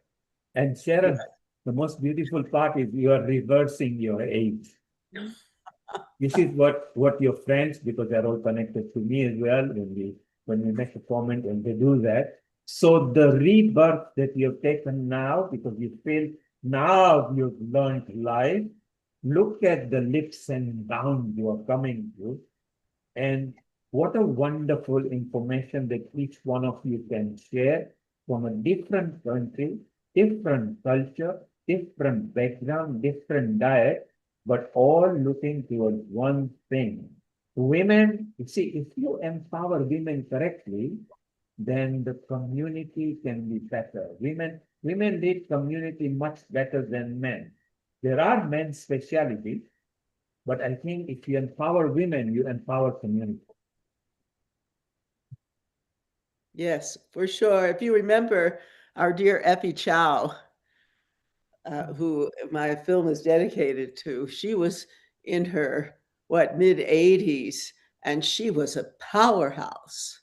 But then she was a leader in traditional Chinese medicine and Qigong master. And there are so many tools available for us now. Daniela knows this very well. She's involved with yoga, Qigong, all these practices that our dear Bill Douglas talks about. And I was thinking this week, what would it be like if children from very young learned yoga, learned meditation, learned Qigong? If they learn to feel joy in their bodies, we associate joy with a wonderful thing is happening and that I like this a lot and it feels amazing. What if we folded joy as sensations in our bodies? If the next generation had that paired together, I think we'd have a very different future. And Daniel, one doesn't have to go out of the way to do it. This can be done in bed before you wake up. This can be in the chair while you're watching TV. This can be in the car seat while you are driving and stuck in the traffic. All these breathing exercises, meditation, yoga, tai chi can be done without going out of the way. And that's what we are not doing. We are frustrated and hooting at the people, and we are stuck in the traffic, and we are upset at home. And this is where we need to And see. The smartphone has taken us over. The laptop is good thing is that because of that we are connected together, but don't let the instrument control you. You control the instrument. Learn to put it on silent. Don't take it to the loo. That's your personal space. Don't use it while you're cooking. It's your personal space. Don't ask your children or your spouse or your girlfriend via phone message, come down, the dinner is ready. Go to the bedroom, walk up to the bedroom. There are so many things we have forgotten. I'm going to bring the youngest man over here and I'm going to ask him, has he learned anything from the women today? Acharya Sri Shivam. He takes care of more than 200,000 students there in Pune. He is the dean of a university. He's younger than anybody down here. Acharya Sri Shivam, what have you learned about women today that can help us to learn more about them? Global Namaste, everyone. And it's so wonderful to hear all of you. And I was very intensely listening to all of you, including you, Neilji. And I totally agree with what you and every speaker has shared. A woman is not just a person, a woman is Shakti. And Shakti, the creative energy, the nurturing energy, and transformative force of existence.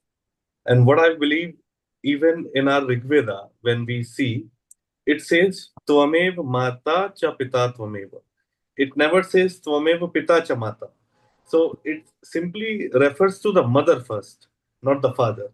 And when the question is not whether Shakti is present within you, the real question is your Shakti flowing? Or has it become exhausted by constantly giving without receiving? So I believe that is very important, and that is when the self-care comes. So self-care, most of when I hear from females, they feel so ashamed when they talk about self-care, and especially in India, they think self-care is not my cup of tea. So self-care is not a luxury. It is very sacred way of honoring the divine feminine within oneself. And whenever we sit in silence, we meditate, we breathe consciously, we do dance, laugh, rest, or simply say no. When your heart needs rest, you're not becoming weaker, you're allowing your Shakti to recharge. So, allowing it to recharge is very important. And an exhausted Shakti cannot uplift the world. A vibrant Shakti naturally radiates love, wisdom, compassion, and courage. And it is very important, the need of the hour for all of us to nurture that. And healing our earth begins with awakening the Shakti. And I'm very excited and happy to see today's topic. And I was very busy, but especially for this session, I made some time, and I thought would be wonderful to listen live to the speakers. And healing our earth begins with awakening the Shakti with every woman. And when a woman remembers her inner power, she doesn't just transform her own life, she becomes a source of healing for her family, for her community, and the entire planet. And this is how we can really heal our earth. So today, I invite you to honor yourself, not from the ego, but as a sacred expression of the divine. And today I wish, and let us pray, may your Shakti awaken, may your heart remain open, may your presence becomes a blessing for the world. Thank you so much. And while you are here, Sri, Sri is actually going to produce with Amrita and Hiral on 19th of July, energy healing episode, where there will be so many experts who will be talking about energy healing in a different style, manifestation, numerology, pure energy healing, everything. So it will be so beautiful. And next week, Amrita, we've got Wellbeing Wellness, which is going to be so beautiful, where we are actually going to share with people all the wellness and well-being methods, which could be very useful for human beings.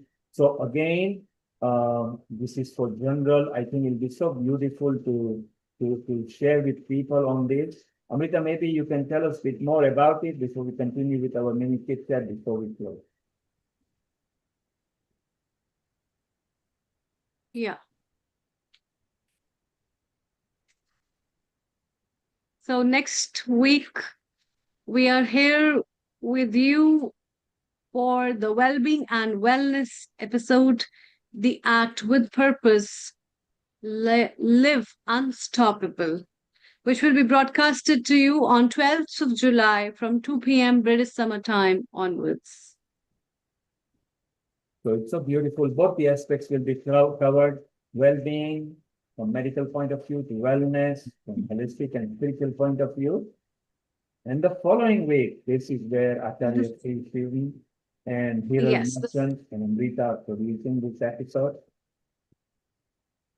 Yes, the following week, which is on the 19th of July, we will be broadcasting to you the energy healing episode, Transform Your Energy, Your Life, and Transform Our World Together. And we look forward to have Daniel, Sharon, and many others along with Acharya ji for this episode.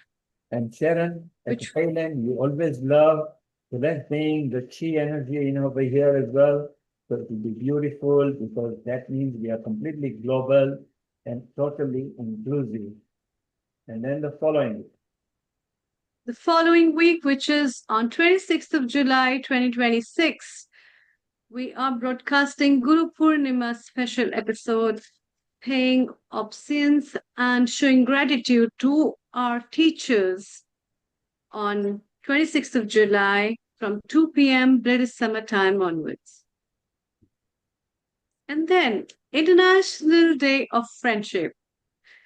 Friends Forever, we will be bringing to you live on 2nd of August 2026 from 2 p.m. British Summer Time onwards. And in the picture that you see of a lot of friends here are different Healing Our Earth people in-person meeting in different countries where we collected right from the pandemic to now. It's so beautiful that family goes on and on and on. So it's wonderful and it's so nice. And coming back to today's episode of your Wellbeing Wellness, so many matters were learned today. So earlier we asked for women, what should men understand about women? So it helps their women, whether they are the girlfriend, spouse, mother, sister, niece, things like that. And one of them was giving them space, sense of humor by men, safety, okay? Maybe also do some of their tasks once in a while so they get a breather, and men can learn that it's not always easy task because women are natural to it, but men can be as well. If women can wash dishes, well, it's not difficult for men to wash dishes either. If women can vacuum home, men can do so. Women can iron the clothes for the children for school following day, men can learn too. And who knows, this is to the men, if you do give them breather, you might get lucky because they might get spare time to do something good for you. So even for that reason, it's good enough. So it's lovely. So Anjali, before we wind down today, your comment or 3 tips you want women to take home for self-care, self-love. Believe in yourself and take time out for yourself. You are the center, the fulcrum of the home, work for yourself. So look after yourself. I would say be selfish and look after yourself. Be selfish and do look after yourself. I love it. Ghazala, you did say earlier, but the audience. Yes, I think before I do, I think we've got Lata on there with Yeah, a hand raised. we'll bring them later. You Okay, just great. on.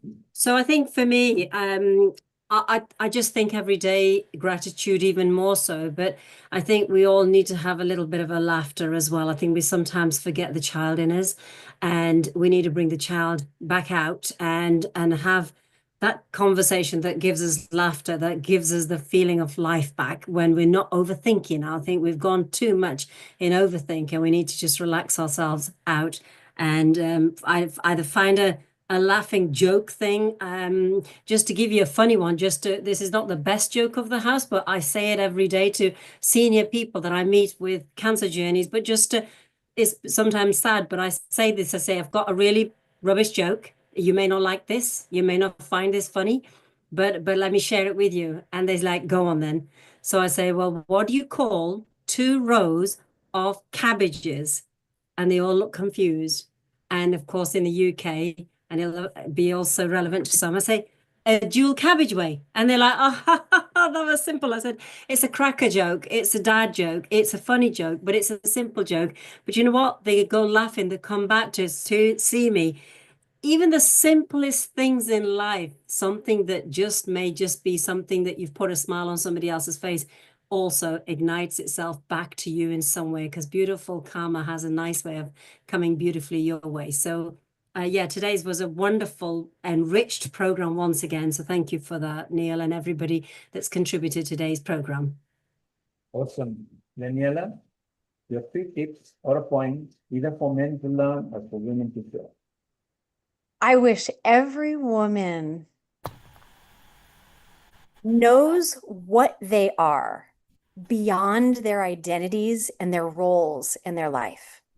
I wish that every woman gets to know herself, that aspect of her that is loving, wise, and powerful, and is beyond the roles and identifications as a wife, as a mother, as a this, as a that. So know yourself, know thyself, and allow yourself to give in to the impulse of that which you uniquely love, that brings the sensation of delight into your beautiful, beautiful temple body. If delight is gardening, if delight is collecting heart rocks, if delight is watching hummingbirds, give your full heart to what brings you the sensations of delight. It is how the divine calls you closer and closer to yourself. Whatever you do, do it full-hearted and you might love it. Very simple. Simple to follow. So we're getting simple tips over here, which is beautiful. Lata, your 30-second comment, and then we move on to Amrita and Sharon to close. So good evening. It's evening here now. So yes, I've really enjoyed thoroughly the different speakers and the sessions. Daniela, I really like the way you brought out the spiritual aspect of taking care of our body and how it's a temple and how our minds connect, listen to it, meditate. And I think there's only 5% of the world's population who really can understand that at a level. As sadly as it is, we would love the whole world, and you think, oh, I'm going to go and broadcast this to everyone. But you know, not everybody really grasps this, and that's what's so sad. And the more we try to vibrate our energy, the more, you know, it'll come back to us, like you said. And that's what is worthwhile, you know. Doesn't matter who grabs it, who takes it. And do the things that delight us. It's not just food, it's lots of other things in life that brings us fulfillment and joy. And that's what my experience has taught me in life, is to keep sharing it and to keep giving it. Not everybody understands it, unfortunately, but this is a platform where we can actually give out and interchange. And it was really nice, Neil. Thank you so much. Thank you, Lata. So Lata says share, enjoy what you do. Nita, have you got a comment? Short comment, and then we want Sharon and we got Okay, we can't hear you, Mita. We can't hear you. Your sound is not on. So we cannot hear you. You want to try once more? I unmuted you again. Do you want to try your sound now? Unmute. Are you able to hear me? Yes, we can hear you now. Your comment, please. Okay. Global Namaste, everyone. I'm holding the laptop in my hand, so I actually can't. Let me just get out of Keep the on other talking. device. Make your comment, please. Sorry, I can't do Namaste.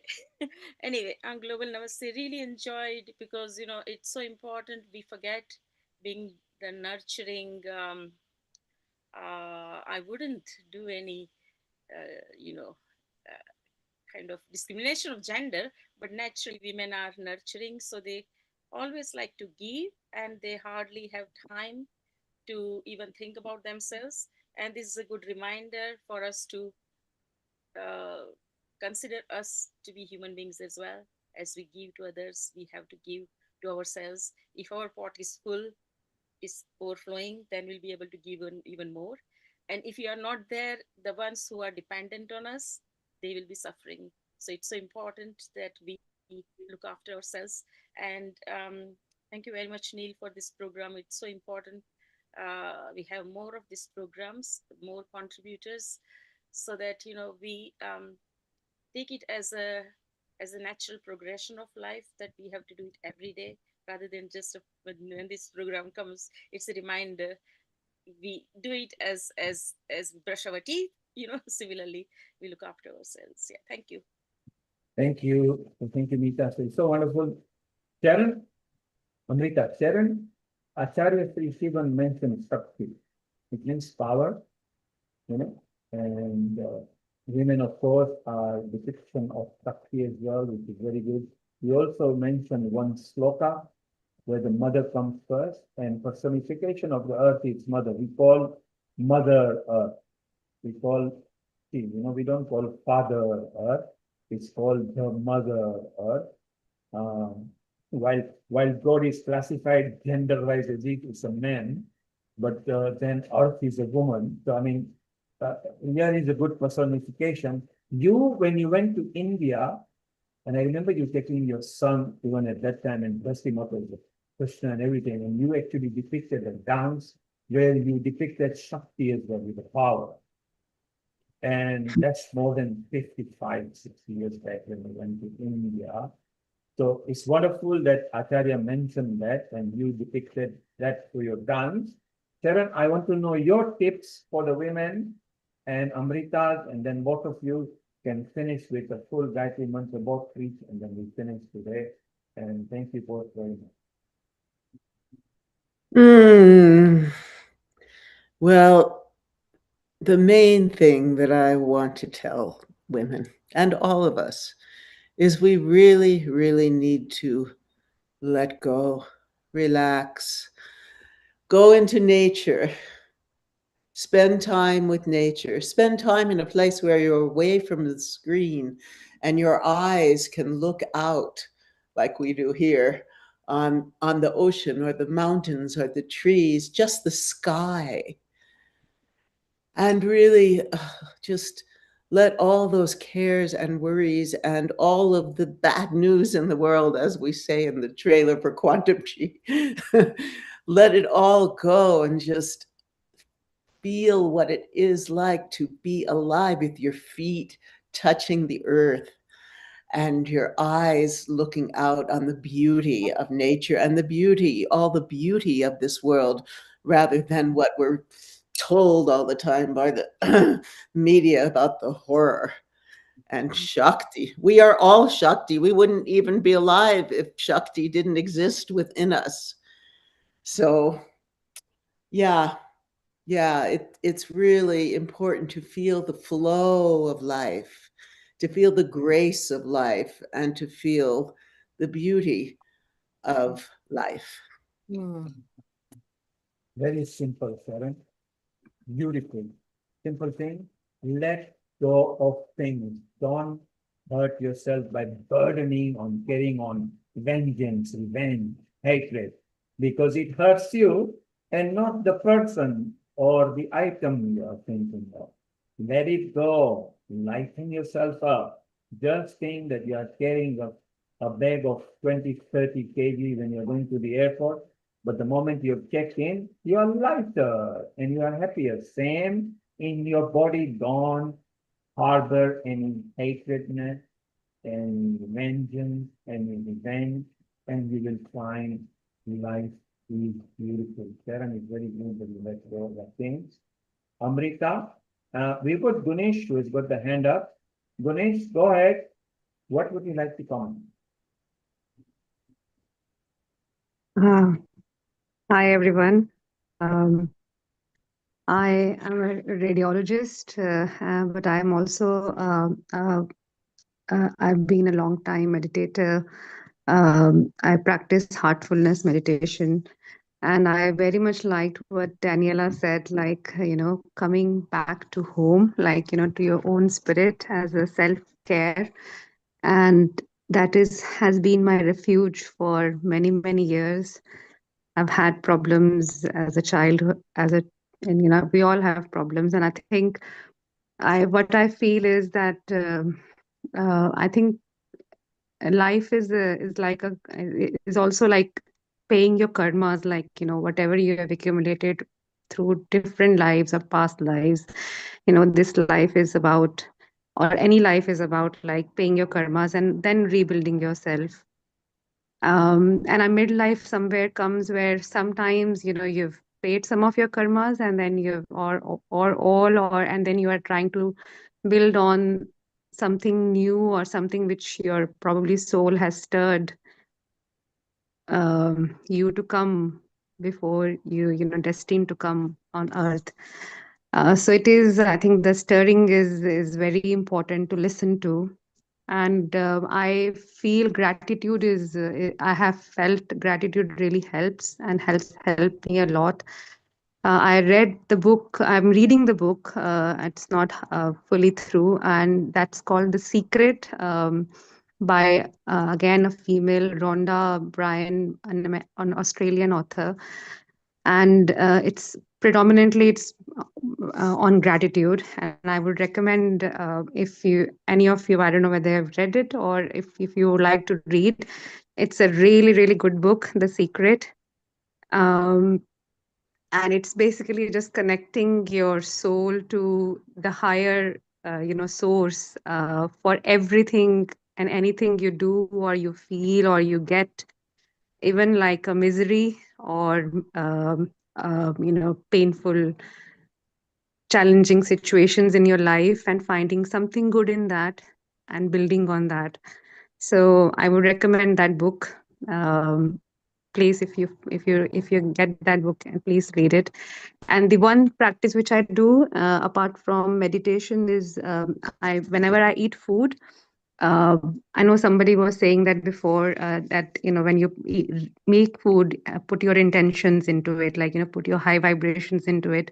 But when I eat food, I always like pray, uh, not just for the food, but also to all the farmers or the shopkeepers or the people who have made the food, got that food in our plate, because that's the like the prana, the source, or the energy which we are putting in our body, to heal, or to even like get through the day.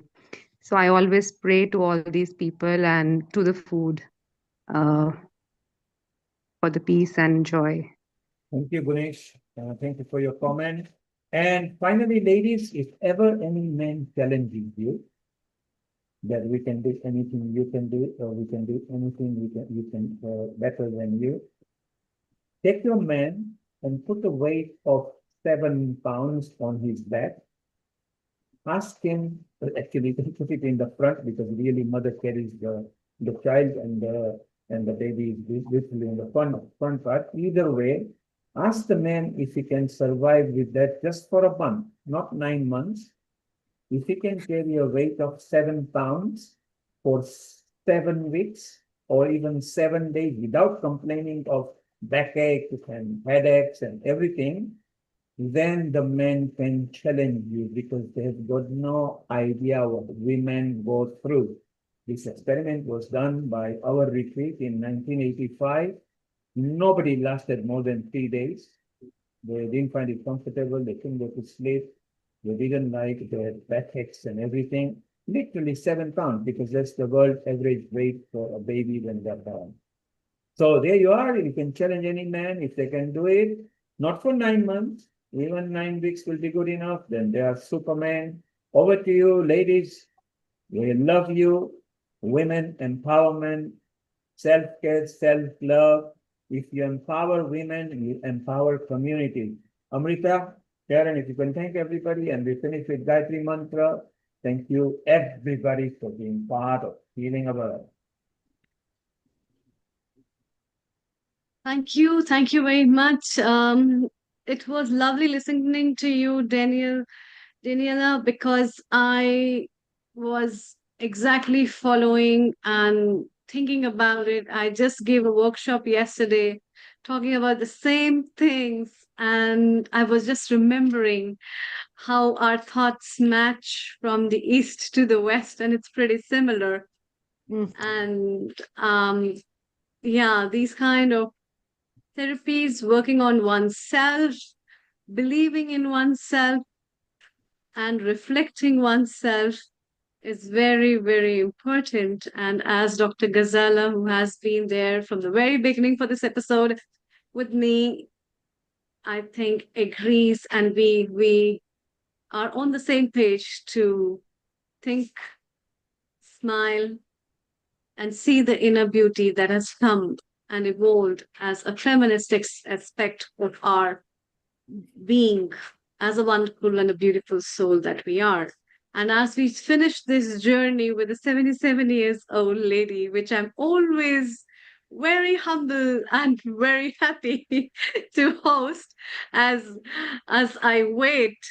And it's been, I think, more than 2-3 years now, but my family is incomplete without Sharon. And I always look forward to have her and her thoughts with her guests every time, as I begin from India and she finishes on US, from the night to the day.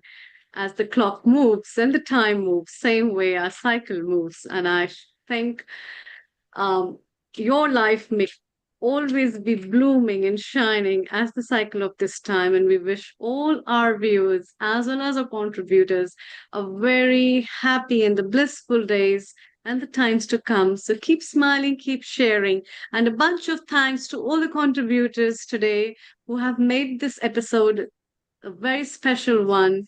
And a special thanks to Dr. Ghazala Japin and her guest, Dr. Rotarian Lal Goelji, Dr. Anjali, Rena, her guest, Heather, and a couple of others, Vishali, Seemaji, as well as Bindu, Sharon, Rotarian Lal Goelji, Acharya Shivam, who has been waiting since now, and of course Mitaji Lataji and Karina as well, who could not join, and also Julie, we would like to thank her, and deep condolences on her father's demise. We have her prayers with her whole family as well as with her for supporting her. May Almighty give her power to face this challenging time. Let's wind up this episode with Gayatri Mantra. Om Om Bhuvaswaha Tatsaviturvarenyam Bhargo Devasya Dhimahi Dhiyo Yo Na Prachodaya Om Bhuvaswaha Tatsaviturvarenyam Bhargo Devasya Dhimahi Dhiyo Yo Na Prachodaya Om Bhuvaswaha Tatsaviturvarenyam Bhargo Devasya Dhimahi Dhiyo Yo Na Prachodaya Om Shanti Shanti Shanti. Thank you all. Love you Thank all. you. Good Thank you very morning, much. wherever you are Thank from. you. You are all wonderful soul, and see you next week on Thank you. Wellbeing and Wellness. Bye-bye. Thank you. Thank you very much. See you all next week. Bye. Good night. Bye bye. See you. Bye.